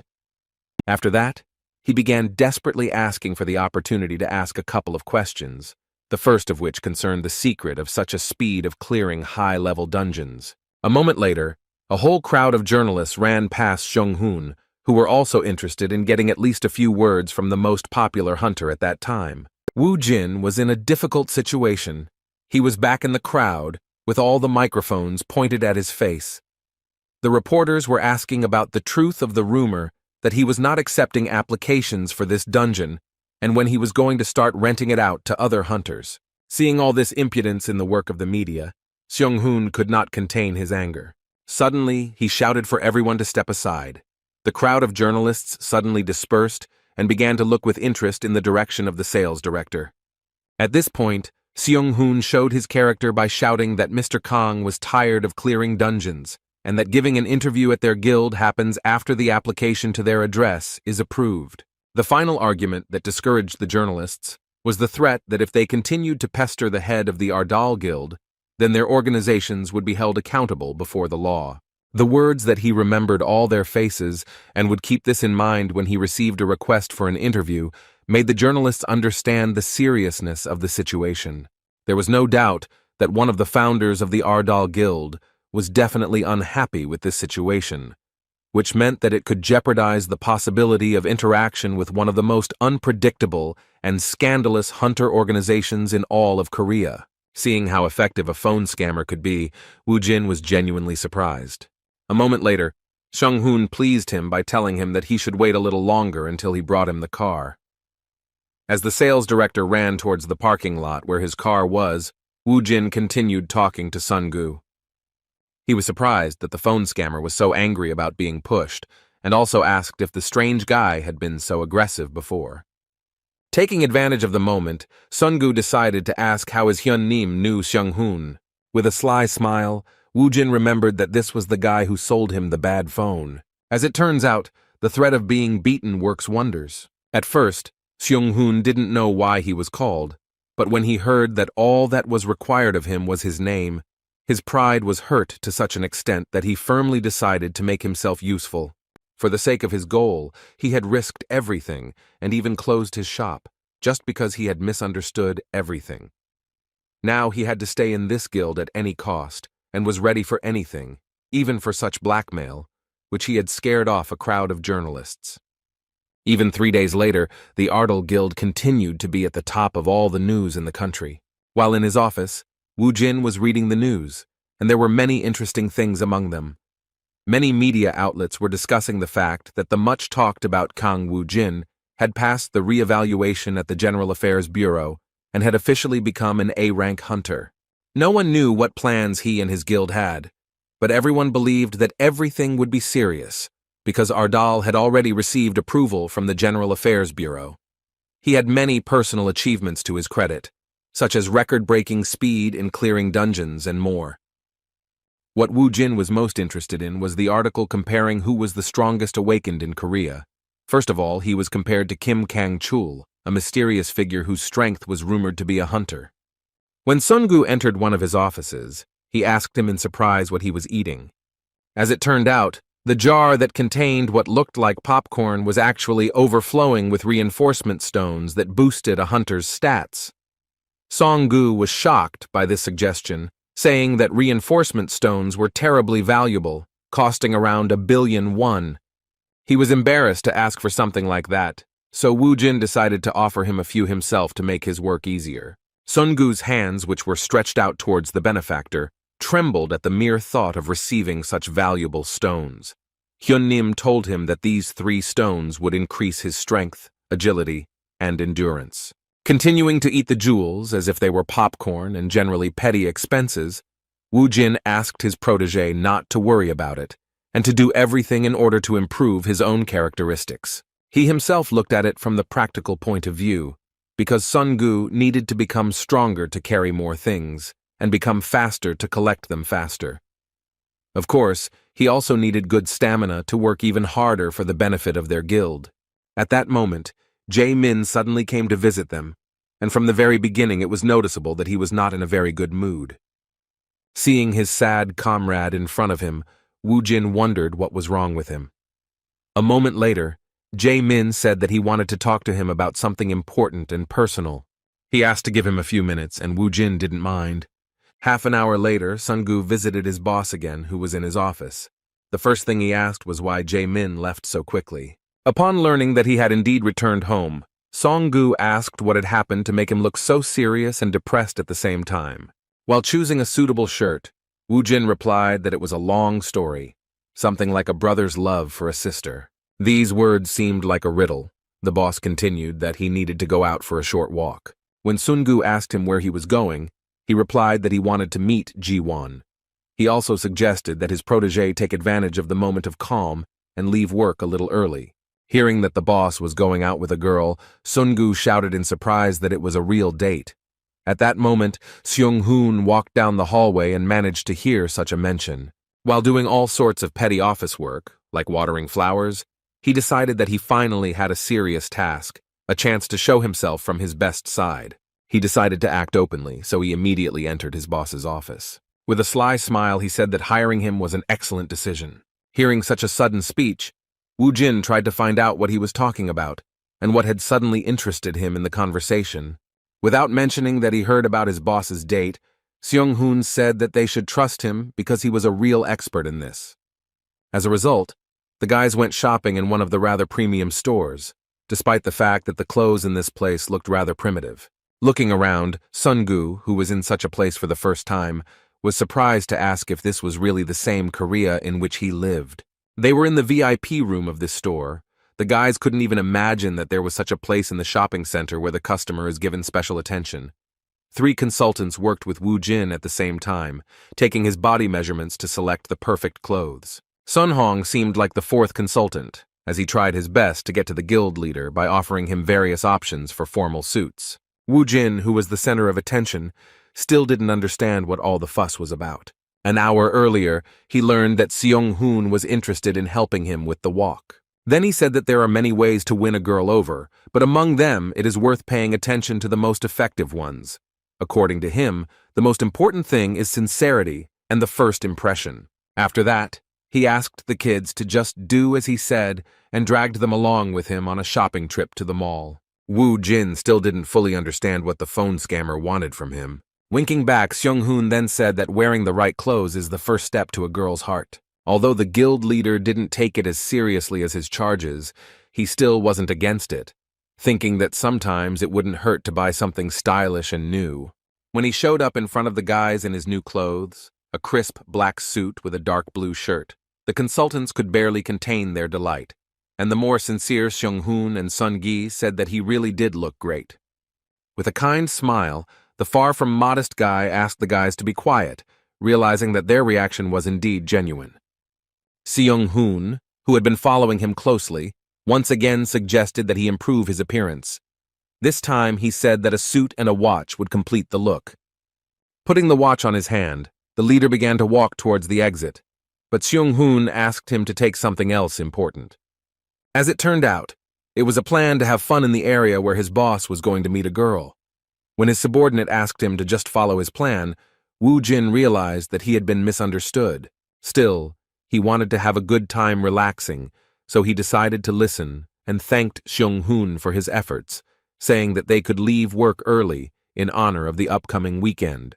Sun Hong was very happy with the result of his efforts, so he finally wished the leader good luck, shouting that he would succeed. As soon as he left, Song-gu fell onto the sofa in relief and said that now they could finally rest. As it turned out, this was not the end, because according to Seung-hoon, he still had one more tricky business left to do for the good of his leader. After that, he said a phrase about how every time he tries to bring people together, they inevitably become couples for life. Sun Hong was determined from start to finish, and even openly admitted that he was going to help the leader with his love. Hearing this, Sun-gu was at a loss, because he had just heard from his boss that he just wanted to go for a walk.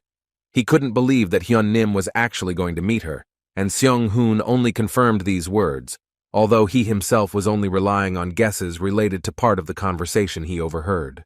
The sales director glanced at his watch and said that time was short and he had a lot to prepare. He then headed towards the exit. wishing the director good luck with collecting trophies and a good weekend. In just an instant, Seung-hoon disappeared, and Sungu was left alone, without receiving answers to all his sudden questions. Despite how desperately his colleague tried to help the leader, he doubted that Hyun-nim was going to confess his love since he was telling him about some kind of medicine or something like that. Meanwhile, Ji-woon finished another workday and returned to the dormitory of Daesan Company. She was sad as usual, thinking that another day was torture, which she successfully overcame again. As she emerged from the shower, she noticed that she had a new message on her phone. As soon as she picked up the phone, she found out that Woo Jin had suddenly invited her out for a walk. Seeing this, a sparkle of happiness appeared in her eyes. She couldn't believe that he was actually inviting her for a walk, which could most likely be considered a date. Within a moment, she remembered her low self-esteem and inferiority complex due to the scar on her face, so she stopped even thinking about the possibility of someone asking her out. She decided that he must have some other reason for meeting. At that moment, Woo Jin called her on her mobile phone and shocked her by telling her that he was already right under her dorm. Coming to the window, she made sure that he had really come. She was simply shocked when she saw how he prepared for their walk. For the first time in her life, she saw him like this, in a smart formal suit that was perfect for a date, not an ordinary walk. After a few minutes of walking, Ji-woon finally decided to ask him why he wanted to meet. She was wondering why he was in such a hurry and why he had suddenly asked her to go downtown with him. Woo Jin surprised her with his answer, saying that he didn't have anything special in mind, because he just wanted to give her something and go on a date with her. Hearing about the date, Ji-woon was very confused, but after a moment she felt warmth and a blush appeared on her face again. Looking at Woo Jin, who had become incredibly famous, she wondered if he really liked her. She found the situation extremely unusual, due to the fact that she was worried about her appearance. Moreover, she was surprised that he had prepared so well by choosing a suit. She didn't know how to act in this situation, because she hadn't even prepared herself by choosing the right clothes. Woo Jin was trying his best not to make her worry, so he took full responsibility for the date and suggested going to a movie while it was still too early for dinner. Suddenly, a man bumped into her shoulder and immediately apologized. At that moment, Woo Jin noticed that she was very worried about whether her cap had fallen off her head. Seeing her excitement, he immediately remembered what the problem was. He couldn't forget how she felt about her burn and how insecure she became because of the scar on her face. She was afraid of people's judgment, so Woo Jin asked her if it was true that she cared so much about what others thought. Her silence spoke for itself. She could not behave differently, realizing that people were uncomfortable seeing her open face. At that moment, Woo Jin once again demonstrated that he was a real man who could solve problems. He grabbed her hand and hurriedly led her into an alley with small market stalls. The products that interested him made Ji-woon feel at a loss just by looking at them. Taking one of the masks from the counter, Woo Jin held it out to the confused and unsure girl. With a kind smile, he made it clear that this masquerade did not concern only her. Having bought these masks and put them on their faces, the boys caused a lot of joy among those around them. They walked around in them in broad daylight and it looked quite funny. Some thought it was crazy, but no one could argue that they looked good. At first, people assumed that it was some kind of holiday, but later there were even thoughts that they were celebrities. Ji-woon still felt a little awkward and didn't know if they would really be walking around wearing these masks. It was the first time in 5 years that she had received so much attention because of her appearance, but people's reactions were quite pleasant. In response to her question, Woo Jin asked what she was talking about. He thought that she wanted to exchange masks with him. He caught her off guard and Ji-woon answered a little confused that this was not the problem at all. Hearing her words, Woo Jin decided that in that case there were no problems, and then suggested that they go on further, since they were already late for the movie. His care and ease became what awakened feelings in the girl who had long since lost love for herself. The movie they came to see was a romantic film about the love between 2 high school students. While in the cinema, they sat without masks, and Ji-woon felt quite comfortable. As it turned out, the 2 of them were the only ones in the room. Looking around and looking at the calm Woo Jin, Ji-woon didn't understand what was going on, because it was said earlier that all the tickets were already sold out. Woo Jin didn't show it, but she knew that he was probably involved in the fact that they were the only 2 here. As it turned out, Half an hour ago, when they came to the cinema, they were told that all the tickets had already been sold out. Wu Jin felt a little awkward. Ji Woong tried to calm him down, saying that they didn't have to watch the movie. They could have a good time without it. Guildmaster Ardal agreed with her words, saying that they really didn't have much of a choice. Suddenly, a man wearing a cap and a mask on his face approached them, saying that he had urgent business, because of which he was ready to give them his tickets. After handing over the tickets, the stranger ran away, wishing them a good time.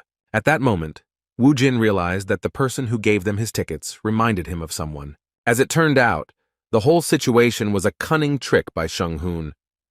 The thing he was talking about was a cunning plan to buy out all the tickets. When the movie started, he refunded all the tickets except for the ones he gave to the guild leader. He was very persistent in returning his tickets. As it turned out, he managed to cheat by saying that he was buying them for a large group of people. To get his money back, he started shouting that he had bought them only 10 minutes ago. To the saleswoman, he seemed crazy, but his plan worked. When they left the cinema, Ji Woon shared her impressions. She really enjoyed it, and the last time she went to the cinema was about 5 years ago. Wu Jin replied that he enjoyed it too, since he hadn't been to the cinema for 20 years. The girl took his words as a good joke, although he wasn't joking. Suddenly they heard a man shout, calling them a couple of Beauty and the Beast. A stranger in a clown costume invited them to come over and play roulette, which was free. This roulette had as many as 8 prizes and only one chance to lose. According to the stranger, such an opportunity will not present itself again because the chance of winning is as much as 90%. Looking at Ji Woong, Wu Jin asked if they should try it with some distrust towards the proposal. She was not ready to take responsibility for the decision, saying that she was very bad at such things. With nothing to lose, Ji Woon tried her luck, but the roulette wheel stopped at a loss. In response, the stranger suggested not to be upset and asked the monster to try his luck, because it would be nice to give a gift to his girlfriend during a date. Wu Jin didn't refuse, even though he didn't really believe that this was a good idea. He started spinning the roulette wheel with the thought that unless he was cursed or something, then he was unlikely to lose either. It seemed that he had also lost, but at the last moment, the stranger quietly caught the roulette wheel with his hand and moved it to prize number 8. Ji Woon was delighted that Wu Jin managed to win the prize. She never noticed the trick and happily said that it was the first time she saw someone win something like that. Scratching the back of his head, Wu Jin thought that something was wrong here. But the stranger, without wasting any time, brought congratulations for Ji Woon and gave her a prize. Now the real monster didn't even doubt what was happening. Noticing his intense gaze, the stranger decided to stop hiding. Lifting his glasses, Seung Hoon winked at his boss, who began to wonder what his ridiculous subordinate was trying to achieve by continuing to follow him. Mentally wishing his boss luck, Seung Hoon let him go, trusting him to take the last steps of the date on his own. Wu Jin actually managed to win the other games. Although it was not easy, he still managed to beat the stuffed animal machine, getting the prize as a gift for Ji Woon. Their next stop was some kind of clothing sale, and as it turned out, Seung Hoon was still following them. Even when the guys went to dinner, the cunning phone scammer, who was trying to be useful to his new boss, was next to them, carefully monitoring the process of the date. After this eventful day, the guys decided to take a walk along the empty streets of the city and stopped in one of the parks. Ji Woon felt such incredible lightness and calmness for the first time in 5 years. She wondered how much time had passed since she stopped being bothered by the looks of others. At first, she thought it was the mask, but after that, she corrected her guess by thinking that if Wu Jin hadn't done this with her, then she most likely wouldn't have been able to pull off something so daring. Looking at him, even through the mask, she felt incredible warmth and sincerity in his behavior. She thought that if this was a dream, then she no longer wanted to wake up. At the end of their date, they decided to sit down to rest after a busy day. Ji Woon shared her emotions, saying that the day was just amazing and she really enjoyed everything, even wearing a weird mask. She enjoyed watching movies and eating at restaurants with him, even though people might think they were weird. In response to her hesitant remark about them being weird, Wu Jin asked how that could possibly affect them. Ji Woon responded to his words with a kind laugh. Rising to her feet, she said that he was right. Although she still did not have the courage to walk where there were many people, she admitted that it still felt like a dream to her. Now she has started to defend her feelings again. Looking at the sky, she began to think that sooner or later the dream would end, and if this dream continued, then she would fall in unrequited love. Taking off her mask, she said with some sadness that it was time to return to reality. Woo Jin joined her, lifting his mask slightly to reveal his face and kind smile. Coming closer to her, he said that in order for her to regain the courage she had previously possessed, he had one good gift for her. Ji-woon was very confused because it was about a gift, and she had no idea what it was about. Suddenly, this touching moment was interrupted by a sudden fireworks display of incredible proportions. After this, another unexpected event happened. A huge number of people crowded around them and began to congratulate them. They were holding flowers in their hands, and as soon as they saw Ji-woon's face, they began to act rather confused. As it turned out, they started saying that her face scared them a little, but after that, realizing their mistake, they continued talking, saying that the guy next to her really loved her. The cunning swindler's latest plan was about to fail, and he began to get nervous, realizing that he had made a mistake. He had previously told these guys to clap and liven up the atmosphere, but instead, they had once again reminded the girl of what she had been worried about all this time.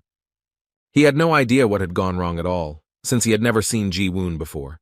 Removing the mask from his face, an enraged Woo Jin couldn't believe that Seung-hoon had continued his ridiculous attempts to bring them closer, and had even made such a terrible mistake. Seeing how Ji-woon grabbed her mask, he knew she wanted to hide from all those gazes directed at the flaw on her face. He saw no other choice but to use his power. Suddenly, for everyone present, Woo Jin created a bone wall that separated them from the crowd of ridiculous guys who failed the task from Seung-hoon. Opening her eyes after the sudden noise that startled her greatly, Ji-woon looked at Woo Jin and asked where they were. The surroundings were pitch black due to the bone wall completely blocking them from the surroundings. Looking into her eyes, Woo Jin asked her to close her eyes. Ji-woon was so touched that she couldn't utter a word. As it turned out, her brother Jae-min actually came to the office regarding her problem, which was preventing her from living a normal life. He told him that during the dungeon breakthrough, they lost their parents. From that moment on, Ji-woon stopped doing what she wanted, all for him. On that terrifying day, she was hurt by a monster during a dungeon breakthrough. That's how she got the scar that they couldn't get rid of in any way. The modest guy felt guilty for turning to his friend, and still asked him to help her if it was possible. Although Woo Jin didn't answer him, he thought that as a man, Jae-min shouldn't be afraid to ask others for help, especially when it comes to his loved ones. Taking out his gift, he turned to Ji-woon and said that from now on, she would wake up from the dream she had mentioned earlier. By applying the healing ointment to her forehead, he released some mana. With this rare item, even irreversible curse wounds could be repaired. Woo Jin did everything he could to make Ji-woon actually wake up from the terrible nightmare that began with the first dungeon breakthroughs, where she not only lost her courage, but also her parents. When Ji-woon returned home, she received a caring message from Woo Jin. He asked her not to wet her face and hair so as not to wash off the medicine. Instead, he suggested that she just go to bed. She even laughed at this, because it seemed like he worked in some kind of beauty salon.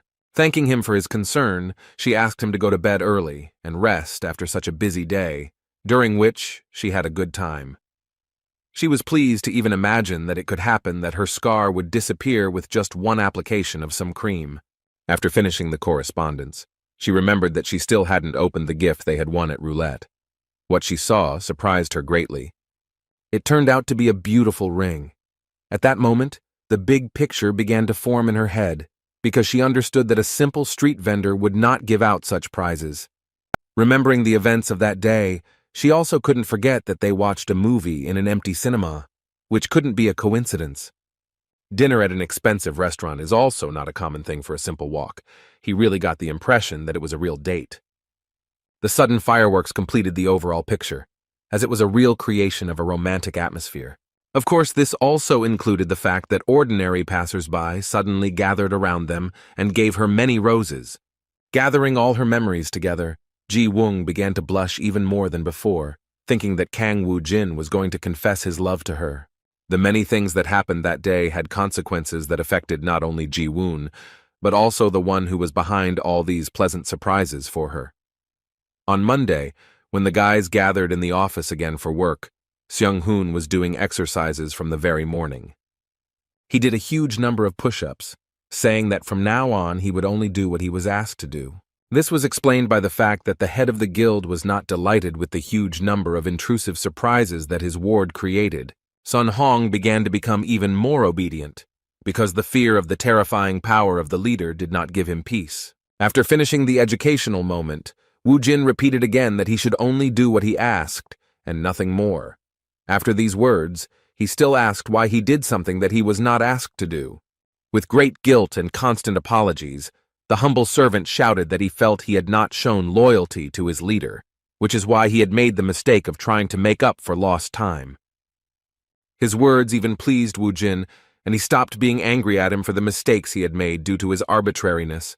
So he asked him with a smile to remember once and for all that he only expected from him what he himself asked for. Seung-hoon felt somewhat relieved, but the awkwardness returned after the leader asked whose money he spent on these gifts. As it turned out, he used the guild's corporate account, which was a serious strategic mistake and another problem in his life. Hearing this, the chief again made him do push-ups and shout that he should only do what he was asked to do. The educational moment was suddenly interrupted by Director Jun, who had just finished some organizational matters and found time to meet with the head. When he entered the head's office, he was surprised to ask what was going on and why the head of the sales department was doing intense training in the middle of the workday. Given the head's characteristics, he decided to let this moment pass and informed him that he had managed to settle matters with the Ministry of Defense. As it turned out, Woo Jin really did not have to serve in the army now, but there were some nuances. According to Director Jun, he was exempted from this on the condition that he fulfilled 10 requests from the army. He could not bring himself to continue the list of conditions, saying that this was unprecedented and unheard of.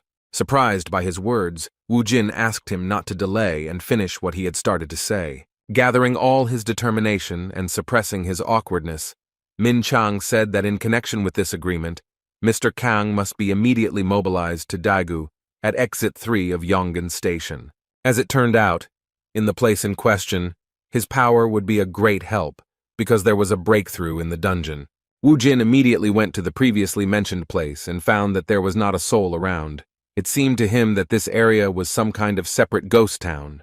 Regarding the dungeon breakthrough, Director Jun explained that if the dungeon is not cleared within 30 days after the reset, the barrier begins to collapse and monsters come out of the dungeon onto the streets. This is most likely due to the previous teams failing to clear the breach, which is why the Ministry of Defense requested awakened support to deal with the breach and its aftermath.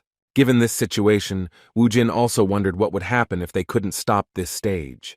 In response, Jun told the bitter truth that, unfortunately for the mobilized forces, if this happened, the entire Daegu region would have to be destroyed with aerial bombs. While in the Daegu area, he began to understand that the reason why there were so many open areas and parks around the station was because such places made it possible for a tunnel to break through, a very dangerous situation for the residents. Suddenly, the silence and solitude of the guild leader Ardal was interrupted by some military woman who said that the evacuation was completed 2 days ago. According to her, the dungeon breakthrough will be the next day at 2 o'clock in the afternoon.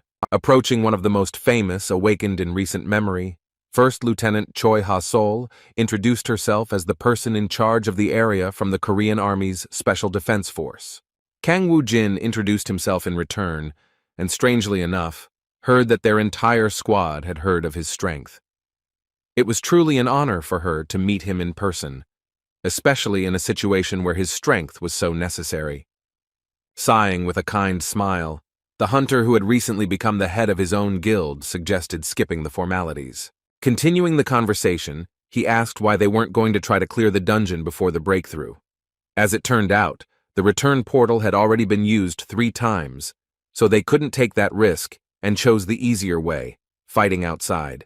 Hearing about the return portal, Woo Jin was a little surprised, and Ha-sol explained to him that it was possible to escape from the dungeon in the middle of clearing using the return item. Woo Jin was surprised, because he didn't even know that this was possible, despite the fact that he had already cleared more than a dozen dungeons. The lieutenant also clarified the detail that this portal can only be used 3 times in one dungeon. As for this dungeon, the main squad of the Hwarang Guild tried to clear it first, but they failed. The second time, the Hwarang Guild and the Hammer joined forces, but even that didn't work. The squad of Awakened from all over the world also failed, having used up the last portal. The lieutenant agreed that they could try to clear the dungeon in the remaining time, but that would mean putting their lives on the line, and no one wanted to take that risk. When Wu Jin suggested that breaking through would be more dangerous in that case, she shook her head in disagreement. Referring to his experience, she said that he probably already knew that the terrain of the dungeon played a significant role. Although the monsters in this dungeon were not very strong, it was the terrain that made this raid difficult.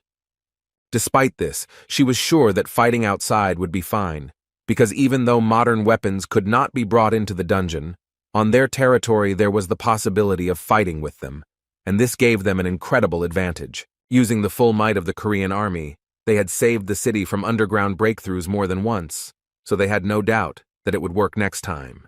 Hearing so much praise for the army, Wu Jin asked a very logical question about the reason for his presence at this event, if the problem with guns and missiles could be solved.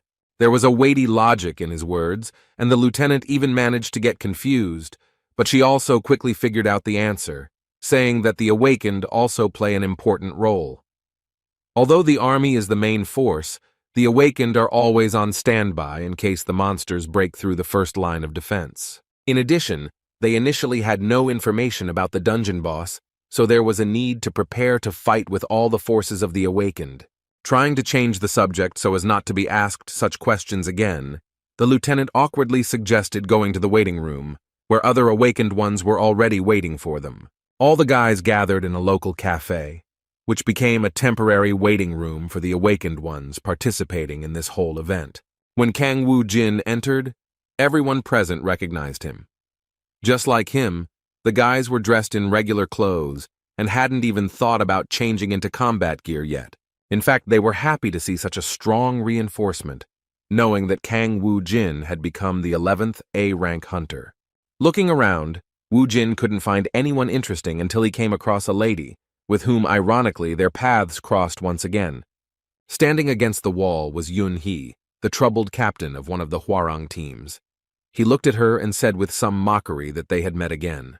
With a sly smile, he said that this was certainly his destiny. Yun Hee didn't know what to answer and just said his name angrily. She didn't end up in this place by chance. Her older brother had planned everything from the very beginning and entrusted her with a special task that, in his opinion, only she was capable of. Having made an appointment shortly before this incident, he explained to her the whole essence of his plan. What was discussed shocked her in some ways, but it is not known what they talked about that evening. Lee Sang-ho had high hopes that she would play her role correctly in this matter. Remembering that request, Yun Hee, despite her anger, was forced to follow the plan, not making any mistakes even when communicating with that guy. She still had some freedom, because it was the final result that was important, not the way it was achieved. As the conversation continued, Wu Jin continued to tease her and even apologized for cutting in line at Seoul Station, noting that 5-star dungeons weren't that important. With a sly smile, he hurt her pride by saying that in such places a whole squad was not needed because it was a waste of time. However, these words were not enough to undermine Miss Yun Hee's self-confidence.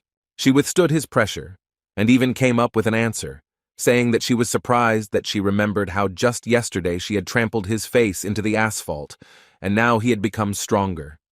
Hearing her words, which were the real truth, the guys inside the temporary awakening room began to discuss her words, being surprised that Lee Yun Hee and Kang Wu Jin had fought before. They were delighted at the news that she beat him and even thought that the rumors about him were exaggerated. Her counter-provocation seemed to have an effect on Kang Wu Jin, but he most likely reacted this way on purpose to start a fight. After shouting whether she really wanted to try fighting him again, he released an overwhelming aura of a necromancer. Lee Yun Hee also had no intention of standing aside and showed off her powerful warrior-class hunter aura. Lieutenant Choi Ha-sol, who was standing next to them, was very confused, because even though she was awakened, her strength was not even close to these monsters. She began to frantically beg them to stop, addressing the participants of the conflict one by one. The words that they were allies, that tomorrow they would fight shoulder to shoulder, brought the parties to the conflict to their senses a little. Having stopped pressuring him with her impressive strength, Yun-hee admitted that he had indeed become stronger, but noted that his behavior was still that of a child. Demonstrating her dominance in the conversation and the situation, she warned him that he shouldn't worry about it, because people could die because of his one mistake. Kong Woo-jin continued to be angry at her words, replying that he didn't understand why she was so stuck up and who she was to speak to him in such a tone. In an attempt to stop him, Ha-sol informed him that Yun-hee would be the leader of the awakened support team, and therefore such conflicts could not be carried out with her. Feeling victorious in the verbal altercation, the red-haired girl turned around with a smug laugh. At this point, the conflict ended. Everything went without a fight and no casualties. Once the two calmed down, the lieutenant who was in charge of the Awakened's participation in the operation to clear the breach let out a sigh of relief. After that, she was surprised by Kang Woo-jin's words that he couldn't do anything about it, so he wasn't going to disturb the peace of this group. He then turned to the lieutenant and asked if she could get information about what was inside the dungeon, which no one had been able to clear out, even despite using joint efforts. The lieutenant was a little worried, because soon there would be a dungeon breakthrough, and she did not understand why he needed this information. In response, Woo Jin asked if it was a state secret, since she refused to answer him. In an attempt to befriend and maintain a good relationship with the promising hunter, Ha-sol nevertheless agreed to let him print out the information, saying that it was available to anyone who wanted it. As soon as they left, Yun-hee realized what he was planning. She was right, because Kang Woo-jin was indeed extremely interested in clearing this 6-star dungeon and was not going to sit back and wait for a breakthrough to occur due to the series of failures of the previous hunter groups. Standing next to the barrier, he admitted that the energy of this dungeon was truly astounding. Now it was no surprise to him that this dungeon was called the strongest among those in their territory. Suddenly his enjoyment of the barrier's powerful aura was interrupted by a stern female voice. Yun-hee, who had guessed what he was planning, followed him and now wanted to know what he was going to do. With a sly smile, he replied that she herself knew that he was going to clear this dungeon, like all the previous ones. In response, Yun-hee suggested that if he was going to do something so crazy, then he was definitely not in his right mind. Woo-jin responded to her suggestion with a sly laugh, because in his mind, things were not quite as she thought. He thought that the one who would share experience points and achievements with the army and other awakened ones would be more likely to be called crazy. Despite his self-confidence, Yun-hee's common sense once again gave her a reason to warn him, saying that the best awakened had failed 3 times in this dungeon. She assumed that he was simply a fool who was seeking a hard death. As soon as she started talking about how it was no longer possible to use the return portal, he interrupted her, saying that she was talking too much. After that, he once again hurt her pride by saying that she was nothing more than a scared cat, saying that she was incapable of anything without the return portal. He touched the barrier and asked her to wait for him outside. A timid cat named Yun-hee had no choice but to fall for his provocation. She was furious the moment he walked inside, trying to drag her with him into such a crazy place. At this time, President Hwarang was enjoying the evening while his sister had to carry out the plan. The call he received from the minister was something he clearly did not expect. They agreed with him that a breakthrough would occur, and the unfavorable area of the city would be erased from the earth in order to sell this territory to large corporations. But everything did not go according to plan, and the minister reported that Lee Yun-hee had begun clearing the dungeon in question. Hearing this, Mr. Lee could hardly contain his anger and apologized to the minister, asking him to contact him a little later after he found out what was really going on. He had no idea why Yun-hee had entered the dungeon, or how she could turn away from his mission. Yun-hee actually fell for the provocation and went inside. Finding herself at the first location after passing the portal, she saw a very bloody place, which by its appearance alone indicated that a huge battle had already taken place here. The entire place was in traces of mana and battles, which told her that this was the work of soldiers summoned by the hands of a necromancer. Thinking about the scale of the battle, she guessed that Woo Jin wasn't alone. There were at least 20 soldiers with him. At first, she really thought he was crazy to clear the dungeon alone, but now she understood where his confidence came from. Just one look at the battlefield told her that he had no difficulties here. However, even so, she was not sure that he could cope.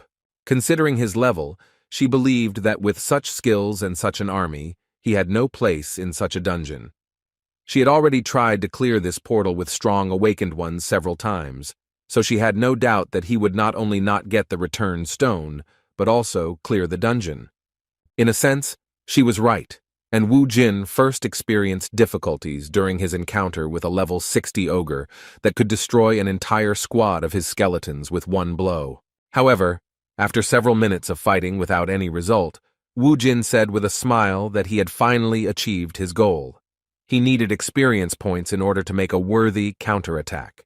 Taking advantage of the moment, he once again summoned his demonic familiar, which this time became a stone golem, befitting the environment he was in.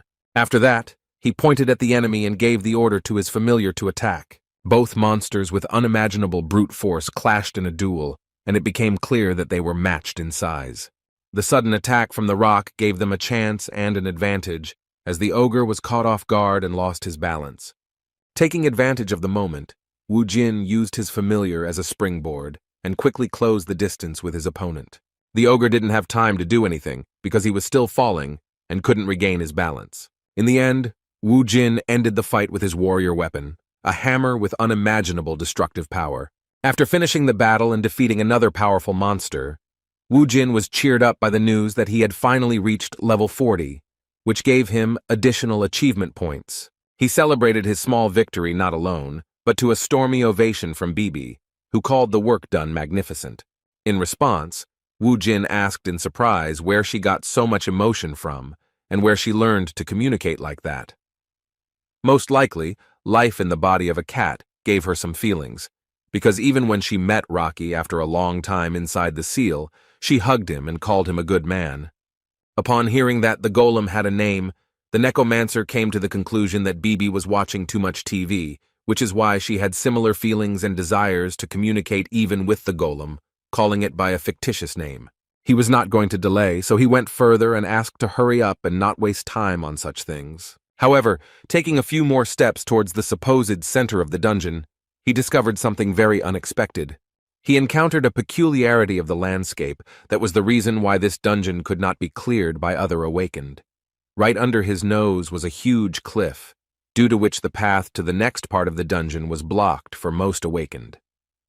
In his case, the situation was a little different, because he came to this place with an experience that no one else among the awakened of Earth could boast of.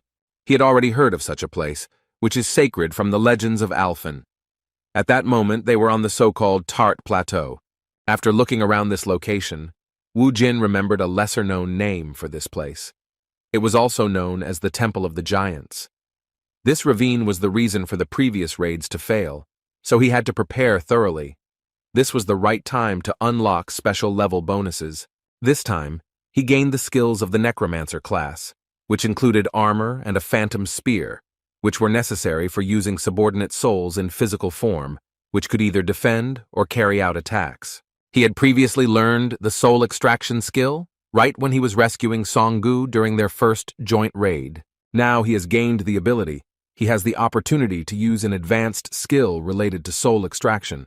After raising the phantom armor skill to level 10, he summoned the wandering spirits to himself.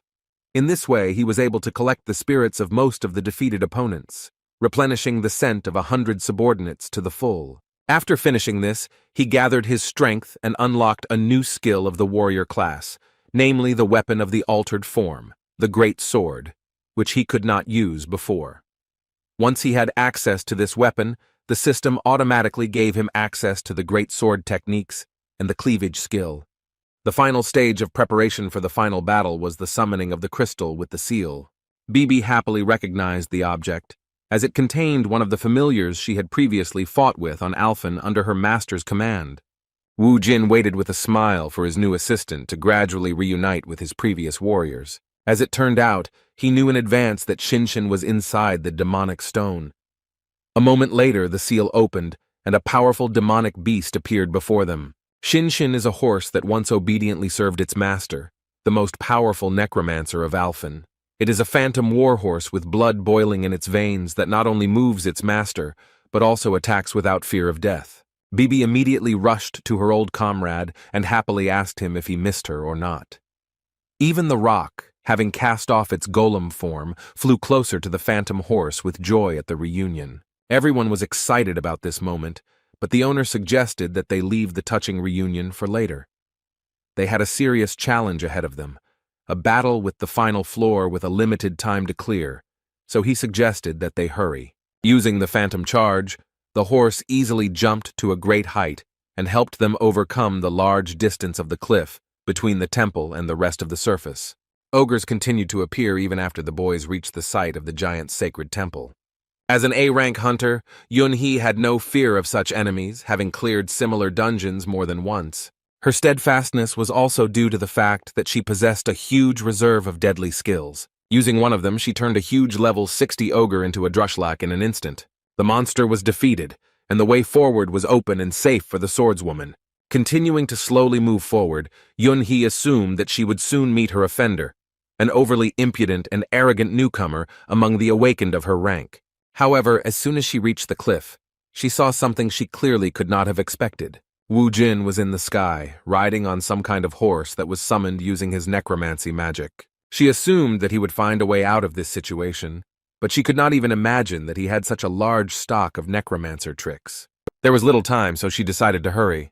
From previous raids, there was a rope left in this place that connected the giant temple and part of the surface to the cliff. Yun-hee was not going to stop and prepared to overcome this obstacle. In fact, the main reason why they couldn't clear the dungeon wasn't the ravine, because they could use the flight abilities of some awakened ones. The real problem was what they were facing in the temple grounds. There were only 3 monsters behind this ravine, guarding the stone of return.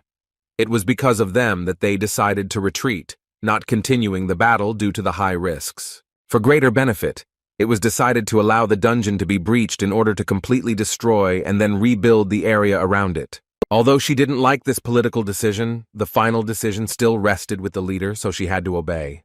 However, this was an exception. She couldn't allow anyone to clear the dungeon after their guild failed the mission.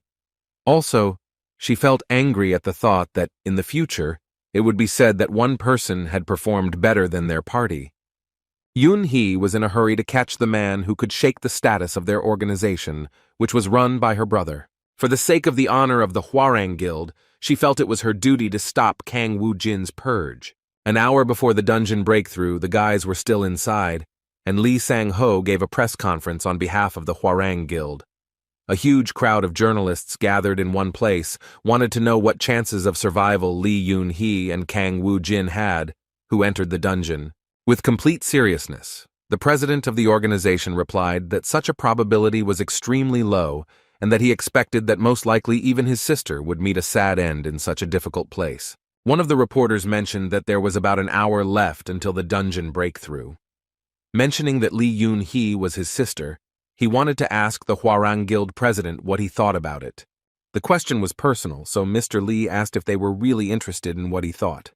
Showing feigned trembling throughout his body and anxiety about the situation, he said that one of his family members was about to die and he was unable to do anything. He began to act like an incredibly weak person, overwhelmed by the weight of imminent loss. After this answer, the Hwarang Guild president jumped up and said that the press conference was over. As expected, this behavior was just an excuse to avoid talking to reporters. When he left the room, one of his charges met him and said that it was a great performance by the head of their guild. Looking at his watch, he asked if there was any change. Upon learning that everything was heading towards a dungeon breakthrough and the death of his sister, the hypocritical Hwarang Guild president responded that it sounded like a real relief, after which he suggested returning to headquarters. The subordinate was shocked by such an answer, but tried not to show it. He did not know about the political plans for this region, and therefore could not even imagine that cooperation with the minister was more valuable to the head than the life of his own sister. Thinking about the leader's words of relief, he felt a certain fear due to his superior's cold-bloodedness, as it made him think that even his own sister was just a common card in his guild's deck. Leaving this place due to the danger of the imminent breakthrough of the dungeon, they began to walk towards the parking lot where their car was parked, but suddenly stopped, seeing people shouting about some boss of their guild. Mr. Lee asked what was going on, and his protege replied that the guys who were organizing this commotion were employees of the Ardal Guild, which belonged to Kang Woo-jin.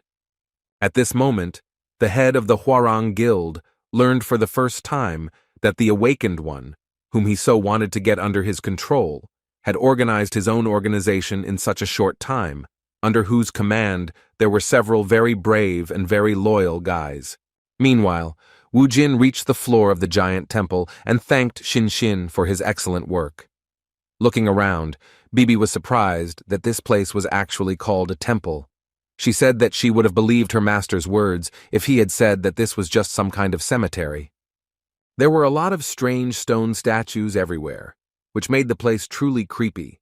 Bibi assumed that the giants in question had simply turned into golems or something. Wu Jin himself didn't know the answer to this question, because he only knew about the giant temple from rumors. Even so, he had a way to check whether this place was safe, or whether he should expect a sudden attack from the enemies. Turning to the rock, he suggested that he try to eat the stone statues. The order was quite unexpected, but the familiar immediately placed his demonic soul into one of the statues. In an instant, he had completely taken over the stone and returned to his golem form. The fact that this strategy worked meant that it was just a normal stone without any soul sealed inside. Otherwise, Rocky wouldn't have been able to obtain such a body. As it turned out, it wasn't that simple. In just a moment, Rocky lost control of the stone, and all the other statues actually turned into golems.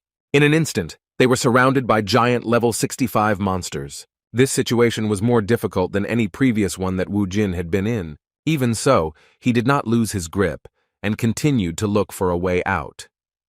Thanks to his observation skills, he noticed that out of all the statues, only 5 golems were activated, which meant that there was a trap in front of them that worked in a certain area.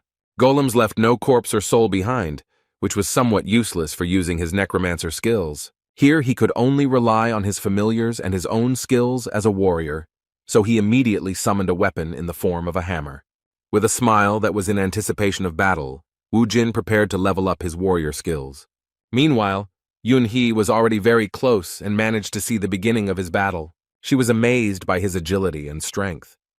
She was shocked to realize that the necromancer looked like an awakened warrior class, which is not inferior to real warriors of his level. She hadn't fought on this floor yet, and hadn't even thought that all these statues would turn out to be golems. It was clear to her now that if they had gone further, and someone had simply walked madly towards the altar, then they would have been surrounded and destroyed in an instant, without any chance of survival. On the other hand, she watched as a necromancer class person, even without using his own skills, but only fighting with a strange hammer in his hands, gave a good rebuff to these powerful monsters. His instincts really surprised the woman who had been a warrior for the past 5 years. After several minutes of intense battle, the necromancer with the skills of a warrior finally brought the matter to an end. During the battle he was very tired, but his strength was restored the moment he destroyed all 5 golems. It seemed that the end was near, because the only advantage of the enemies of this temple was their numbers. Yet there was something that bothered Wu Jin.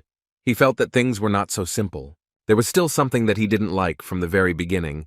It was the 3 monsters that stood motionless in one place next to the altar. The one-eyed inhabitants of Alphen seemed very dangerous, and it was they who were entrusted with the Stone of Return. Now he had no way of knowing who he was dealing with, so he decided to continue pushing forward, gradually getting closer to the altar by destroying the golems. Gradually he became stronger and stronger, and his mastery of the hammer increased noticeably. Bibi and Rocky watched him from the side. The cunning demonic blonde encouraged her master in every possible way, and thus all the statues that turned into golems were destroyed. There were only 3 strange monsters from Alphen that were preventing them from getting the return stone. Judging by how brightly the return stone was shining, they could guess that the dungeon was about to break through. They were short on time, and Wu Jin knew that this was the first time he had been in a situation like this where he actually needed to hurry. Despite the rush, he could not make a single mistake because his enemies were Cyclops.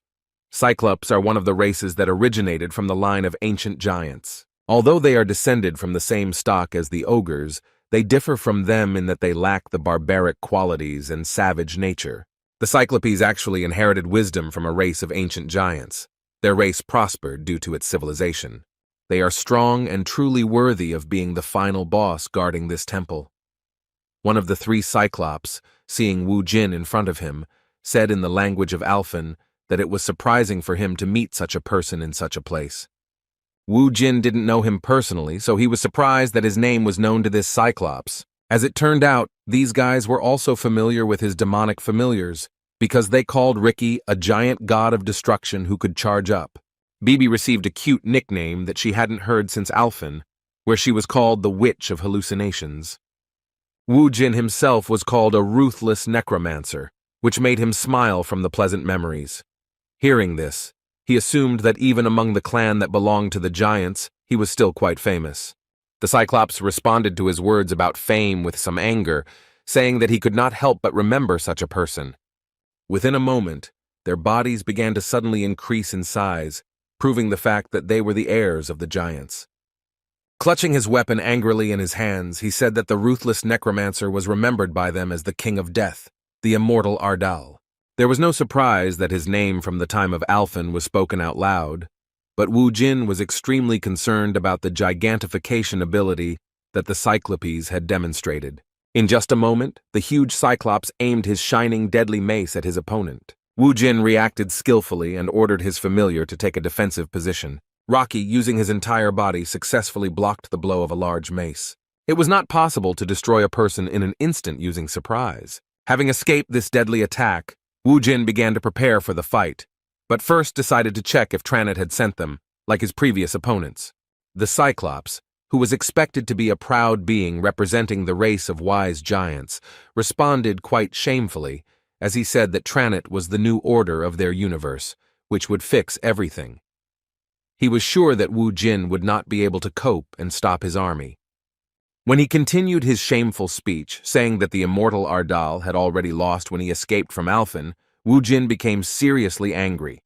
Continuing to irritate the legendary necromancer from Alphen, the Cyclops said that his anger confirmed his words. Wu Jin lowered his eyes and said with an evil smile that he shouldn't cross the line because he would pay a very painful price for it. Having transformed his warrior's weapon into a spear, he rushed into the attack, and only at the last moment did the Cyclops realize that this attack could no longer be dodged. The giant monster's only eye was pierced by a spear. This is the weakest point of this Alphen race. Wu Jin thought with a satisfied smile that this was the end for his opponent, and there were only two of them left. However, a moment later the Cyclops unexpectedly struck back, slapping him with his palms. Squeezing his palms with all his might, he said that now the immortal Ardal had come to an end. However, just a moment later, Wu Jin proved that he was still not suppressed, and used a whirlwind of blades to cut his limbs like tofu, freeing himself from his grip. Returning to the surface, he ignored Bibi's concerns, and uttered words of incomprehension regarding the Cyclops being normal, even after he pierced his eye with a spear. In just a moment, the system reported that the Cyclops had completely healed all of its wounds, and the lost limbs had returned to their original appearance. This news was quite bad. It was too powerful an ability that Wu Jin did not expect to see in such a place. Meanwhile, the conflict between the military and the guys from the Ardal Guild continued outside. A scandal broke out at the 4th guard post because the guild founders asked to let them through to the place where their guildmaster entered the dungeon. They were refused to find out about his condition, no matter how much they asked. According to army representatives, they have already reported all the necessary information to the media, and being in such close proximity is too dangerous due to the threat of a dungeon breakthrough. Ji Wung, who came to this troubled place with her brother, couldn't stop worrying about whether Kang Wu Jin was okay or not. She lowered her head and tried to hide her emotions, because if she thought about the worst, she couldn't even imagine what would happen to her life. Gritting her teeth, she began to pray, strengthening her faith that he would return alive and well. Her prayers came in handy as Wu Jin continued to fight fiercely against 3 gigantified monsters at once. As the experienced warrior Yoon Hee watched him fight, she was amazed at how he continued to resist despite the enormous pressure. She acknowledged that the Cyclopes had monstrous strength due to their gigantic bodies, Equally exciting was their almost instantaneous ability to regenerate. From the outside, this whole situation seemed hopeless to her, and she was incredibly interested in what he would do. Continuing the battle, Wu Jin chose a more mobile weapon, the legendary sword, with which he could inflict deadly cuts. However, even this did not bring any results, because the Cyclops continued to regenerate without stopping the moment they received a fatal wound. There was no end to this, and all his efforts were in vain. He already understood that if this continued, then a breakthrough of the dungeon could not be avoided. It was the first time he had seen and never heard of Cyclops with such a regenerative ability. He understood that this was their native land, but such an ability seemed too imbalanced. As soon as he had thought about it in his head, he realized that he was indeed fighting on their territory, where they had a huge advantage. Thinking about this, he reminded himself that this place was the temple of the entire giant race. From the very beginning, the Cyclopes guarded this temple, which meant that it was not only about its cultural value, but also about preserving the power of this place and using its advantages for protection. Wu Jin understood that all their abilities were limited in this location, so he asked Rocky and Bibi to do everything to distract the Cyclops for a while. Looking at the huge Cyclops with crushing force, Bibi began to panic, saying that she could not imagine how they would cope with such a task. In response, Wu Jin put his hand on her head and said that he believed that they could do it. Having offered them an excellent training that they couldn't refuse, the cunning master ran away from his charges, leaving them to be torn apart by monsters like mad dogs. It wasn't the first time Rocky had been in a fight where he was just a body to be beaten, but this was the first time Bibi had tried on such a role, and the sight of the terrifying Cyclops alone sent shivers down her spine. With some panic, she looked at the enemies and politely asked them to stop for a second to give her a chance to concentrate on the fight. Meanwhile, Wu Jin climbed up the huge statue that these Cyclops were guarding. This statue was so huge that without it, no one would have known what kind of temple it was. The ironic thought was not only about the decoration, but also the functionality of such a thing in such a place. Wu Jin guessed that the divine relic kept in this temple bestowed buffs to its believers. He guessed that in this case, it was a regeneration buff. Just as he thought that this relic was the statue beneath his feet, he saw one of the enraged Cyclops rush towards him and begin to shout angrily for him to remove his feet from their deity. With a sly smile, Wu Jin replied that his reaction meant that he had finally managed to find out their weak point. The Cyclops' alarm clearly indicated that he was close to the answer to this riddle. The Cyclops could not use his brute strength near this place, so he shouted out in anger the name of the necromancer from Alphen, calling him the immortal Ardal. Without wasting any time, Kong Wu Jin turned to using a warrior skill. In just a moment, he used an earth strike that turned the statue of the giant deity into a pile of stones. The Cyclops' reaction was immediate. He immediately rushed into the attack with an anger that he had never shown before.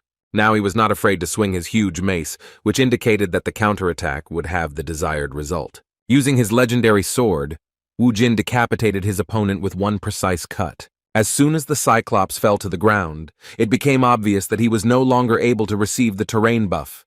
His regeneration was not able to restore him after such an injury. Looking at the satisfactory result, Wu Jin slyly said that he was right, and now his swings were working properly. Turning to the other two monsters, he asked if they would like to repeat their words about him being a frightened fugitive who had left the battlefield. The battle was now more fair, as they had almost the same level of regeneration at their disposal.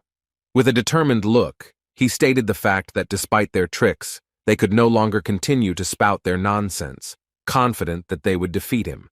The last two monsters were not much of a problem, and Wu Jin had access to a lot of items that could quickly increase his power level in less than a minute. Seeing the giant's belt and the Cyclops' tears in front of him, he was so delighted that he didn't even pay attention to Bibi's worries. Looking through his inventory, Wu Jin thought about how he was starting to drift further and further away from his former self. His strength stats were already almost on par with his magic stats, and that was only after several battles with monsters that his skeleton army was no match for. It didn't matter much now, so he suggested that his familiars hurry up with their return. Bibi was delighted with this suggestion, because she was already missing the carefree life while watching TV series. However, as soon as they returned to the altar, they discovered that the return stone had disappeared. Wu Jin immediately asked the familiars if they had taken it, but it turned out that they had done nothing of the sort. It seemed as if the stone of return had been stolen by some ghost, but a moment later the answer to their question appeared before them. A cunning cat thief appeared before them and, showing them the stone they were looking for, asked if they really needed it that badly. For the first time since entering the dungeon, Yun-hee appeared before Wu Jin, fully appreciating his abilities in battle. Wu Jin hadn't noticed her before. He asked her with confusion what she was doing here, and whether she really just fell for his provocation and followed him. As it turned out, the Hwarang Guild president actually asked her to make Kang Wu Jin enter the dungeon that would break through at Yongan Station. Hearing such madness, Yun-hee couldn't understand what her brother was even thinking.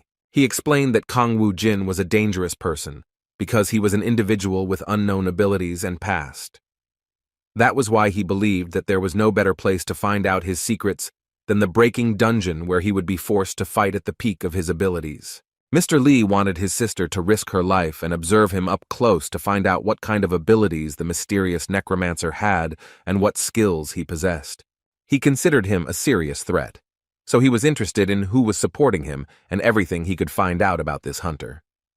Hearing such a difficult request, Yun-hee was not thrilled. She wondered why she had to do this and whether it was possible to send someone of lower rank. Mr. Lee replied that he was sure that only she could do that. In addition, he really wanted to have Kang Woo-jin on his side, but it was impossible due to him founding his own independent force, the Ardal Guild. Now he didn't care what Kang Woo-jin was doing, because the fact that he was able to clear dungeons single-handedly in the shortest amount of time meant that it would not be difficult for him to carry out a revolution in the Bloodstone market, which would shake the authority of the strongest guilds in Korea that were in balance. While in this place, Yun-hee knew that she wouldn't be able to get him, so she thought about how it would be better to get rid of him before he gained influence. For the first time since they met, the red-haired girl showed some respect towards Wu Jin, saying that she was surprised when she heard that he was clearing the dungeon alone. She initially thought he was using some tricks, but now she admitted that he was indeed strong.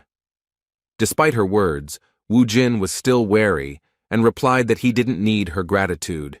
After that, he reminded him that the dungeon was about to break through, and he had to return the hearthstone to him as quickly as possible. Hearing his threatening tone towards her, Yun-hee rushed to the attack without hesitation and tried to strike first. Wu Jin was amazed by her strength, as she was indeed a true A-rank warrior class. After blocking her attack with difficulty, he angrily asked her what she was doing and whether she knew that they would both be finished if they were in this place during the dungeon breakthrough. In response, the mad woman said that it just so happened that she could not allow him to leave this place alive. Meanwhile, the guys from the Ardal Guild continued to try to get to the entrance of the dungeon, saying that they had a direct relationship with the person involved in this incident. They were not going to find out the details through the media because we are talking about the leader of their organization. Their conversation with the army representative was suddenly interrupted by Mr. Lee, the president of the Hwarang Guild, whose interests also affected this situation. Upon seeing him, Min Chang introduced this red-haired scoundrel to his colleagues, the founders of Ardal. When he approached Mr. Lee, he was counting on his help, so he introduced himself as Director Ardal and explained that they were there because they heard that their guild master had entered that dungeon.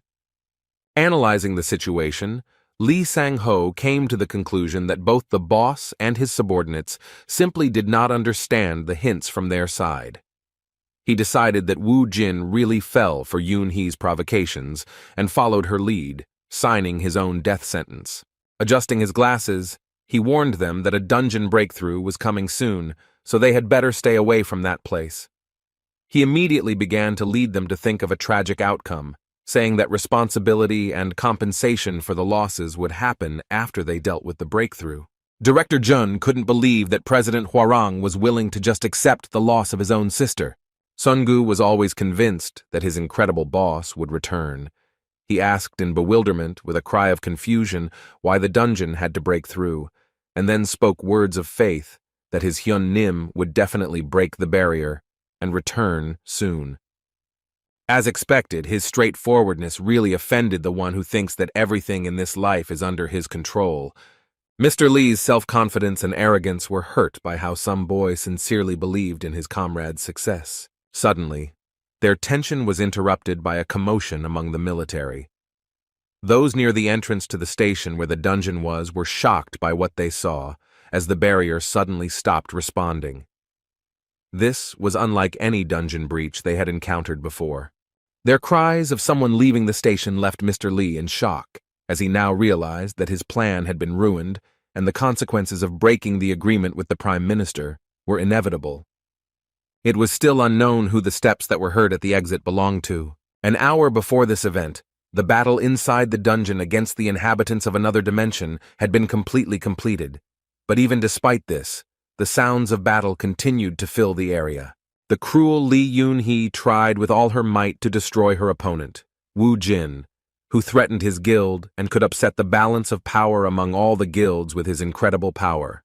The sheer brute strength of this crazy, red-haired girl was enough to drive the necromancer into a corner. However, she had no intention of playing with him and even resorted to using the skill before he even began to resist.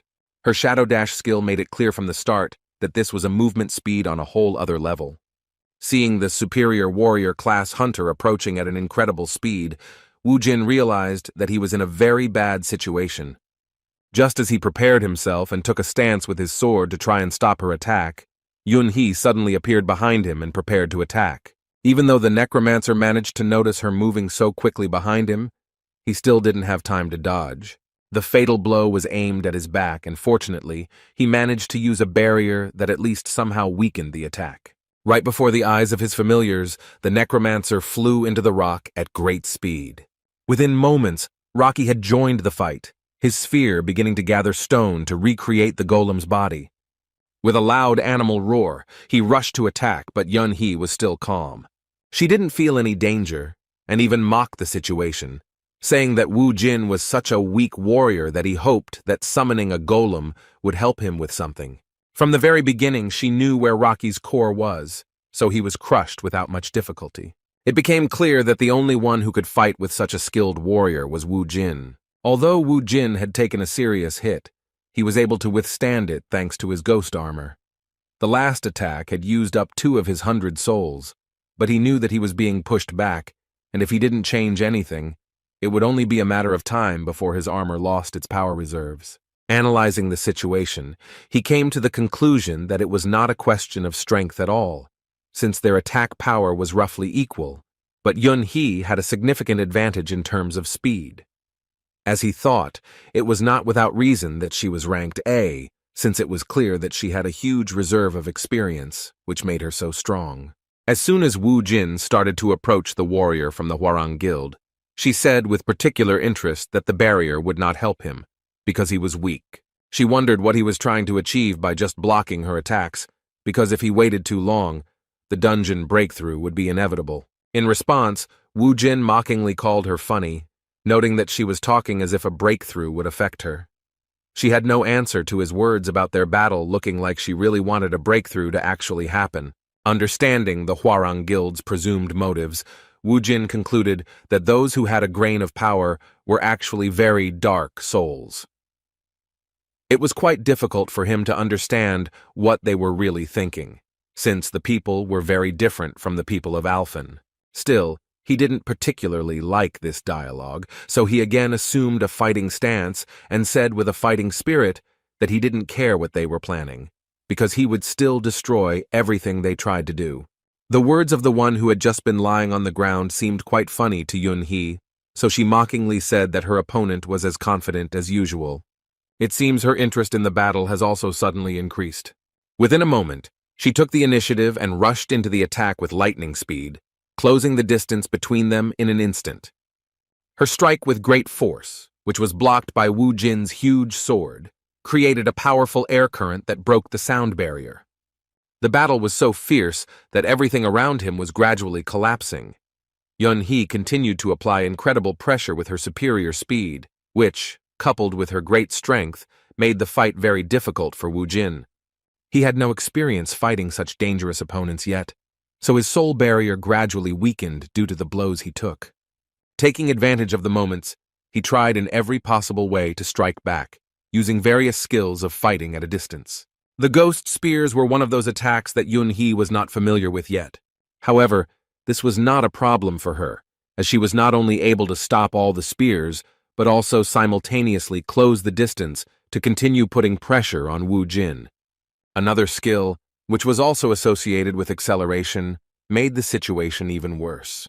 With the help of her shadow superspeed, she was right in front of the necromancer in an instant, while he was stuck in a corner and unable to maneuver. He knew that this blow would not be blocked, because at this moment, Yun-hee was at a speed that he could not cope with. It was only by a miracle that he managed to lean back a little, avoiding a fatal wound from the slashing blow of his dangerous opponent. He clutched his face, feeling incredible anger, because she had actually managed to leave a large scar between his eyes.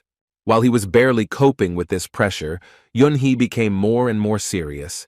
She believed that she was already one step away from victory, since Wu Jin's barrier had reached its limit. Noticing this, she suggested that they finish quickly so that one of them could get out of this dungeon. Her next deadly attack was the Moon Slash skill, which released even more of her magical power than any move she had used before.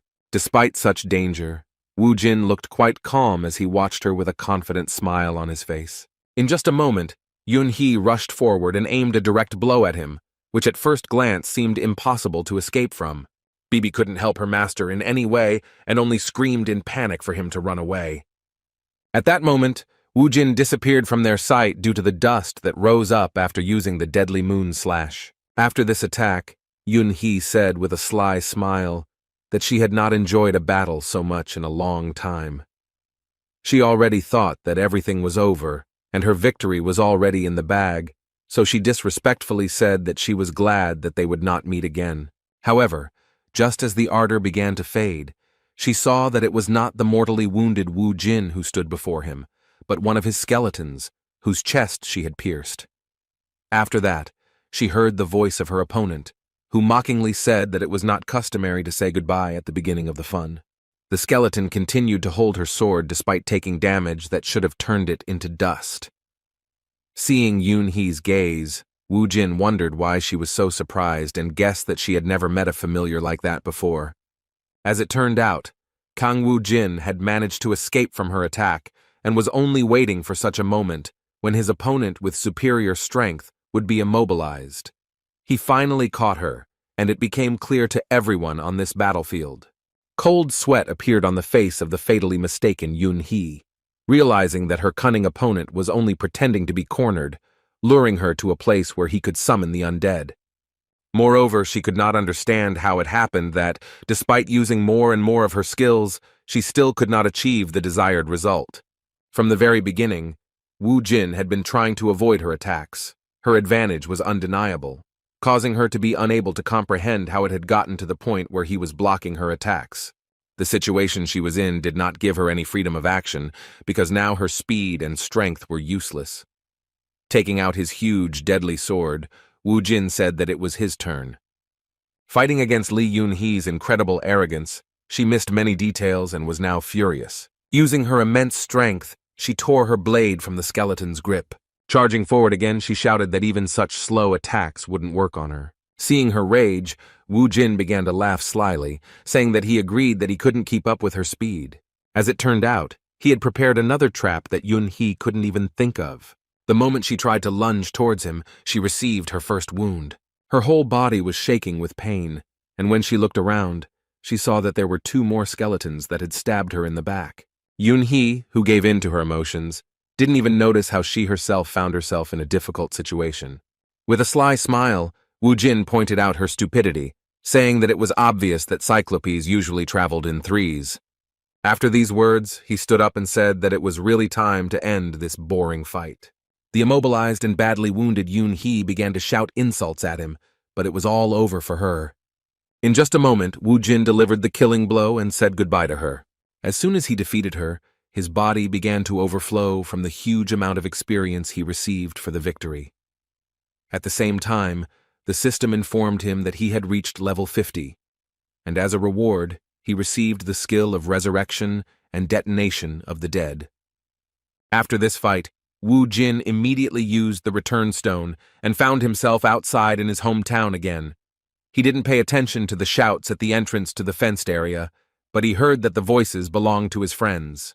The Ardal Guild founders standing outside were trying to break through to the entrance of the dungeon, saying that if the barrier had disappeared, there was no longer any danger for them. Suddenly, the continuous arguments with the army representatives stopped, because Wu Jin had gone upstairs. He didn't look the same as before, but the guys were incredibly happy that he came back alive. Seeing his friends, Wu Jin asked in surprise when they managed to arrive at this place. The guys didn't care about his questions because they wanted to hug their boss as soon as possible, for whom they were so worried about like never before. Director Jun said that they came running as soon as they heard the news. They were all horrified when they saw the wound on Hyung Nim's face, but the boss asked them to ignore it, saying that it was only temporary. Turning to the boys, he remembered that he had left his clothes and phone somewhere nearby, after which he asked them to look for right-handed things. Director Jun again could not understand his boss, because at that moment, the whole country was indebted to him for saving a huge residential area of the city, and he was only concerned about things. Just as Wu Jin gave a small task to the excited founders of his guild, he heard a young girl's voice shouting his name. It was Ji-woon, and she rushed at him with great speed and hugged him. With tears streaming down her face, she began to scream at him for being a fool for making her worry so much. She wanted to know how he could just rush into such a dangerous dungeon alone.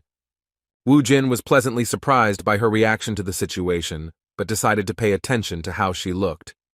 Saying that all her problems should have passed by now, he asked why she was still wearing a cap. As soon as Ji-woon looked up, he said that she had become even more beautiful. As it turned out, in this situation, she thought that her scar disappearing meant nothing compared to the huge wound left on his face. Wu Jin, who had already forgotten about his scar, replied that it would also disappear after he used the ointment. It seemed that the worries should have passed, because Wu Jin was safe and sound in front of her. But this was not the end of her difficult conversation. Taking advantage of the moment, she decided to mention the ring he gave her. She was overwhelmed with emotion, and closing her eyes began to scream that if he really wanted to date her, then she was okay with it. Without listening to her speech to the end, Wu Jin caught the girl with a red face by surprise by saying that he did not know what ring she was talking about. The confused girl began to explain in a trembling voice that he was talking about that incident and that he had probably prepared it so that she would receive exactly that kind of gift. The confusion in Wu Jin's eyes told her that she had misunderstood. She began to feel so awkward that she was ready to sink into the ground. What scared her even more was that there were many people around who could misunderstand her and consider her some kind of naive fool. While the modest Ji-woon was trying to find a place for herself, Wu Jin realized what was going on. Looking towards the boys, he began to glare at Seung-han, who was scared to death. He tried to say with his whole appearance that he didn't know what he was guilty of, because an incredibly beautiful girl had just confessed to him. Their conversation was suddenly interrupted by Lee Sang-ho's intervention. He walked up to Wu Jin and said that he was relieved that he was okay. After that, he asked with some feigned excitement in his voice what had happened to the team leader Lee Yoon-hee. Remembering what happened inside the dungeon, Kang Woo-jin thought about how to respond in order to put this disgusting scoundrel in his place. The situation seemed quite suspicious to him. He believed that the president of the Hwarang Guild had a direct connection to what happened. However, even though he was sure that it was his order, Wu Jin could not do anything about it, knowing that he did not have any solid evidence. He was interested to see what would happen next, so he answered briefly and without emotion that Yun-hee had died in battle. He shocked the Hwarang leader with his words, saying that although she was strong, the challenge she faced was much more dangerous than she initially thought. Sang-ho reacted with restraint. He began to analyze the situation. He could not believe that Lee Yoon-hee was killed by some monster, so he did not trust his words that he allegedly had nothing to do with it. Looking at Wu Jin's emotionless expression, he tried to figure out if it was possible that he was simply lying to his face. In response, Sang-ho asked with a serious look who killed her. Wu Jin immediately answered briefly that it was an immortal. Although Sang-ho did not understand anything from his answer, Wu Jin wanted to say with some hidden mockery in this phrase that the killer of Yun-hee was the immortal Ardal, who he himself is, although no one from Earth knows about it. The tension between the leaders of the two powerful organizations was broken when Song-gu appeared. bringing his boss his phone and clothes. As it turned out, the military had noticed them near the entrance to the dungeon and decided to save them just in case. Without even saying goodbye to Li Sang-ho, Wu Jin started walking towards the car with his subordinate. Sun-gu asked why he suddenly stopped the important conversation with the head of Harang, but the boss replied that he didn't care. At the same time, Sang-ho was going crazy from the realization that he was told that Li Yun-hee had died at the hands of some unknown monster, which was later defeated by Wu Jin. He couldn't believe something like that, considering how strong his sister was. In fact, he didn't care at all about losing his sister, because she really was just a card in his guild's deck. What made him most angry was that he had failed to implement any of the plans he had prepared earlier.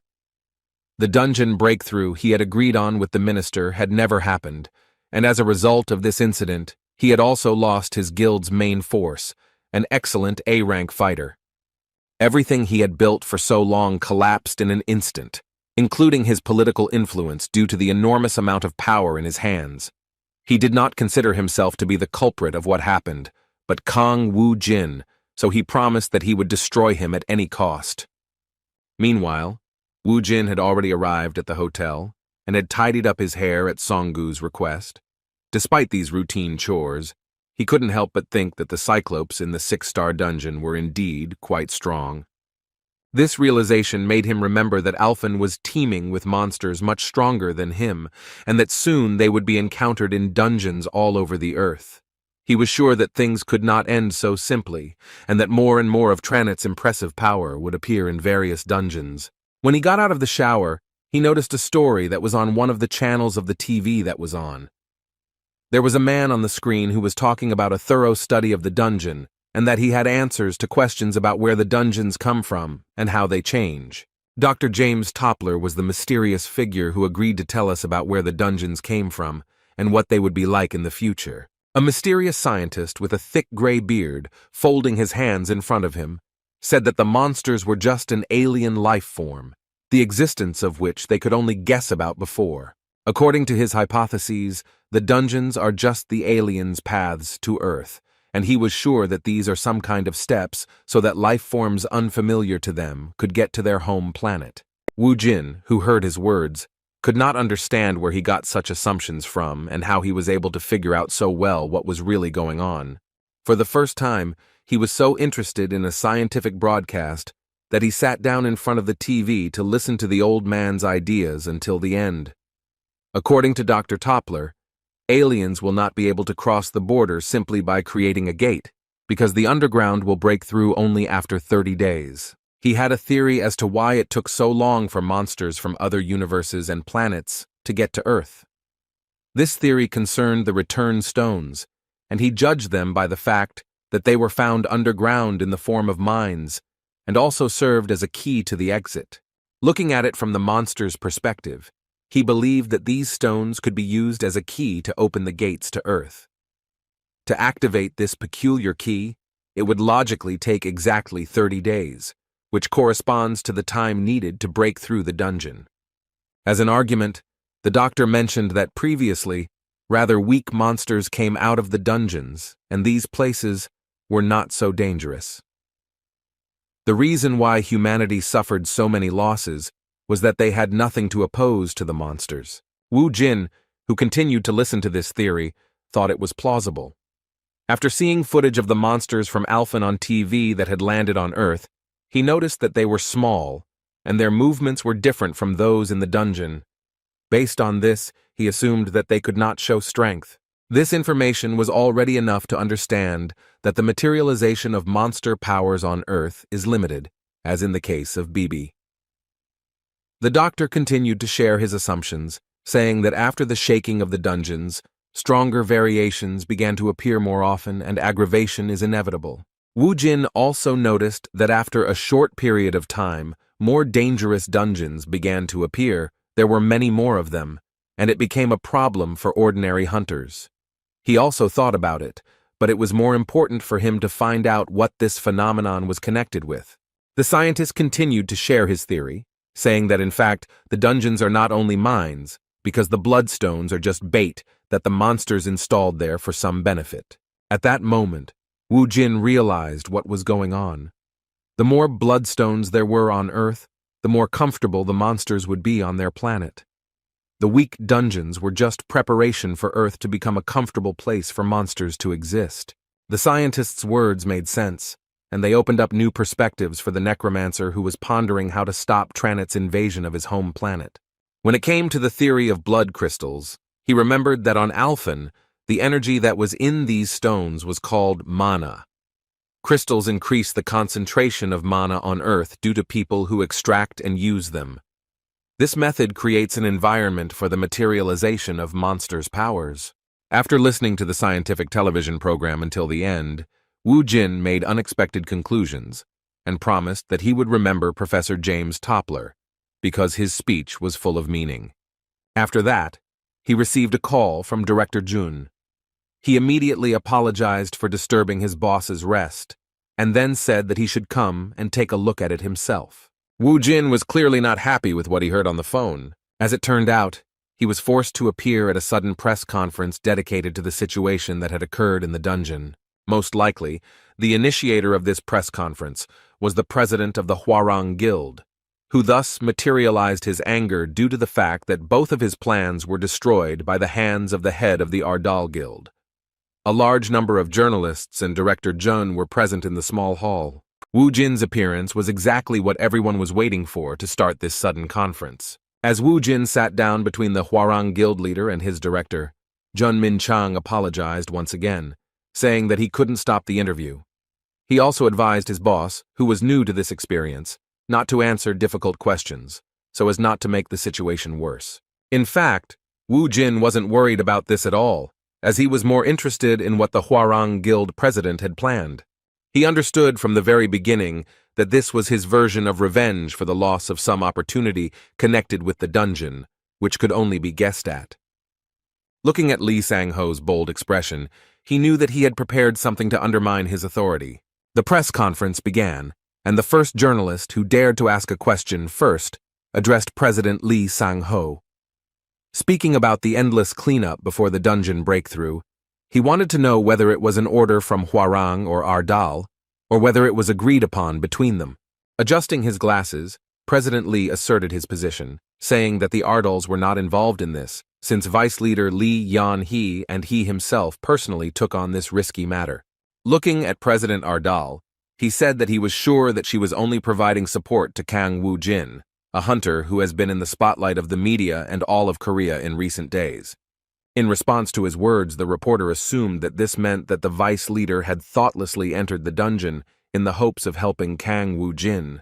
The next question was aimed at the guild leader Ardal. He was interested in what kind of teamwork he and the vice leader of the Hwarang Guild had when they were clearing such a difficult and unpredictable dungeon.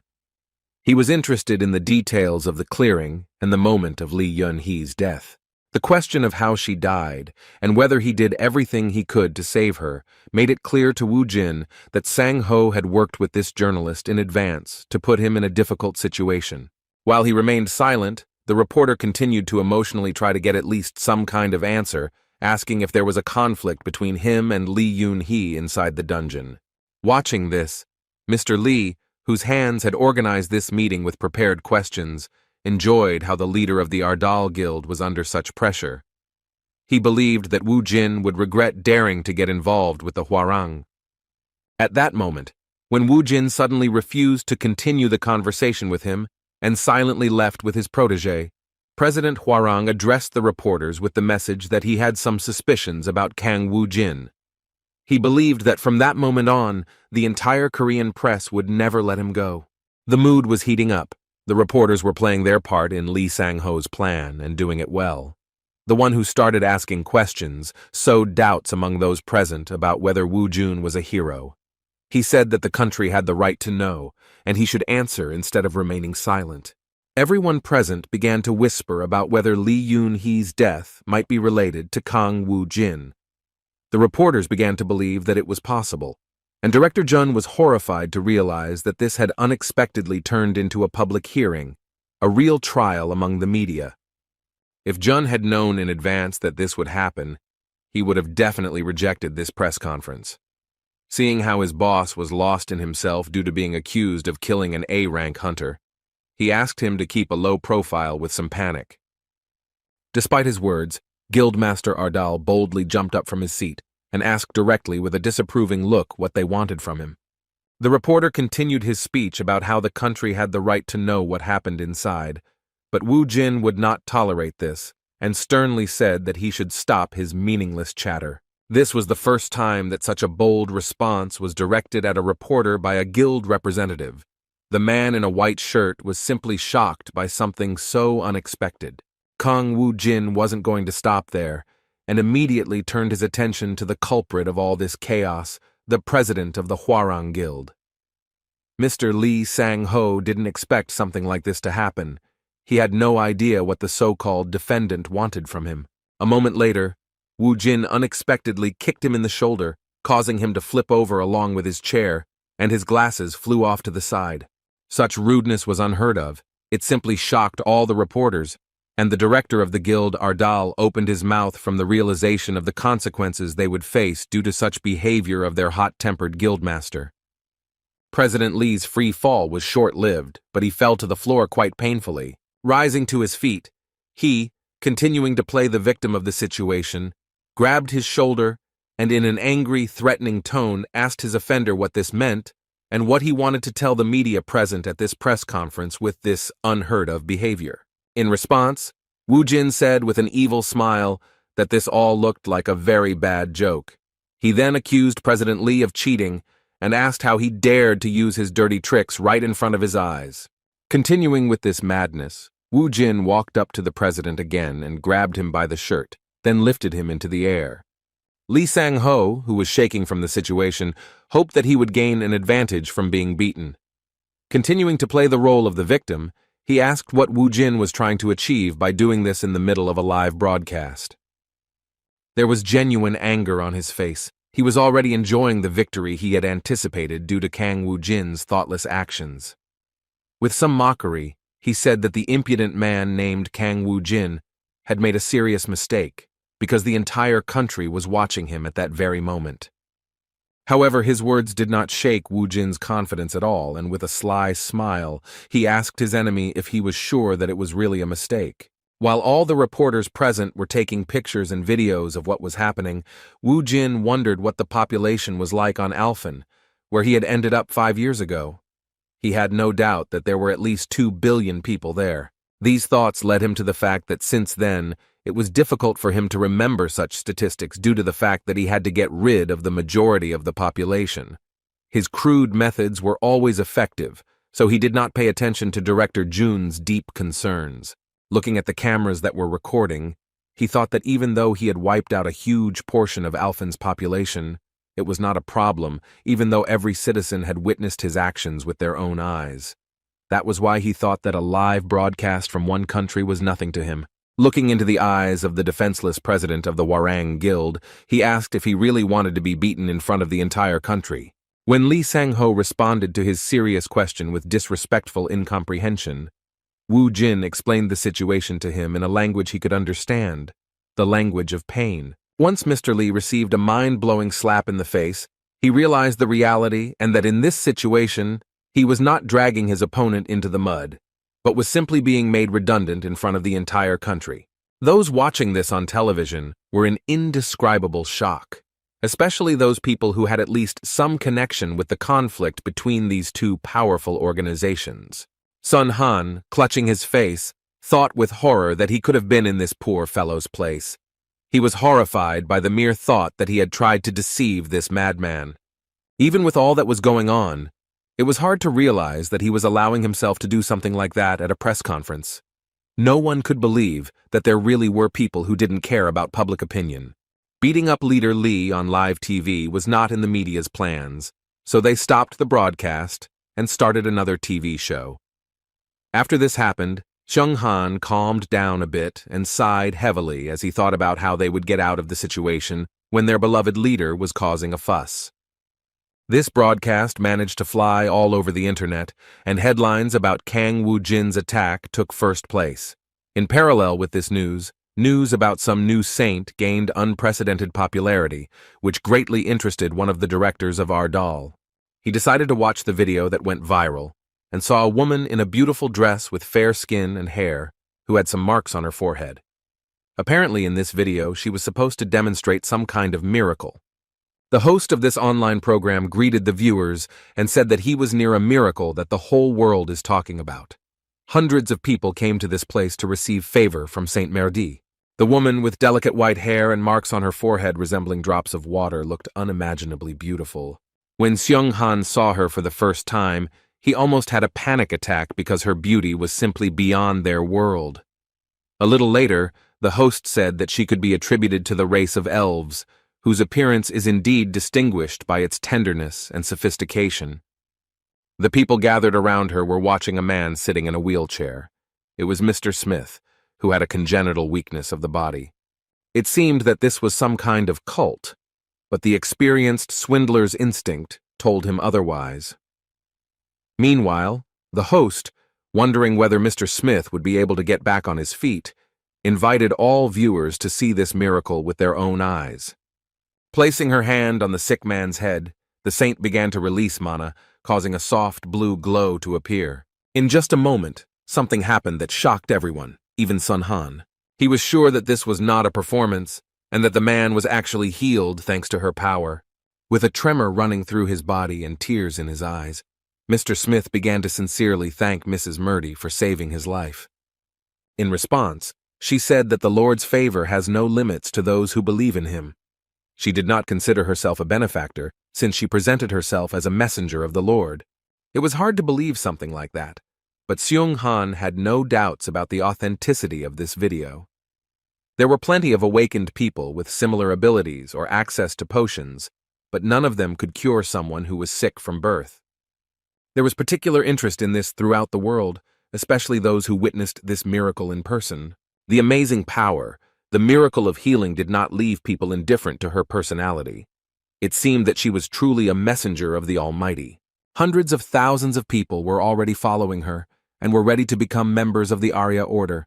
No one had yet doubted her miraculous abilities. A representative of one of the major guilds in the United States knew more about her than anyone else, but Murdy remained a mystery to him.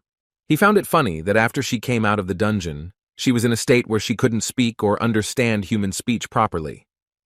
Despite this, she managed to learn English in just a couple of days. The goddess whose messenger Merdi was is the goddess Arya, who is the goddess of fertility and providence in the world of Alphen. Merdi, once she mastered the local language, introduced herself as a priest serving Arya. Afterwards, she demonstrated many miracles, because she not only has magical healing, but can also convey Arya's prediction through divine revelation, which is truly incredible. Due to her ability to predict the location and time of a dungeon's appearance, the awakened were able to excel at this, clearing 5-star and 6-star dungeons in just 1 week. What was also known about Saint Merdi is that there is a condition to using this power. To use her help, one must found a squad of paladins serving the goddess Arya. A man with long white hair, who is a guildmaster of one of the large organizations in the USA, decided to create a squad of paladins with his own hands. They received a lot of applications, and according to his subordinate, it takes time to process such a large amount of information. What was alarming to them was the news that most of the awakened in their guild were asking for a transfer. There was nothing they could do about it. It was decided that if it was impossible to stop their own awakened ones, then it was worth getting the maximum benefit from their activities. As an experienced hunter and guildmaster, he was confident that the woman was the best awakened at the moment. He could, without any doubt, place her above all other awakened ones in the world, confidently placing her at the SS rank, which was previously out of the question. Although the broadcast of the press conference was interrupted, the events continued. Everyone present was so scared that they hid their phones and just watched in horror as Wu Jin turned President Li's face into a cutlet. The only one who could somehow influence this situation was Director Jun. He tried in every way to stop his guildmaster, shouting worriedly that he should calm down, because otherwise their guild would not be able to avoid the grave consequences of his actions. Fortunately, Wu Jin actually listened to his comrade's advice. The trembling body of the beaten manipulator who was trying to secretly get rid of his competitor gave the impression that the Ardal Guild was not to be trifled with. After finishing the clarification work, Guildmaster Ardal simply threw the Hwarang president to the floor, letting him once again feel the pain in his head due to the hard landing on the surface. Returning to the question he was asked, he said he was ready to give an answer. With a serious and stern look, Wu Jin stated that the leader Li Yun-hee, who died in that dungeon, tried to kill him. Looking at the president who was behind this matter, Wu Jin said that Li Yun-hee, who tried to carry out this disgusting act, failed and suffered a crushing failure. By looking at the boy who asked that question and starting to put verbal pressure on him with a hint of threats, Wu Jin demonstrated the seriousness of the consequences for such an attitude towards his organization. With anger on his face, he threatened that if he saw this vile, corrupt journalist at his press conference again, then he would not get off so easily. The scared-to-death reporter began to regret contacting Hwarang, because now the media he represented was forbidden from contacting the craziest guild that was the center of attention in Korea. After these words, Kang Woo-jin turned around and called for his guild director to leave. The press conference ended, but even after it, Jun Min-chan could not calm down. He was worried about the situation and wanted to know if it was true that Li Yun-hee tried to kill his boss. Wu Jin confirmed his words personally, and based on this, a terrible assumption immediately came to the director's mind, which made him feel cold all over. Understanding what he was thinking, Wu Jin decided not to hesitate and confirmed that he had indeed gotten rid of the insolent girl with his own hands. However, he believed that the president of the Hwarang Guild was to blame for what had happened, as he dared to commit such a disgusting act. Turning around, Wu Jin asked his protege with a smug smile what surprised him so much, that he had done such a thing to a girl, or that the Hwarang Guild was hunting him. Nodding his head in response, Jun tried to calm himself down, because such details were not for the faint of heart. Even though they had tried to kill his boss, he still couldn't understand how he could be so calm after what had happened, especially at such a young age. Seeing his charge's anxiety, the immortal Ardal said that it was good for them. Even though Wu Jin had finished off Li Yun-hee, who stood in his way, the director was still worried about what would happen next. He wondered what the public would think of the Hwarang Guild, which manipulated the press to tarnish the reputation of its competitors. Seeing his guild director's concern, Wu Jin asked him a very interesting question. He wanted to know if Director Jun had any idea what the people who acted on the sly couldn't handle. With a sly smile and a smart look, he explained that such scoundrels would not be able to cope when they were openly targeted, because that was when the headache began, because they would not be able to arrange a conspiracy in secret, because it would become obvious to everyone. Hearing this, Director Jun was shocked by how sharp his young guildmaster was. Now he realized that Wu Jun had actually changed the atmosphere from thinking about why he had incited Yun-hee to death. After his brutal actions, reporters wondered if Hwarang really wanted to stage the murder of Kang Woo-jin, a true rising star among hunters with amazing and mysterious abilities that give them a significant advantage when fighting dungeon monsters. There was no way to prove what happened in the dungeon, so the director believed that Wu Jin had really thought it all out so well, down to the smallest details that he hadn't even guessed at. Director Jun was delighted, so after saying that he expected nothing less from his boss, he asked how they would clean up the mess of the methods they had to resort to in order to achieve such a goal. In response, Wu Jin looked at him with confusion and said that it was not his problem, because his deputy should handle such matters. All the work that Min Chang was most worried about was dumped on his shoulders. He was incredibly depressed at the realization that his damn boss hadn't really thought of anything. In an attempt to cheer him up, Wu Jin began to pat him on the shoulder in a friendly manner and laughingly say that his director should be of some use too. Still, the guildmaster had at least some conscience left, and he was able to calm his nervous protege, saying that if he was not satisfied with his salary, then he could raise it at his own discretion. As soon as they went outside, a huge number of people were already waiting for them. Jin had no idea what was going on or what they were waiting for here. Turning around, Ha Min addressed his boss and asked him with a smile to say hello to those who so badly wanted to see him. As it turned out, the villagers who had been hiding in shelters while he was fighting inside the dungeon came to meet him. He saved them not only from the monsters, but also from the army that was going to turn their area into dust, not caring that they were still in the operation zone. All these people came to the press conference to thank their savior. They were sincerely grateful for the protection of their home and promised that they would root for him no matter what happened.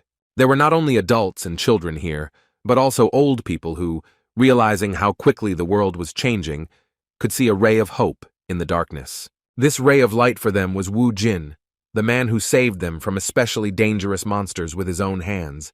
After all the people thanked him for saving their lives, they let a little girl go ahead, who held out a bouquet of flowers towards him, and calling him a good uncle, thanked him for what he had done for them.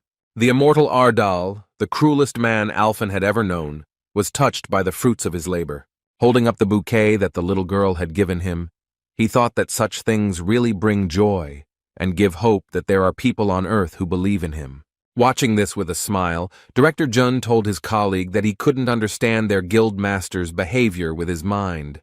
After thinking for a moment, Ha Min replied that Wu Jin was simply on a completely different level, so he would always be a mystery to them. At that moment, he was not just a hunter, but a hero who protected an entire city. Meanwhile, President Li, who had received a fair amount of slaps in front of the entire country, began to regain consciousness. The left side of his face did not look its best, and he himself was so furious that as soon as he came to his senses, he began to angrily shout the name of his offender. Trying to catch his breath after the angry emotions, he did not pay attention to the concern of his ward, who could not help him in any way at the moment when he was being beaten by one of the strongest people in Korea. Thinking back, he couldn't find words to describe his hatred for Kang Wu Jin, who humiliated him like that. All his manipulation was destroyed by the most disgusting method, brute force, which Lee Sang-ho couldn't boast of. The glasses that had flown off his face during the first blow had fallen victim to the wrath of their owner, who had clutched them in his hand with all his might. The Hwarang Guild president, who had lost everything he had been trying to achieve for a long time in one night, was shaking with anger. He promised himself that he would do everything possible to finish off the leader of the Ardal Guild. What was happening in Korea did not worry the United States at all, because what was happening in Manhattan was more astonishing. The Order of Arya was founded in the headquarters of the Titan Guild, and there was already a temple for the goddess. The messenger of the goddess Arya, known as Saint Merdi, prayed to the deity in her native language, the language of Alphen. At such moments they tried not to distract her, but she devoted all her free time to prayers, so one of the guild was forced to interrupt her with the message that the guildmaster had arrived to meet with her. Upon meeting the saint, the guildmaster first paid his respects by kissing her hand. The immaculate being that Merdi seemed to be took this for granted, for addressing her meant respect for the entire church, and in particular for its deity. Looking at the kneeling guildmaster, she asked how the process of creating a squad of paladins was going. The blond man replied that everything was going even better than they had planned. They were still getting a lot of requests, so he had no doubt that everything was fine. In response, the saint said that the goddess would be glad to hear such news. According to her, the Order of Paladins would be heroes in a holy war that would save Alphen. She wanted to use the power of the Awakened of the Earth in order to retake Alphen back, freeing it from the influence of the invader. Looking at the light that was shining through the windows, she mysteriously said that it would be too late if the enemy's main forces invaded the Earth's territory, which would not be able to withstand such a load, not to mention that the resistance force at this moment was negligible. The goddess's messenger feared that the Earth would suffer the same catastrophe as Alphen. The guildmaster already knew what was going on. They had no choice but to follow the saint, agreeing to a holy war to protect both worlds, which, as a result of their faith, would be at peace. As before, he still found it hard to believe such a terrifying truth. He thought that if it was true, then this was not a problem that their guild could solve alone. It became obvious that the power of the Paladin Order alone was not enough, and they would need the help of people from all over the world. Rising to his feet, he took the tablet from his secretary's hands and announced that he had one more piece of news that needed to be told urgently. Holding the tablet out towards the saint, he delighted her with the news that he had finally found the man she had mentioned in her prediction. However, as soon as Saint Merdi saw who was depicted on the tablet screen, she was horrified and barely said that she could not believe that this was possible. Her whole body began to tremble, and she was so shocked that she asked herself how it was possible that this person was on Earth. The guildmaster of the Titan Guild saw the saint in such a state for the first time.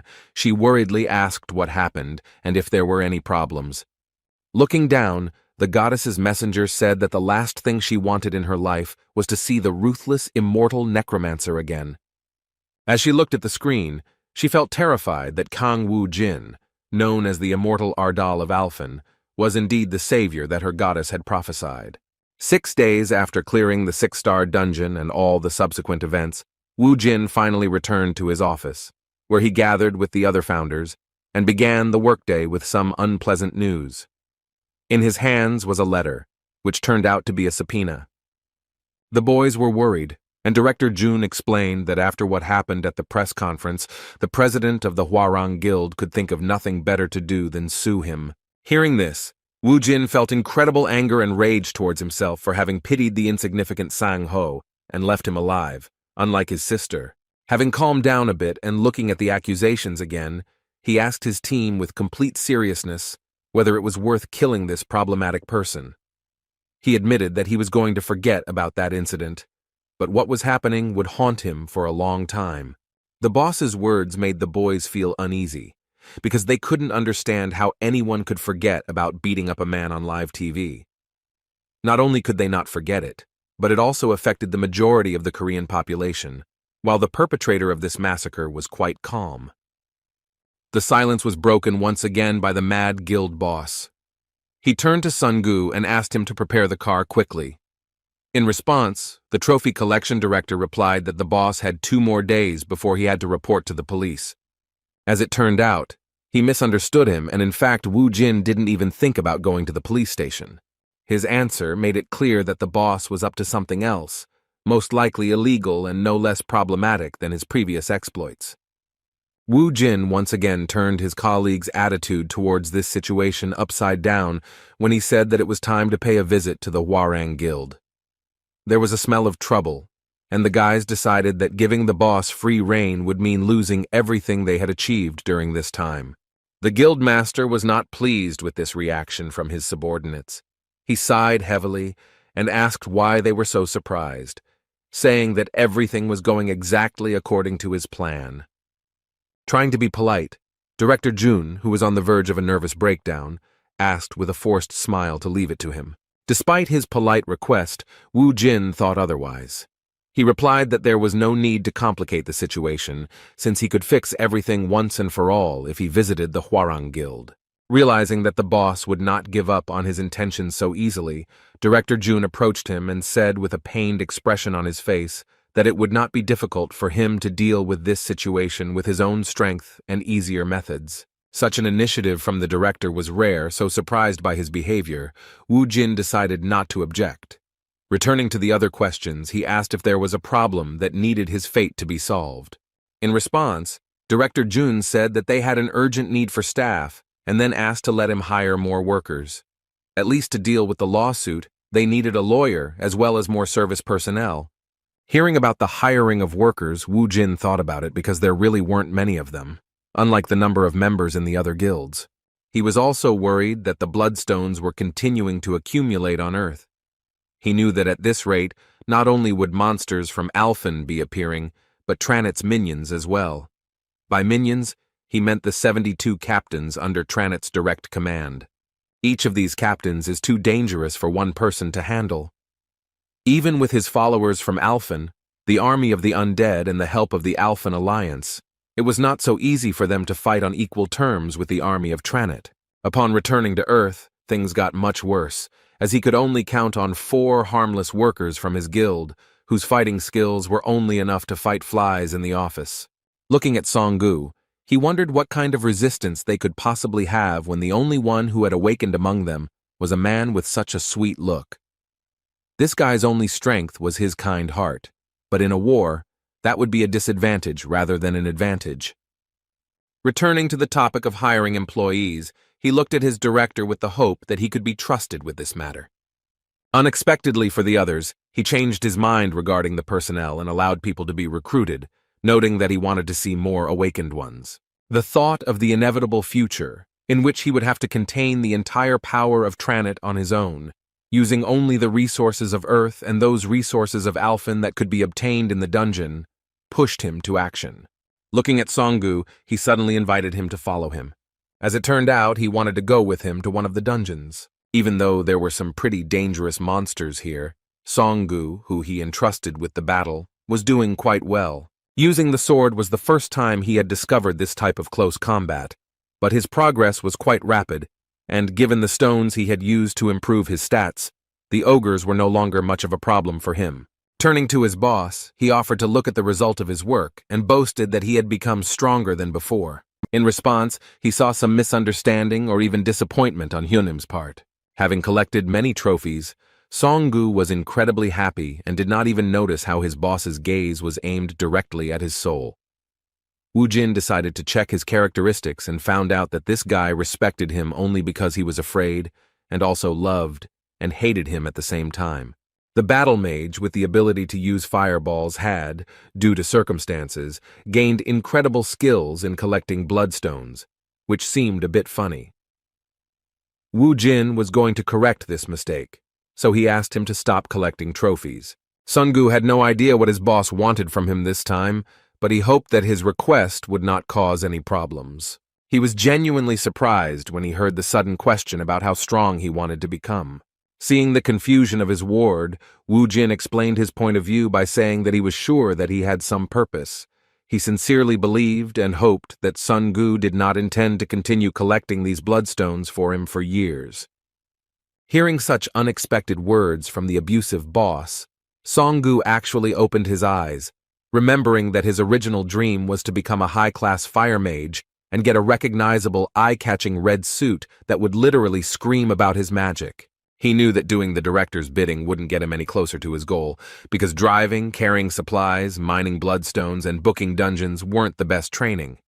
Besides, the boss would once again voice his exact guess, saying that he was probably dissatisfied with himself. In response, Songgu spoke with sincere honesty about how when he first awakened, he began to dream of becoming a high-class fire mage. Previously, he was willing to do anything for the sake of his goal. So Wu Jin decided to see if he could keep his dream even if he was tired to death. Clenching his fist, the determined young man shouted that he would continue to pursue his goal no matter the difficulties. These words and the sparkle in his eyes were enough for Wu Jin to believe him and respond to this speech with a kind smile. Taking out his terrifying weapon, he frightened Songgu, saying that in that case they would begin immediately. The boss then warned his protege that they only needed 1 month. Pointing his warrior magic weapon at his frightened protege, Wu Jin declared that he would make him an A-ranked fighter in just 1 month.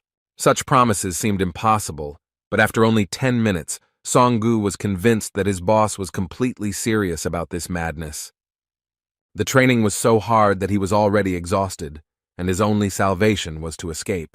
At first, he simply couldn't believe his Hyunnim's promise, but now he realized that it was about the most brutal methods one could think of. Feeling the enemy approaching, Songgu decided to stop in order to accept another difficult battle with dignity. A moment later, he almost lost his head due to the sudden appearance of a skeleton soldier, who was ready to deal him a fatal blow without any jokes. Narrowly dodging this blow, Songgu lost his balance and fell on his back with a scream. Rising to his feet and looking at his soldier Hyunnim, he understood that in this battle there was no point in running, because it would only make the situation worse. He sighed heavily and decided to make every effort to at least survive. He couldn't relax because the enemy had the advantage in terms of sword fighting. The terrifying skeleton, whose strength was nowhere near comparable to that of the boss, was still deadly and could finish off the poor guy with just 1 blow. Understanding his weaknesses, Songgu resorted to using magic to use the skill. After that, he planned to increase the distance to be on the safe side. By directing the fireball towards the monster, Songgu thought that it would be enough. His magic completely engulfed the enemy, and he literally disappeared from sight. A simpleton like Songgu immediately decided that this was the end and that the enemy was defeated. However, his efforts were not enough, and in a moment, the enemy was right in front of him, ready to strike back. This time, Songgu fully felt the price of his mistakes and carelessness as he missed the sword strike aimed at his right shoulder. The pain of the wound and the skeleton's cunning laughter began to drive him crazy. Immediately after he took the blow, a severe pain brought him to his knees. For the first time in a long time, he felt such pain that it made his whole body tremble and tears rolled down his face on their own. The intense pain did not allow him to relax for a second and clouded his mind. At that moment, the boss appeared next to him and told him that he should get to his feet and continue training. In fact, Wu Jin felt somewhat resentful of his disciple's recklessness. He couldn't believe that he actually thought he could defeat his skeleton warrior with his puny fireball. Furthermore, he was bothered by the absurdity of his disciple lowering his defense after attacking once. With a stern and instructive look, he told his student that in order to survive, he himself must want to become stronger. After these words, he asked if he really thought that in the future, monsters would only appear in dungeons. Sun Gu couldn't understand what his boss was getting at, so Wu Jin suggested that he imagine what would happen if in the future dungeon breakouts occurred in every subway station around the world. The necromancer was not afraid of cruel suggestions, saying that if this happened, then in just 3 days, half of the entire population of the earth would be brutally exterminated. Listening to all this madness, Song Gu could not understand what his boss was leading to. It all became clear when Wu Jin said that if that happened, then he would be forced to protect his family, and he would have no time for people like him. With such cruel but fair words, he reiterated that he must learn to survive on his own without relying on others. Furthermore, the boss also appealed to Song Gu's feelings, saying that if he also wanted to protect his family, then he should first make sure that he was strong enough for the task. In just a moment, Wu Jin saw how his words, like a healing potion, began to raise the poor guy to his feet. Despite the trembling in his entire body, Song Gu tried to stand up to demonstrate his determination. The pain he had never experienced before could not stop such a beast, who, rising to his feet, frightened the entire forest with his insane cry. The sparkle in his eyes returned. Now Song Gu clearly understood what he was doing and why he needed to become much stronger without delay. Turning to his boss, he shouted that he was asking to be trained in the art of a hunter.